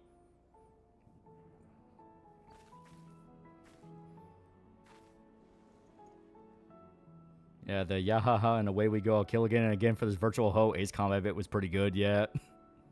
Yeah, to be fair, I made it the fuck up was a great bit. Yeah, Fleek doesn't sound like an asshat, nor does the other Last of Us 2 because game pretty. Actually, no, my Maxor's editing, I find it funny a lot of times. Some people really love it. To me, it just kind of burns my eyes. Max did a poll. He said, do you want me to tone it down or worse? Fan shows worse. Yeah, Dumbsville fell off when he didn't continue his pedo diss track career. Made Cyberpop game. Who do you want to voice the characters or be non-voiced? I would lean on non-voiced just for the sake of I want it to be kind of like a 2D side-scrolling brawler. That's kind of the idea I had for it. But I mean, you can throw in voice acting to that as well. So probably just lean on the two girls Russian comic book geek got for them because they're pretty good. I like them. Yeah, Fleek must enjoy his Miami Vice vacation with Papa Fleek for too long. And we need more YouTube reviewers are like Spoonie minus the depression. Isn't there some controversy about Donkey not disclosing he basically advertised a game he worked on one of his reviews for a different game? Maybe? That was very impressive. Yeah, Gianni literally ruins memes when they come out. Armstrong and Duke were funny until he did it. They should. They were the first. Dude, I remember Maxor's A Hat in Time video. A man was literally gushing for the Hat Kid. Dude's cool, but I wish he chilled out with the editing, but that's the problem with having a Zoomer viewer base. Yeah. Rings of Dar technically cuckolding. I think the first Maxor Arma 3 video. Troy Baker voices every character in Cyberpop. They're lovely and inspiring to hear. Yeah, Fleek, Maxor, Mando, damn it. Mando and Seth in a cage match. Yes, a brawl in the cafe. Oh. I love Seth. Can you please just let Toast of Fire out of the basement? Richie's the human embodiment of schizophrenia. I won't argue with that. Yeah, Dumbsville editing was always obnoxious and unfunny, made them hard to sit through. Prosidi is Yuki Yongya as Rachel. Seek joy. I haven't played this for over a year. 14 is good. 14 is good. And see I think it's Gianni's fault for making memes unfunny and more just people oversharing it. Yeah, that is true. Like, he's not a bad voice actor, but I definitely think it comes down to when he shows up, I guarantee you that's what gets spammed fucking everywhere. Like his Duke Nukem shit post, like, God, that's all over the place. I would say Angry Joe's best review is the Ride to Hell Retribution one was pretty funny.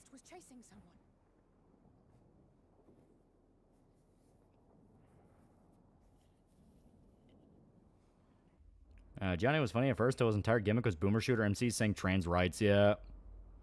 Cyberpop ever gets side-scrolling beat 'em up, Rachel should be an unlockable assist character where Yuki picks her up and slams her chair at people with Rachel holding on for dear life. I have issues with Troy, not gonna lie. Fit his voice from one character I have in mind for my story, mostly because my character has a certain aura I'm going for. And it's like TFS, go to any Dragon Ball Z video chat. $10, you can pull any up and there'll be a DBZA quote.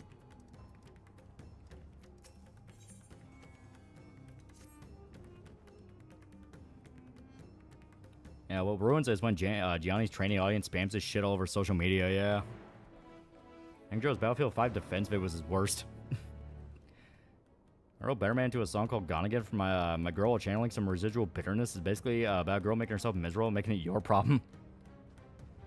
I like Gianni when he voiced that AI in Mandalorian's reviews of the Marathon franchise. Yeah. I like Joe's Rambo video and hey Joe, wanna play a zombie game? Yeah. I can understand when Maxor was feeling romantical towards Hat Kid from Hat in Time. I would too, not gonna lie, I still would. You're an animal. I remember him shredding Fable 3.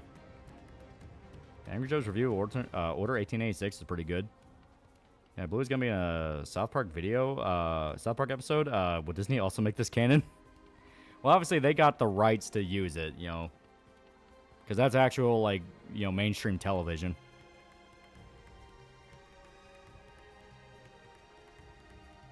Say what about Angry Joe, but he was one of the only people that actually reviewed Yakuza 0 when it came out. Yeah.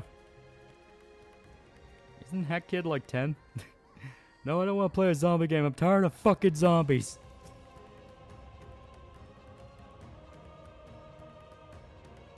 That kid deserves only paddings. Yeah.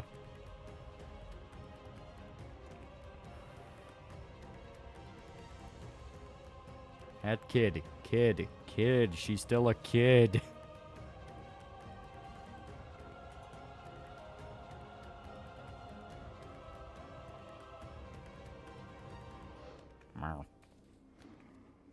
That's her. No, I'm sure of it. Never. I just walked out running, man. It's pretty good. Okay. Yeah, it's like that time Viacom let them use Yo Gabba Gabba. Yeah. Can't wait for the day it'll be VTubers are influenced by some of the old channel awesome talents for better or for worse. Remember Maxer wanted to do a Blue Archive video, but his fans wanted to cancel him for it. Yeah. I think I remember Piss Pablo's Guild Wars 2 video. I remember watching it when I saw my Oshi play the game. Given actual direction, Gianni can actually do pretty well, but just the audience that he brought up is gay. Yeah. That kid's apparently an alien of unspecified age, but her physical appearance is on par with a child. That, however, is no excuse. She's a kid.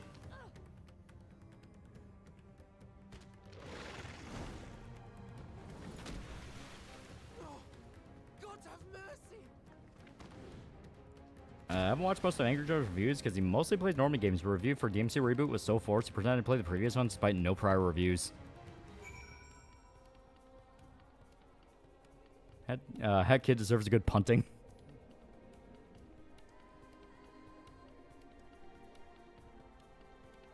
Destroy the child. So that entire episode should have been the police going undercover, stupidly thinking Totoro's the ringleader of famous characters being creeps, but no, Trump and Vance gay sex.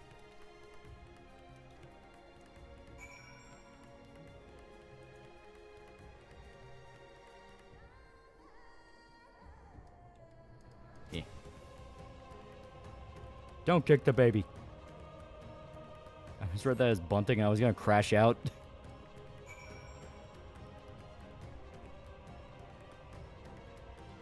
To be fair to Joe, the old DMC games came out before he became a full-time reviewer. Yeah. And on top of that, there was nothing he directly said in the DMC reboot review that I can remember that really screamed that he didn't play them.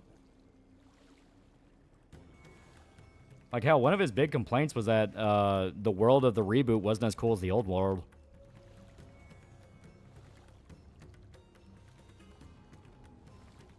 Don't kick the goddamn baby. Kick the baby. I ask you to train yourself in Roy Clark's Malagina because it's funny and out of left field. The kid lived getting tossed with his mom in a lake, but the mom died. Yeah, the mom took the full impact. I'm shocked people reacted like that to a Blue Archive video when he used Blue Archive soundtrack on like 9% of his videos. You gotta remember, his fan base is mostly a bunch of ADHD Zoomers, so they pretend they care. Fair DBZA lore was that during a panel at Con, Gaggle Fucks in the crowd started quoting lines to the Team 4-star guys. One of them then said, "You're all sheep."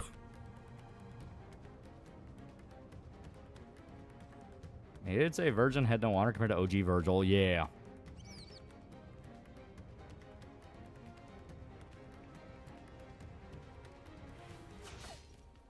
You motherfucker.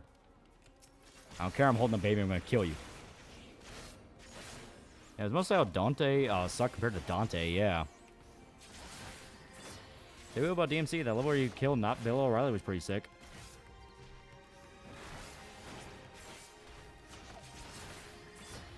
Wanna play a zombie game? I actually kind of do. What'd you have in mind? Dead Rising? Left 4 Dead? Undead Nightmare? Resident Evil? I don't care. Maxer did Blue Archive review, mainly because I don't really give a shit about Blue Archive. Touchdown. Oh, shit.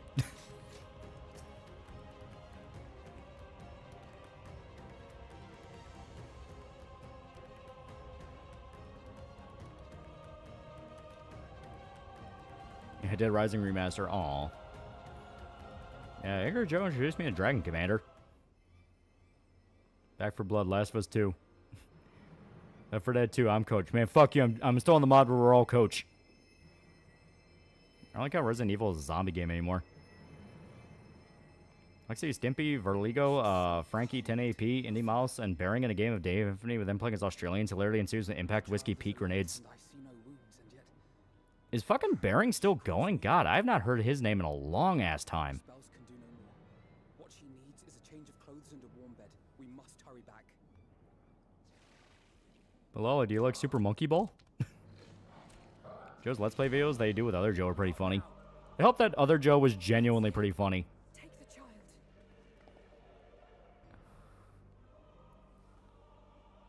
From Hey Joe, want to play a zombie game to Hey Joe, want to play an extraction battle royale game? Yeah, I watch Bearing every day. I didn't know he was still uploading. Fuck, I thought he retired. It appears we've made enough noise to be heard for miles. Yeah, baby sunk to the bottom of the lake. No shit, it's unwell. Bearing and Sugar Tets regularly have videos. Oh, wow. Can you take her back to the village? Okay, where'd the whole bringing up Super Monkey Ball thing come from? New Smiling Friends episode. All by myself? You can't be serious. The beasts will follow you home unless we stop them here. DMC Reboot was like, hey, remember the Tyler Durden? Remember They Live? Remember American consumerism? Angry Joe was one of the big name famous YouTubers say Last of Us 2 was shit. Even said that Neil Druckmann was playing favors with Abby. And to be fair, even Kaiser, as much as he has takes, even said whenever Dragon Ball's mentioned, our names are sure to follow. But can we talk about actual Dragon Ball? I know you can. We'll keep them busy, Maxia. Go quickly. I love for the Left 4 Speed 1 and 2 videos Oni made. Yeah. This character you guys can't imagine sexy under any circumstance, even if you see a well-drawn rendition feels so wrong for me. It feels wrong to you. For me, it'd be Miss Brisby from Secret of Nim. And there's a lot of characters like that. Like this elephant guy, I could never imagine that. You know the way. Erica Reigns had a baller soundtrack. No. No. Not you too.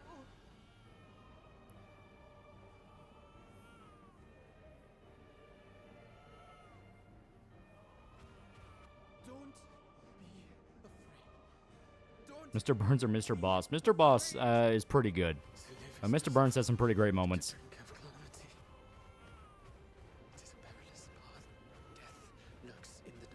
Why is baby on fire? It's falling into despair because its mother died. Would you shut up and try to masturbate? What did he say? He said he'd blow up the tank if we got him some soda.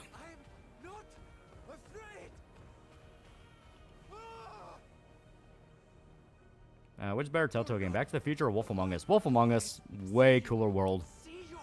Like, Fables is legit fucking sick. All the hardships made you strong. Every doubt reforged. Now the elephant's going into despair, yeah. Because he's scared shitless. He's surrounded by monsters.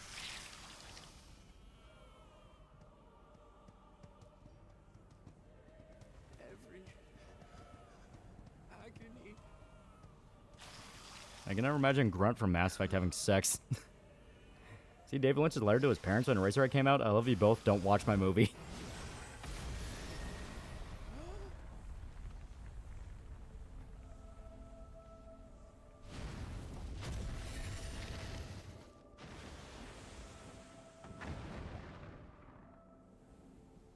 divinity? Fucking Estinian aura farming again. Must suppress urge to worship Elfman. The layers to that joke.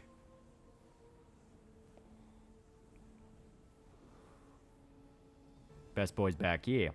I hate both TFS fans ruining discussion on Helsing and Dragon Ball when they're mostly mentioned and quote the parodies, and I believe done so again recently. What I've heard. She is all that remains of Nevan and Grasef. Please.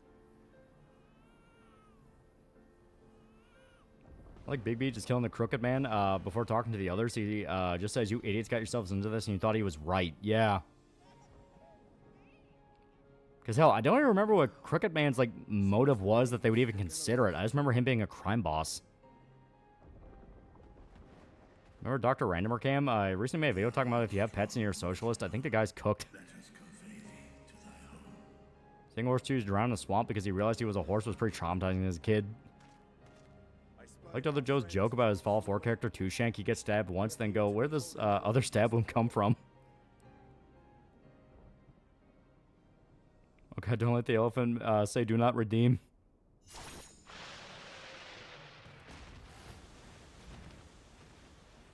Who's worse from Team 4-star, Kaiser or Lonnie? Kaiser's kind of obnoxious.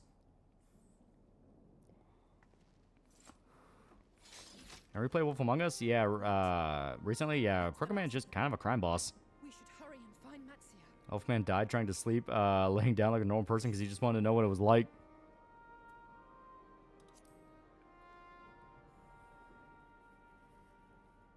Which one was Kaiser? Kaiser and Echo. A fine battle it must have been. Shame I missed it. Also, Telltale with Batman, honestly, it's kind of 50-50. The part where Alfred told Bruce about his family is a good one, but the others are kind of messy.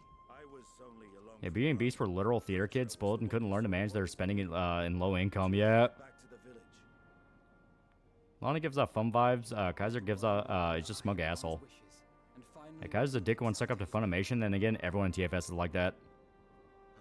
Does nobody even know their mom's dead? Wouldn't it just be hungry or needs a change? Yeah, Kaiser Neko was the editor who also played Trunks and a bunch of other characters. Mervyn gave her life so that her child might live. She deserves better than to be... Caleb Hammer episode with Beauty and Beast. She deserves to be laid to rest beside her husband at least. Will you help me? You can loot whatever you want. Just look at you funny for certain characters.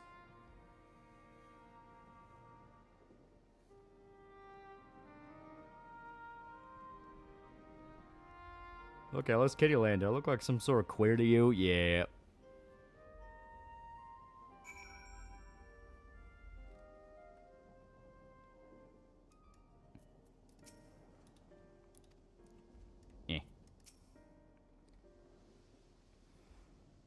Cousin Echo's the reason for all the regular characters, like Dende turning gay, yeah. Never imagine Jessica Rabbit being sexy, man. She just sang and baked cakes. I miss when Antfish used to JoJo abridged.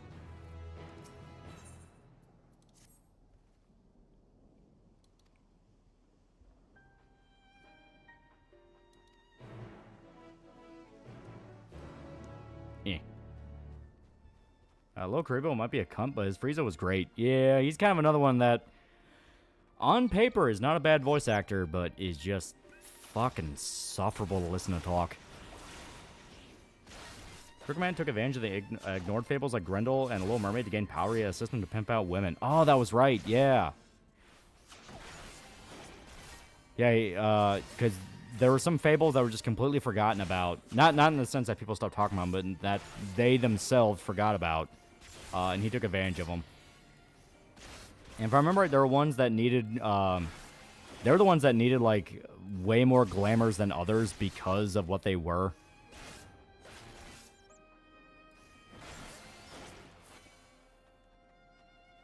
Yeah, Cousin Echo was also in Linkara's movie, yeah.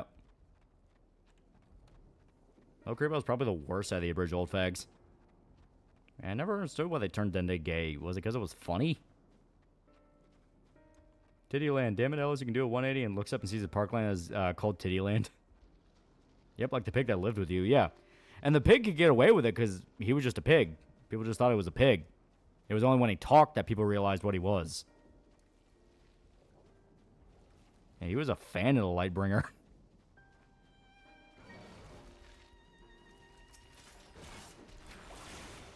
What exactly is Glamour and Wolf Among Us?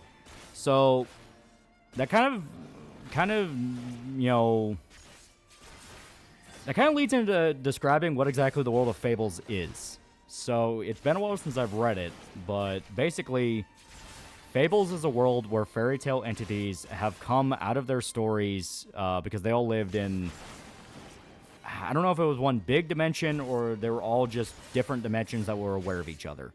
But they basically came to our world, and they have to live in reality. Glamours are the magic that hides their true form from humanity. So a character, like for instance, the Big Bad Wolf, needs a glamour. Because if he doesn't have it, he doesn't look like a human. He just looks like a big, pissed-off wolf. On the other hand, you have a character like Snow White, who's meant to be just a woman. So she doesn't need a glamour because she already looks human. So there's kind of a conflict in the world where characters who need more glamours than others, because revolving around the extent of their character and who they are, they're going to need a more powerful one compared to someone who just needs a little subtle thing here and there. That's the magic they use to stay hidden, because they have to stay hidden from the rest of the world. And it's basically fairy magic / witch magic.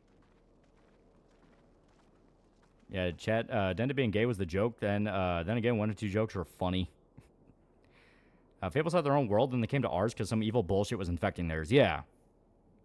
Yeah, not even just a big wolf. A wolf the size of a fucking house. Yeah. Yeah, Big B doesn't need a glamour. He just naturally can look human. Yeah, he can shapeshift. Yeah, Big B can look human because he's also from the story of werewolves, so he can just do it naturally. Plus the Red Riding Hood thing when he pretended to be the grandmother. So yeah, he can just naturally shapeshift. That's why I don't like the Fable comic. Don't get me wrong. I like the Big B rips off some arms, but the fact he decides to burn down the tree that makes Glam kind of shitty. Glam's basically just magic jewelry and other items make Fables look human. It's not like a physical item. It's a spell, and the spell does wear off. Another rule is that the more well-known the Fable, the stronger they are. Santa's a fucking powerhouse. Yeah, that's why Big B's really powerful, because everyone knows the Big Bad Wolf. Goldilocks was pretty powerful. She could survive being shot in the head with a fucking shotgun. Snow White is actually really strong. She's just not really much of a fighter. And the Woodsman is, like, strong enough to actually go toe-to-toe with Big B. It's just the Woodsman's a fucking depressed drunk. Yeah, Bloody Mary. Bloody Mary is fucking terrifying. That's what, yeah.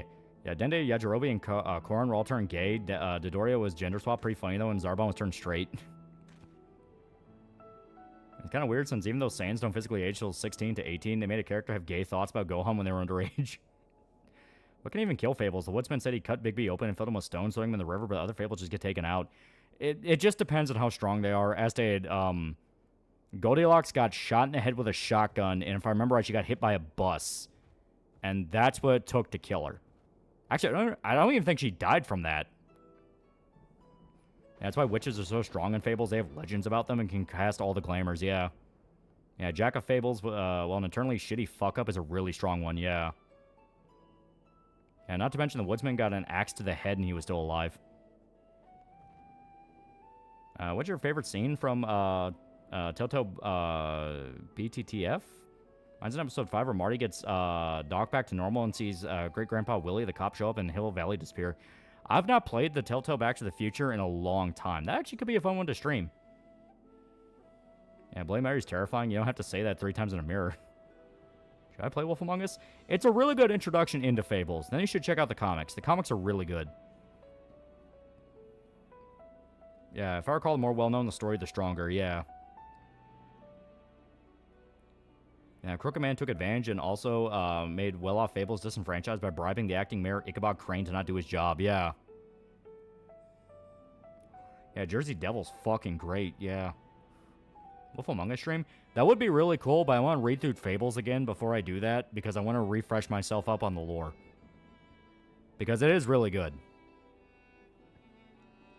Big B Smalls, Big B Smalls, Big B Smalls.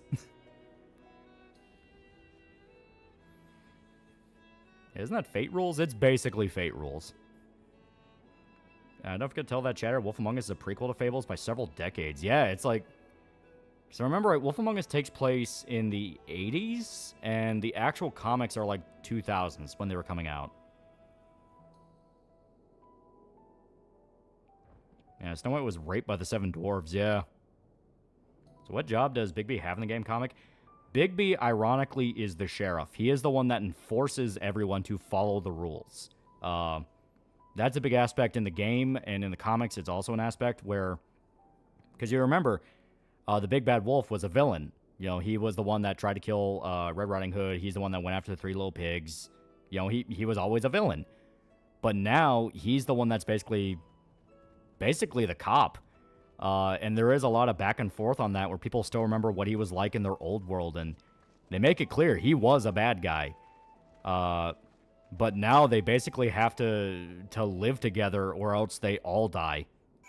Also, who they got to voice Bigby was perfect. Oh, yeah, he was awesome. Like I said, Wolf Among Us is probably my favorite Telltale game beyond Walking Dead Season 1. Yeah, Bloody Mary sounds like that one show Gary and his demons. I never liked Goldilocks, so it was satisfying to see her go out the way she did in the comics, especially after the Animal Farm arc. Oh, yeah, she was a bitch. Yeah, if you don't use your glamour, you get chucked into the farm, yeah. Never got to finish Wolf Among Us because I tried playing on 360, and during the Grendel fight, Bigby and Grendel were T-posing the whole scene, hadn't touched its sense.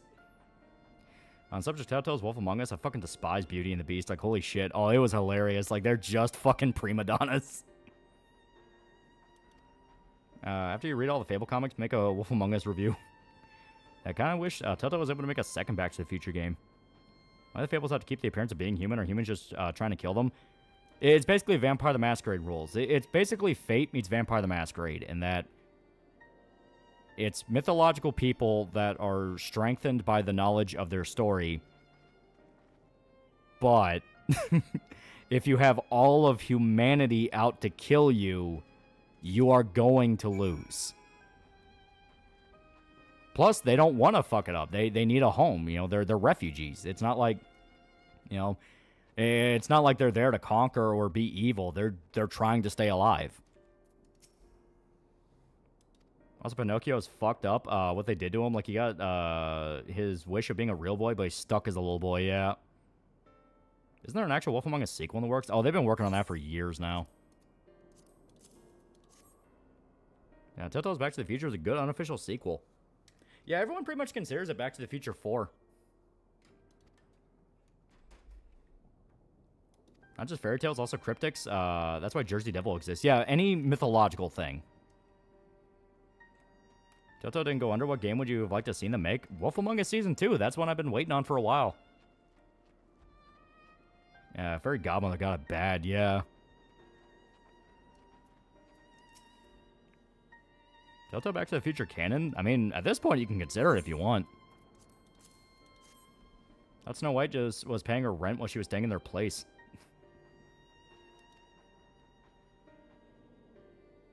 James Earl Taylor was crazy, young Doc.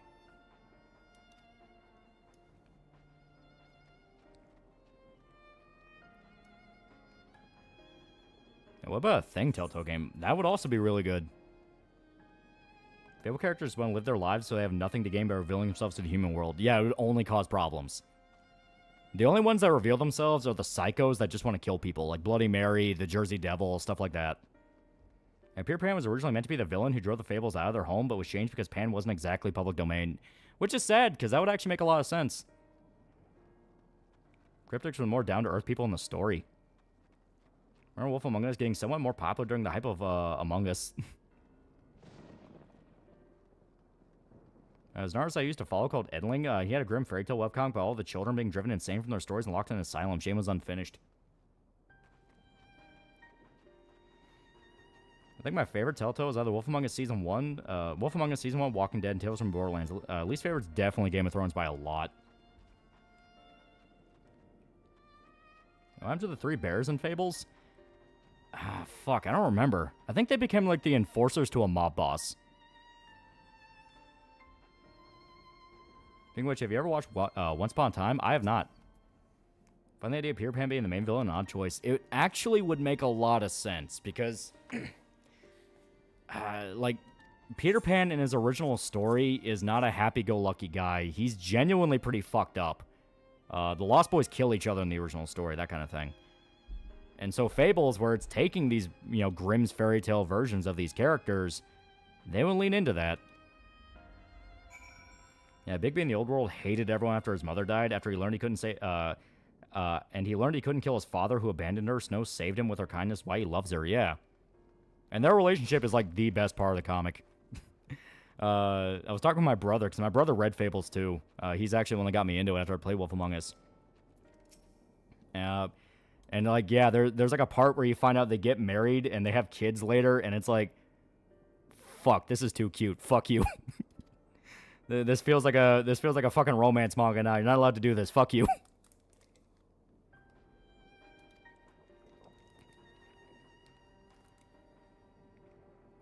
Yeah, it's a shame when IP become public domain, just made a shitty low-budget horror. Yeah, right?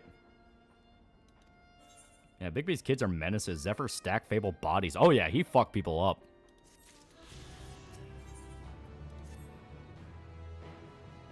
That's not a plot of Black Ops 7. Holy shit, what's COD even about? Thanks, Disney, for ruining public domain. Definitely what Walt would have wanted. Yeah, best Peter Pan movie was the one from 2003.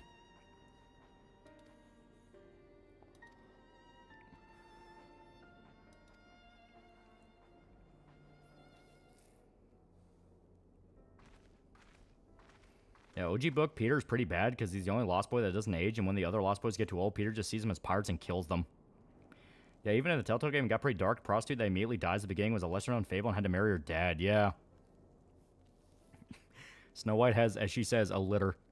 Yeah, Snow's ex-husband, Prince Charming, is a man whore, sleeps with women to get out of paying bills. Yeah.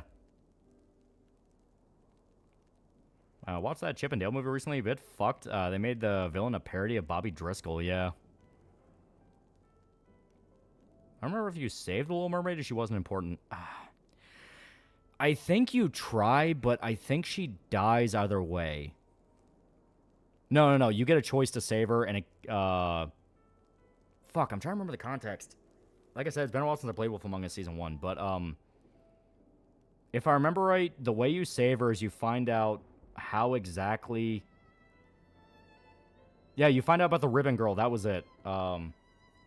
Because you, she was one of the ones that was enslaved by the Crooked Man, and they all have ribbons around their neck, because if you take the ribbon off, your head falls off. And the only way to break the spell was the original Ribbon Girl had to die. For chat, I don't know, Bigby's dad's the Northern Wind. He took a wolf form to mate with BB's mom. He, for obvious reasons, can't kill the wind. Also why he can huff and puff. Yeah. I recall Jack is as strong as he is because he's the fairy tale... because he's all the fairy tale Jacks, like Jack Frost, Jack and the Beanstalk, Jack and Jill. Bigby is similar with various wolves and folk tales. Well, Mermaid does die in the original story. Fox Kids anime, Peter Pan show that Tim Curry voiced Captain Hook. And Bobby Driscoll is basically the first child star tragedy, yeah. Remember when COD Black Ops series about actual Black Ops CIA shit, not getting high off MK Ultra drugs? And not to mention Bigby's brothers were assholes to him for being a mama's boy. And the extent of him being a mama's boy is he just wanted his mom to not die. What happened to Bobby was sad. Walt did try to get in to find him work in the live action, but thanks to Hollywood blacklisting him being homeless, couldn't find him. Yeah.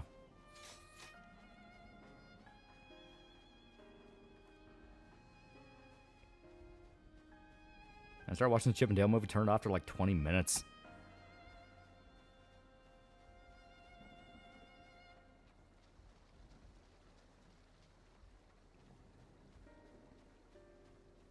Touch someone say Driscoll.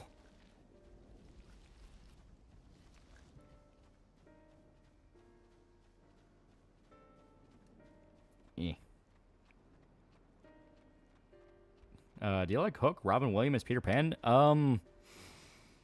I remember watching that when I was a kid, and I remember liking it when I was a kid.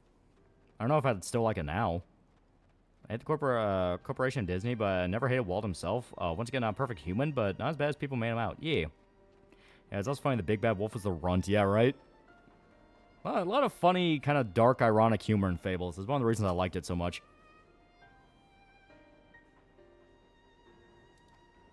Remember the Roswell aliens in Fable actually work with the United States government? Yeah, like I said, there's a lot of like really goofy, ironic fates for some of the characters that's just kind of brilliant. Their additions of Little Mermaid add a line that eventually she'll reform from sea foam and ascend to heaven. They would just take decades to centuries.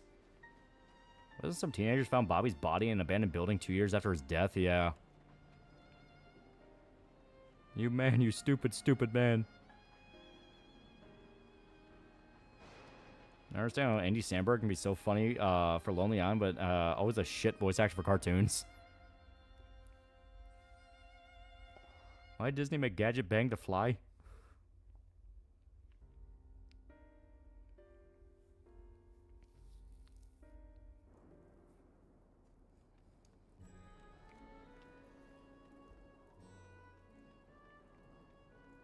What are you guys talking about? Kind of a few different things. What does Bigfoot do in Fables? Fuck, I don't remember. Have you read I Hate Fairyland? I have not. On season finale of Donkey, Princess might actually be alive, taking the form of Little Mermaid. Gadget Cult were shocked when that movie came out. Okay, here, let me actually look it up. I don't remember what Bigfoot did in Fables. I don't even remember if they talk about him. I could have sworn they did. Because they covered a lot of famous cryptids. Missed the stream. I was wondering if you've started Dispatch. I haven't started yet. I was going to save it on stream.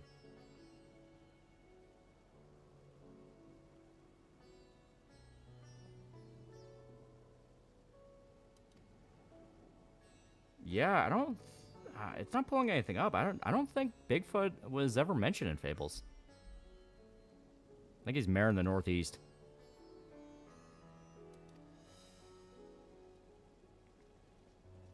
Off subject, my dad had a book called Too Young to Die, detailed several celebrity untimely deaths such as Bruce Lee, Jim Croce, and Judy Garland, yeah. I found out yesterday I Hate Fairyland as a sequel, and it's bad. Also found out apparently Cyberchase came back after ending in like 2016. I'm in the Northwest, yeah. Big B once fought against Frankenstein in World War II, keeping his head in a jar and regular conversations with him. Watched Bad Guys movie the other day, and it's alright. The animation's good, but the story's whatever. I don't like the art style, and the voice acting doesn't really match with how animated it is.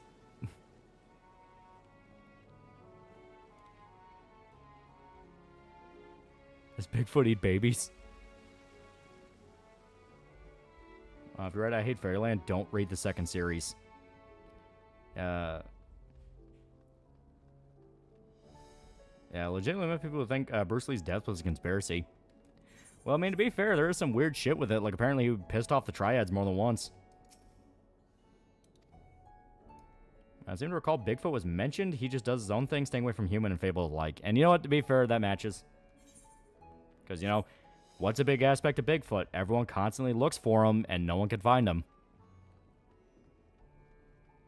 No, he's liberal in Fables, but apparently plays basketball. You know, that's funny. That's funny as shit. You read the Bigfoot comics by Rob Zombie? I have not. In fact, George Lansby was going to eat dinner with Bruce the night he died. And not to mention Lee thinking his family was cursed. Now, we were close to a Bond versus Bruce Lee movie. Yeah, Bruce revealed some martial arts secrets, yeah.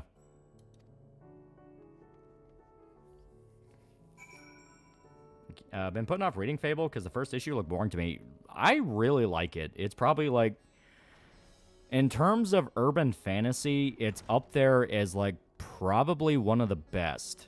It definitely has issues as it goes on. Like people mentioned, there's there's kind of a decision that Bigby makes that's kind of fucking stupid. For no real reason. Because like I don't remember the context even why he did it, but it was just kind of one of those of like, fucking what? What would this accomplish? But it's still really good. Very, very cool world. Very, very cool kind of twists on fairy tale characters. It is genuinely good. Yeah, Bigfoot tears a woman in half in the Rob Zombie comics, like a feral werewolf without the man. Yeah, Dresden Files is also great urban fantasy. Yeah.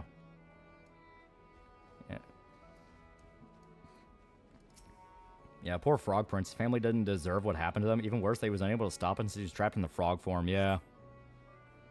Also, Jack, which is why they made him out to be like this guy. Pretty much did everything, because every story has a character named Jack, like Jack and the Beanstalk. Yeah. When you say Fable's up there, World Darkness terms of great urban fantasy. Well, it's like, World of Darkness is like your gothic horror urban fantasy. So like werewolves, ghosts, vampires, things like that.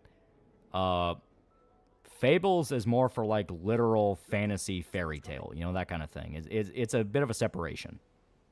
But yeah, I would definitely say it's up there. Kind of like how Dresden Files did Bigfoot. They're naturally powerful earth mages and magic in the setting fucked with technology, so that's why photos of them are always blurry. That was pretty cool. I like that too, yeah. My heart to see so many brave, resilient souls before me. I'll say it's a hell of a coincidence. Brand Lee died the same way Bruce dies in Game of Death, yeah. Yeah, tried something like that. Bruce was teaching round eyes, blacks, and Hispanics martial arts, and him being half German did not help. I must make a humble request. Would you rather be a vampire or werewolf? I would probably be werewolf. Nor avert your eyes.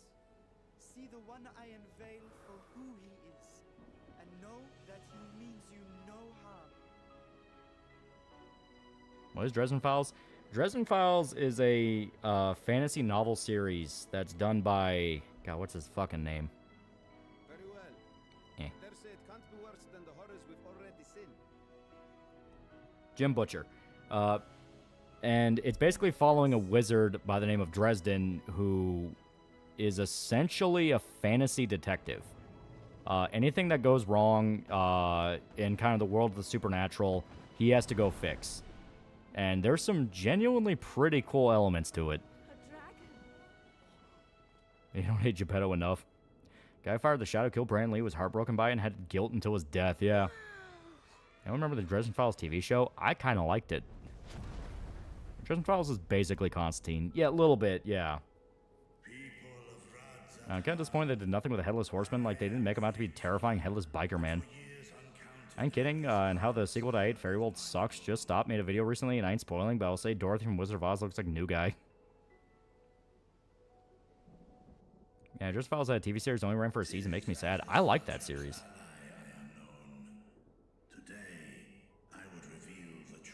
I don't know anything about this. That was too stupid. It's cool. Urban fantasy is a genuinely cool genre if you can find the right thing for it. Let us hope they accept him.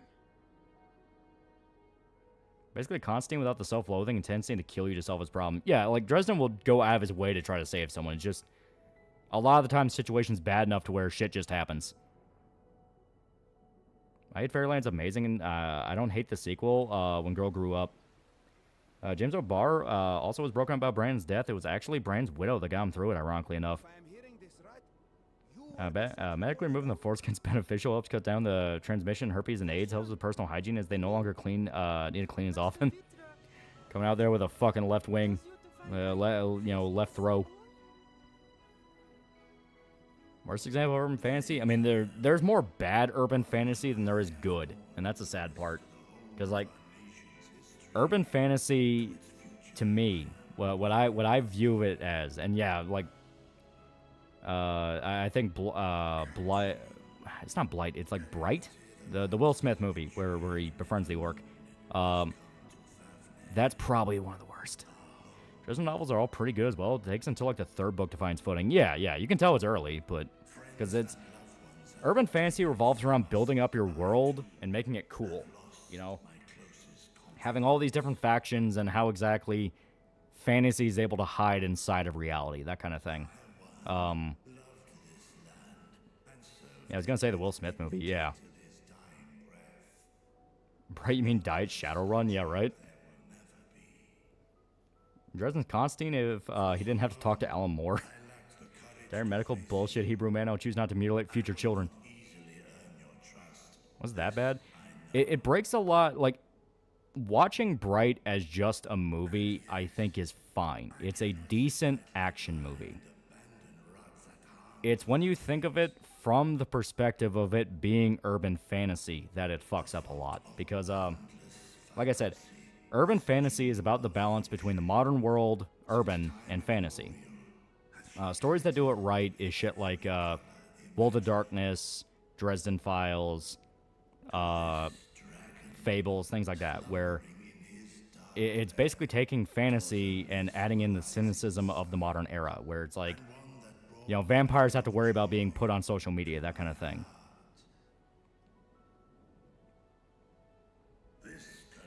And from what I can tell, I Hate Fairyland is just meant to be a zany anything-goes action comedy. Negative reviews for the sequel are probably because the MC fucks a blob out of desperation. That's on Alpha Baby in 28 years. I'm hoping it goes somewhere cool. My assumption is that it's asymptomatic. It's not actually immune. Right, a lot of potential that explored basically none for generic cop racism. Yeah, you're not wrong. Like that's the problem with it, you know? Technically, a lot of romance novels like Twilight are also urban fantasy. Yeah. Harry Potter is technically urban fantasy. And basically amounts to you need to weave the supernatural into reality in a way to where it makes sense. Makes sense for your world and is genuinely fun to think about, you know, that kind of thing. So you have something like, for instance, you know, like, we talked about with Fables. You know, what's a big system in Fables? Glamours. You have to go and get a glamour from a witch or a fairy to disguise yourself as human, because a character like the Three Little Pigs have to look human in the human world in order to talk and live a life and all that. Meanwhile, a character like Snow White, they don't have to. She looks like a human, so why would she need one? And the little details like that kind of make it feel like it's a logical world you can see developing, help it a lot. Vampire the Masquerade has the fucking vampire mafia with the Camarilla. And because of that, you have splinter factions that don't agree with him, and they have the clan differences. Like, it's a thing where the details do matter in urban fantasy. Excuse me, but I must speak with the Sartre. Also doesn't help the Headless Horseman is based on the Dullahan, spirit of war that rides in the battle with its head by the hair in one hand and whip made out of human spine metal. I consider good urban fantasy is that you have to have a smooth blend of modern day with fantasy elements like magic, fantastical creatures, and fancy races. Yeah. Yeah, glad I didn't play Masquerade 2. I did not need to fucking play Masquerade 2. The minute I saw a fucking Nosferatu mouthing off to a Camarilla member, I was like, okay, this is fucking stupid. I was like, no, that Nosferatu would be dead. Bright could have worked if it would have been like World War Z with fancy creatures. I ain't trying to spoil the sequel of I Hate Fairyland sucks, but it goes more than main character fucked a blob. GT syndrome is how I would put it. I think many hospitals do circumcision automatically on boys born, but I think they might have changed that and give parents a choice. Your thoughts on Asmongold being popular in China? It's pretty funny. Bob Boy does urban fantasy good in his comics. If I have given offense, then I apologize. Say Harry Potter is less of one since the focus is not really fantasy within human society. It's an isolated school. Fantastic Beasts might count. Yeah, that's probably a better way to put it. The final days. Make sure the fucking you getting is the fucking you deserve. I might have bust, but I don't care. To be fair, Nosferatu are information brokers, the Camarillas, they might have a bit of an ego. Still, they know better. It's like, you don't mouth off to Camarilla. Camarilla agent, go ahead and mouth off. He's just another goon to hire, but when you're talking with one, you fucking respect him. Good urban fantasy stories highlight that both sides of the world have their own rules, and the friction when those two rule sets start rubbing against each other. Exactly. That's where you get the really good shit. Because, I mean, hell, Fables, there's a lot of friction where people start becoming aware of each other and starts becoming a problem. World of Darkness, the thing they're trying to prevent is Armageddon, which is when humanity finds out about the supernatural. Dresden Files, he's constantly working with the police and trying to keep them from realizing supernatural shit's going on. Setting is technically urban fantasy, but the story isn't. Yeah. Worst part about Bloodlines 2 is that the VA for Sienna from Vermintide, good VA, but damn, she get fucked over. Bright could have worked if it had been like World War Z, yeah. What about urban fantasy involving superheroes like Marvel and DC? That's kind of already a thing with characters like Blade and Constantine. Like, hell, they established magic exists. Fucking Doctor Strange, Doctor Fate, like, they use magic. Zatanna, magic's a thing. I speak not only of Charlian. We mean to save every man, woman, doesn't that make skin cream for rich people with circumcisions hint why they push it? I think you just need some, like, coconut oil. I don't think you need all that. I found this one video about someone called Craftian tearing into Bloodlines 2, yeah. Like in a game of Hunter the Reckoning when you have to dodge cops because you just staked a gray body and your car's covered in blood, yeah. Category of fantasy would be something like FF18 where it's modern era but fictional setting. Something like 15 is kind of the opposite, where urban fantasy is reality and fantasy clashing. 15 is basically modern era defined by magic. I think someone described it as like Magitech. Look, Magitech is like probably the best term for it, where it's the modern era and technology that's been defined by a world of magic. Working on something like that, as war between demons going on needs to remain somewhat hidden because humans get a bit uppity and demons will just escalate. Oh god, Supernatural is urban fantasy. It is, it quite literally is.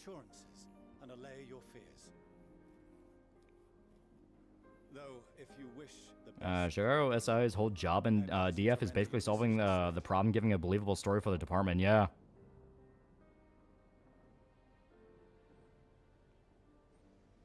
Also, demons need humans for sustenance.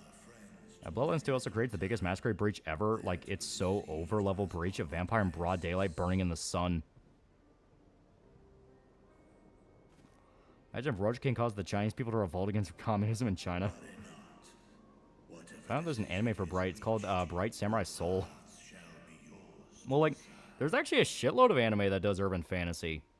Hell, anime kind of has the boatload of it, if you want to get technical, because, like, Persona's technically urban fantasy, fucking Hellsing's technically urban fantasy, like, there's a lot.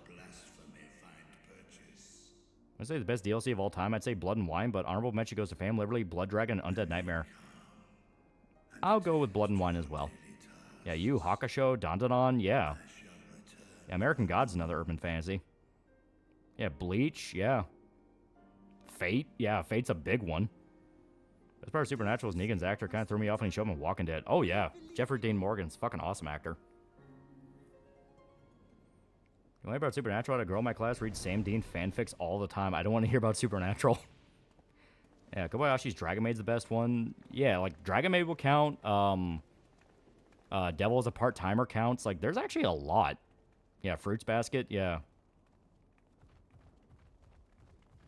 What's a fantasy like Hunter x Hunter, where the fantasy mixed with the modern world? Like I said, that's more of like Magitech, kind of like what Final Fantasy 15 is. Gonna do the demons have their own world, and people want to breach the barrier to merge the two, and from there basically make it ridiculous overpowered for the spectacle. Yeah, Morgan was perfect in Watchmen. Love the comedian. Smartest man on the cinder. Elephant, yeah. Love when they make jokes about him as Negan in Supernatural. Got interested in the original idea of Bloodlines 2, where you start off playing as a thin blood shovelhead who got embraced during a Sabbat attack on Seattle. Do you wonder Max Landis didn't get canceled for being a sex pest if he would continue Bright? There's also contagion that Bright didn't fail. It's an Inuyasha account, but the majority of the series takes place in another world, if you want to get technical. Yeah, Supernatural Season 1 through 5 were good. I'd argue a few seasons after that were decent. I remember the Grimbeard reviews, and they were great. You know, just the... Sammy!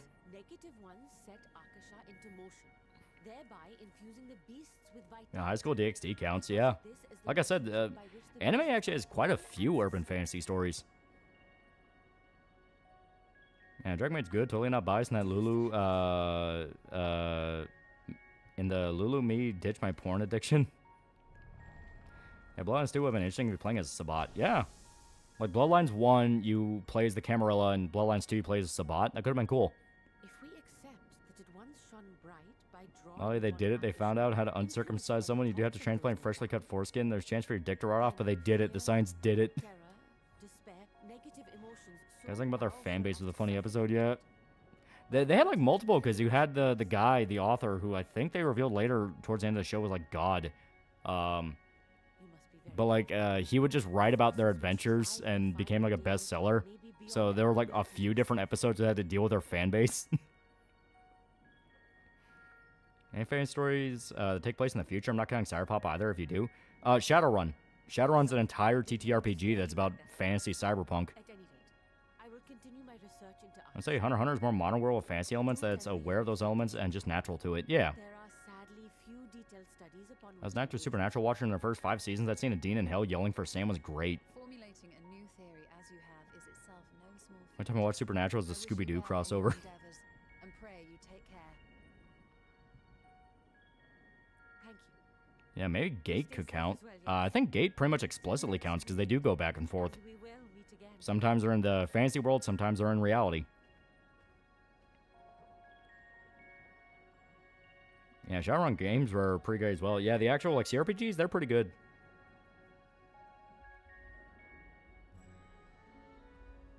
Alrighty. So I'll turn in this quest. Alright, now you, Estinian. I want to talk to you. I see a video of a Japanese teacher in a bar saying that Asmongold is an example of modern US genius. The whole world's turned into Dick Bro, and I'm terrified. About to call it? Yeah, it's about 3 a.m. here. There we go. Do you know the original Bloodline devs were planning on making a sequel to Bloodlines, but instead of playing a vampire, it would have been a werewolf? That actually could have been cool. Werewolves have their own entire fucking lore to them. Now, granted, you would have to get over the fact you had to play as a smelly, furry hippie, but, you know. I consider urban fantasy because they don't really intermingle outside of the non-fantasy side. If both sides meld, I would consider it. Rodzen's VAs aren't that jarring. I wonder if it was Kate's involvement for pushing authentic voice casting. Yeah, Dead Mount Death plays urban fantasy. We live in a timeline where we're denied the cool stuff.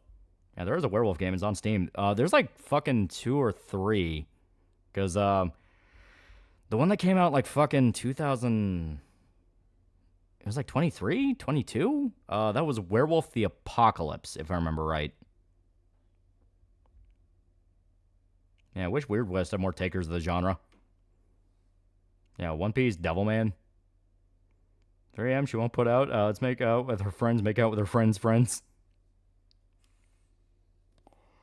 I think settings where there's 2 worlds like Gator, Alice, and Wonderland or whatever is probably not urban fantasy. I think it's specifically focusing on fantasy existing in our world. Well, the only reason I even say Gate technically counts is if I remember right, you do have fantasy stuff that pops up in reality. It's not very often, but I do remember it is a thing. Another serious problem is that in Bloodlines 2, you're playing an elder, the guy that can skin you alive just staring at you. Yeah. I can play as someone smelly and someone hairy, but you don't you dare make me play as a hippie.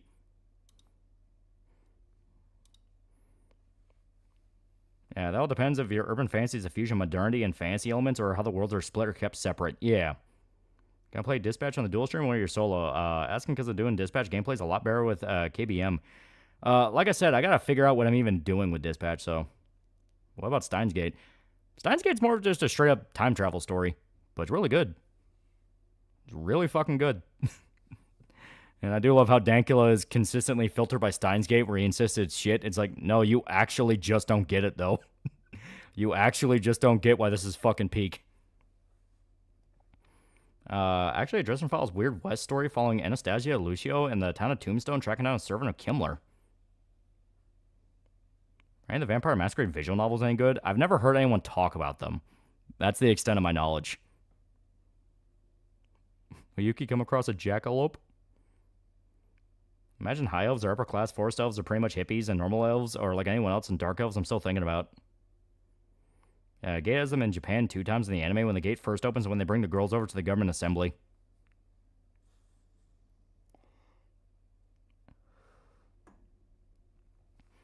Yeah, which good example of Weird West? I'm considering making a story like that of my own. Weird West is basically supernatural horror stuff in the Old West. So, I guess stuff like if you play Undead Nightmare, the Red Dead expansion, you can count that. If I remember right, there's just straight up a game on Steam called Weird West. And it's all about that, you know. Pretty sure Mandalore made a video about that. Yeah, Evil West. It's called Evil West, yeah. So it's stuff like, you know, Wendigos are a common thing in the West, that kind of thing. When Cyberpop successfully launches, make a stream continuing reading where you left off in One Piece with chat. Chalk up his distaste to him being from the UK and thus mentally incapable of understanding. That is true. He couldn't possibly understand that people choosing could affect time Because what's even a choice? What the hell are choices? Yeah, Hunt Showdown's pretty cool. Yeah, Hunt Showdown's another example of Evil West, Weird West type stuff. Yeah, Dark Watch has you playing as a cowboy vampire hunting down other monsters. Yeah. Yeah, Blood West is also cool. Does Bone Tomahawk count? The only reason I would even think it wouldn't is that the natives in that aren't even, like, supernatural. They're just a fucked up, weird tribe of natives. But the style the style it sticks to, I would say counts as Weird West. I think a Werewolf the Apocalypse video game called Earthblood. I might be, yeah. Got a license for that free will. Story mentioned is called Fistful of Warlocks, and its first story in the second short story collection, Brief Cases, best read after book 15, skin game due to spoilers. Does Wild Wild West count? Like, high elves are those who culture focus on arcane magic, where wood elves are nature magic, dark elves are more warlock spiritual. Seen Disco Elysium-like game, Rue Valley, being made by the Wrath of Righteous guys? Isn't that like one of the Disco Elysium successors going around where it had some people from Studios on working on it? Because there's like 4 or 5 successors now. Hopefully, Dank wakes up realizing Monarchy's gay. Hopefully he doesn't pull a Sam Heidenberg and being buddy-buddy with Fuentes, but that's doubtful. Think of the Werewolf the Apocalypse video game called Earthblood's meh hack and slash. Yeah, Bone Tomahawk has more in common with Hills Have Eyes. Yeah, Wild Wild West is more steampunk. Is Trigun count as Weird West? No, that's just straight up space western. That's sci-fi west. Weird West is explicitly supernatural, so like ghosts, demons, monsters, that kind of thing. Actually, it looks alright. It's about breaking out of a time loop. Weird West also covers sci-fi westerns like Trigun and Westworld. Anytime I would hear Weird West, it's always in reference to horror. So that's not my personal definition. Because whenever I think sci-fi west, I think space western. And Jonah Hex's Weird West issues voodoo and such, yeah. Sounds like YMS's autistic overthinking when it comes to time travel. Like, yeah, reversing time means the planet and air move away from you, but holy shit. What about Cowboy Bebop, sci-fi western, space western? Noir, space western. So Dankler doesn't like the anime Gate. He doesn't like Steins Gate, which is different. The only thing that's like sci-fi caveman, not off the top of my head. I mean, Weird West was a perk in New Vegas where you could have aliens show up with no explanation. No, the perk was Wild Wild Wasteland. Thoughts on Jonah Hex? I mean, he's a pretty cool character. Yeah, Battletech, yeah, stuff like that.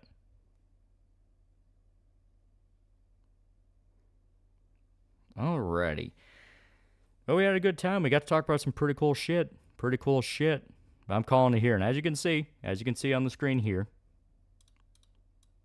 slowly things are already going to be hitting fulfillment. I say slowly, but it's going to be in like the next week or two. And we got more panels. We got even more panels. As a heads up, I would suggest finding Dispatch prequel comics before playing to get an understanding for you play. Okay.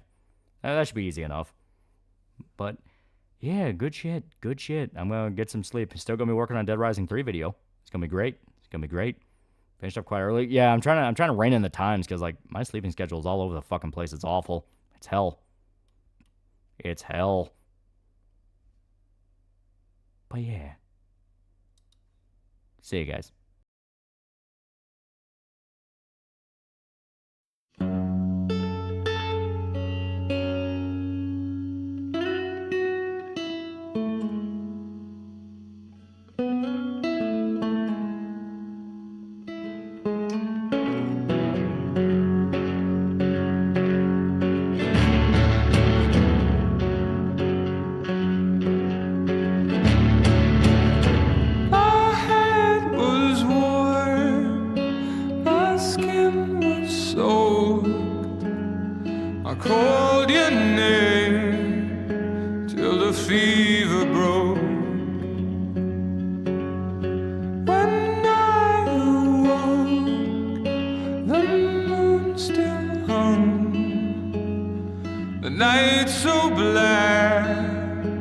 let the darkness hum.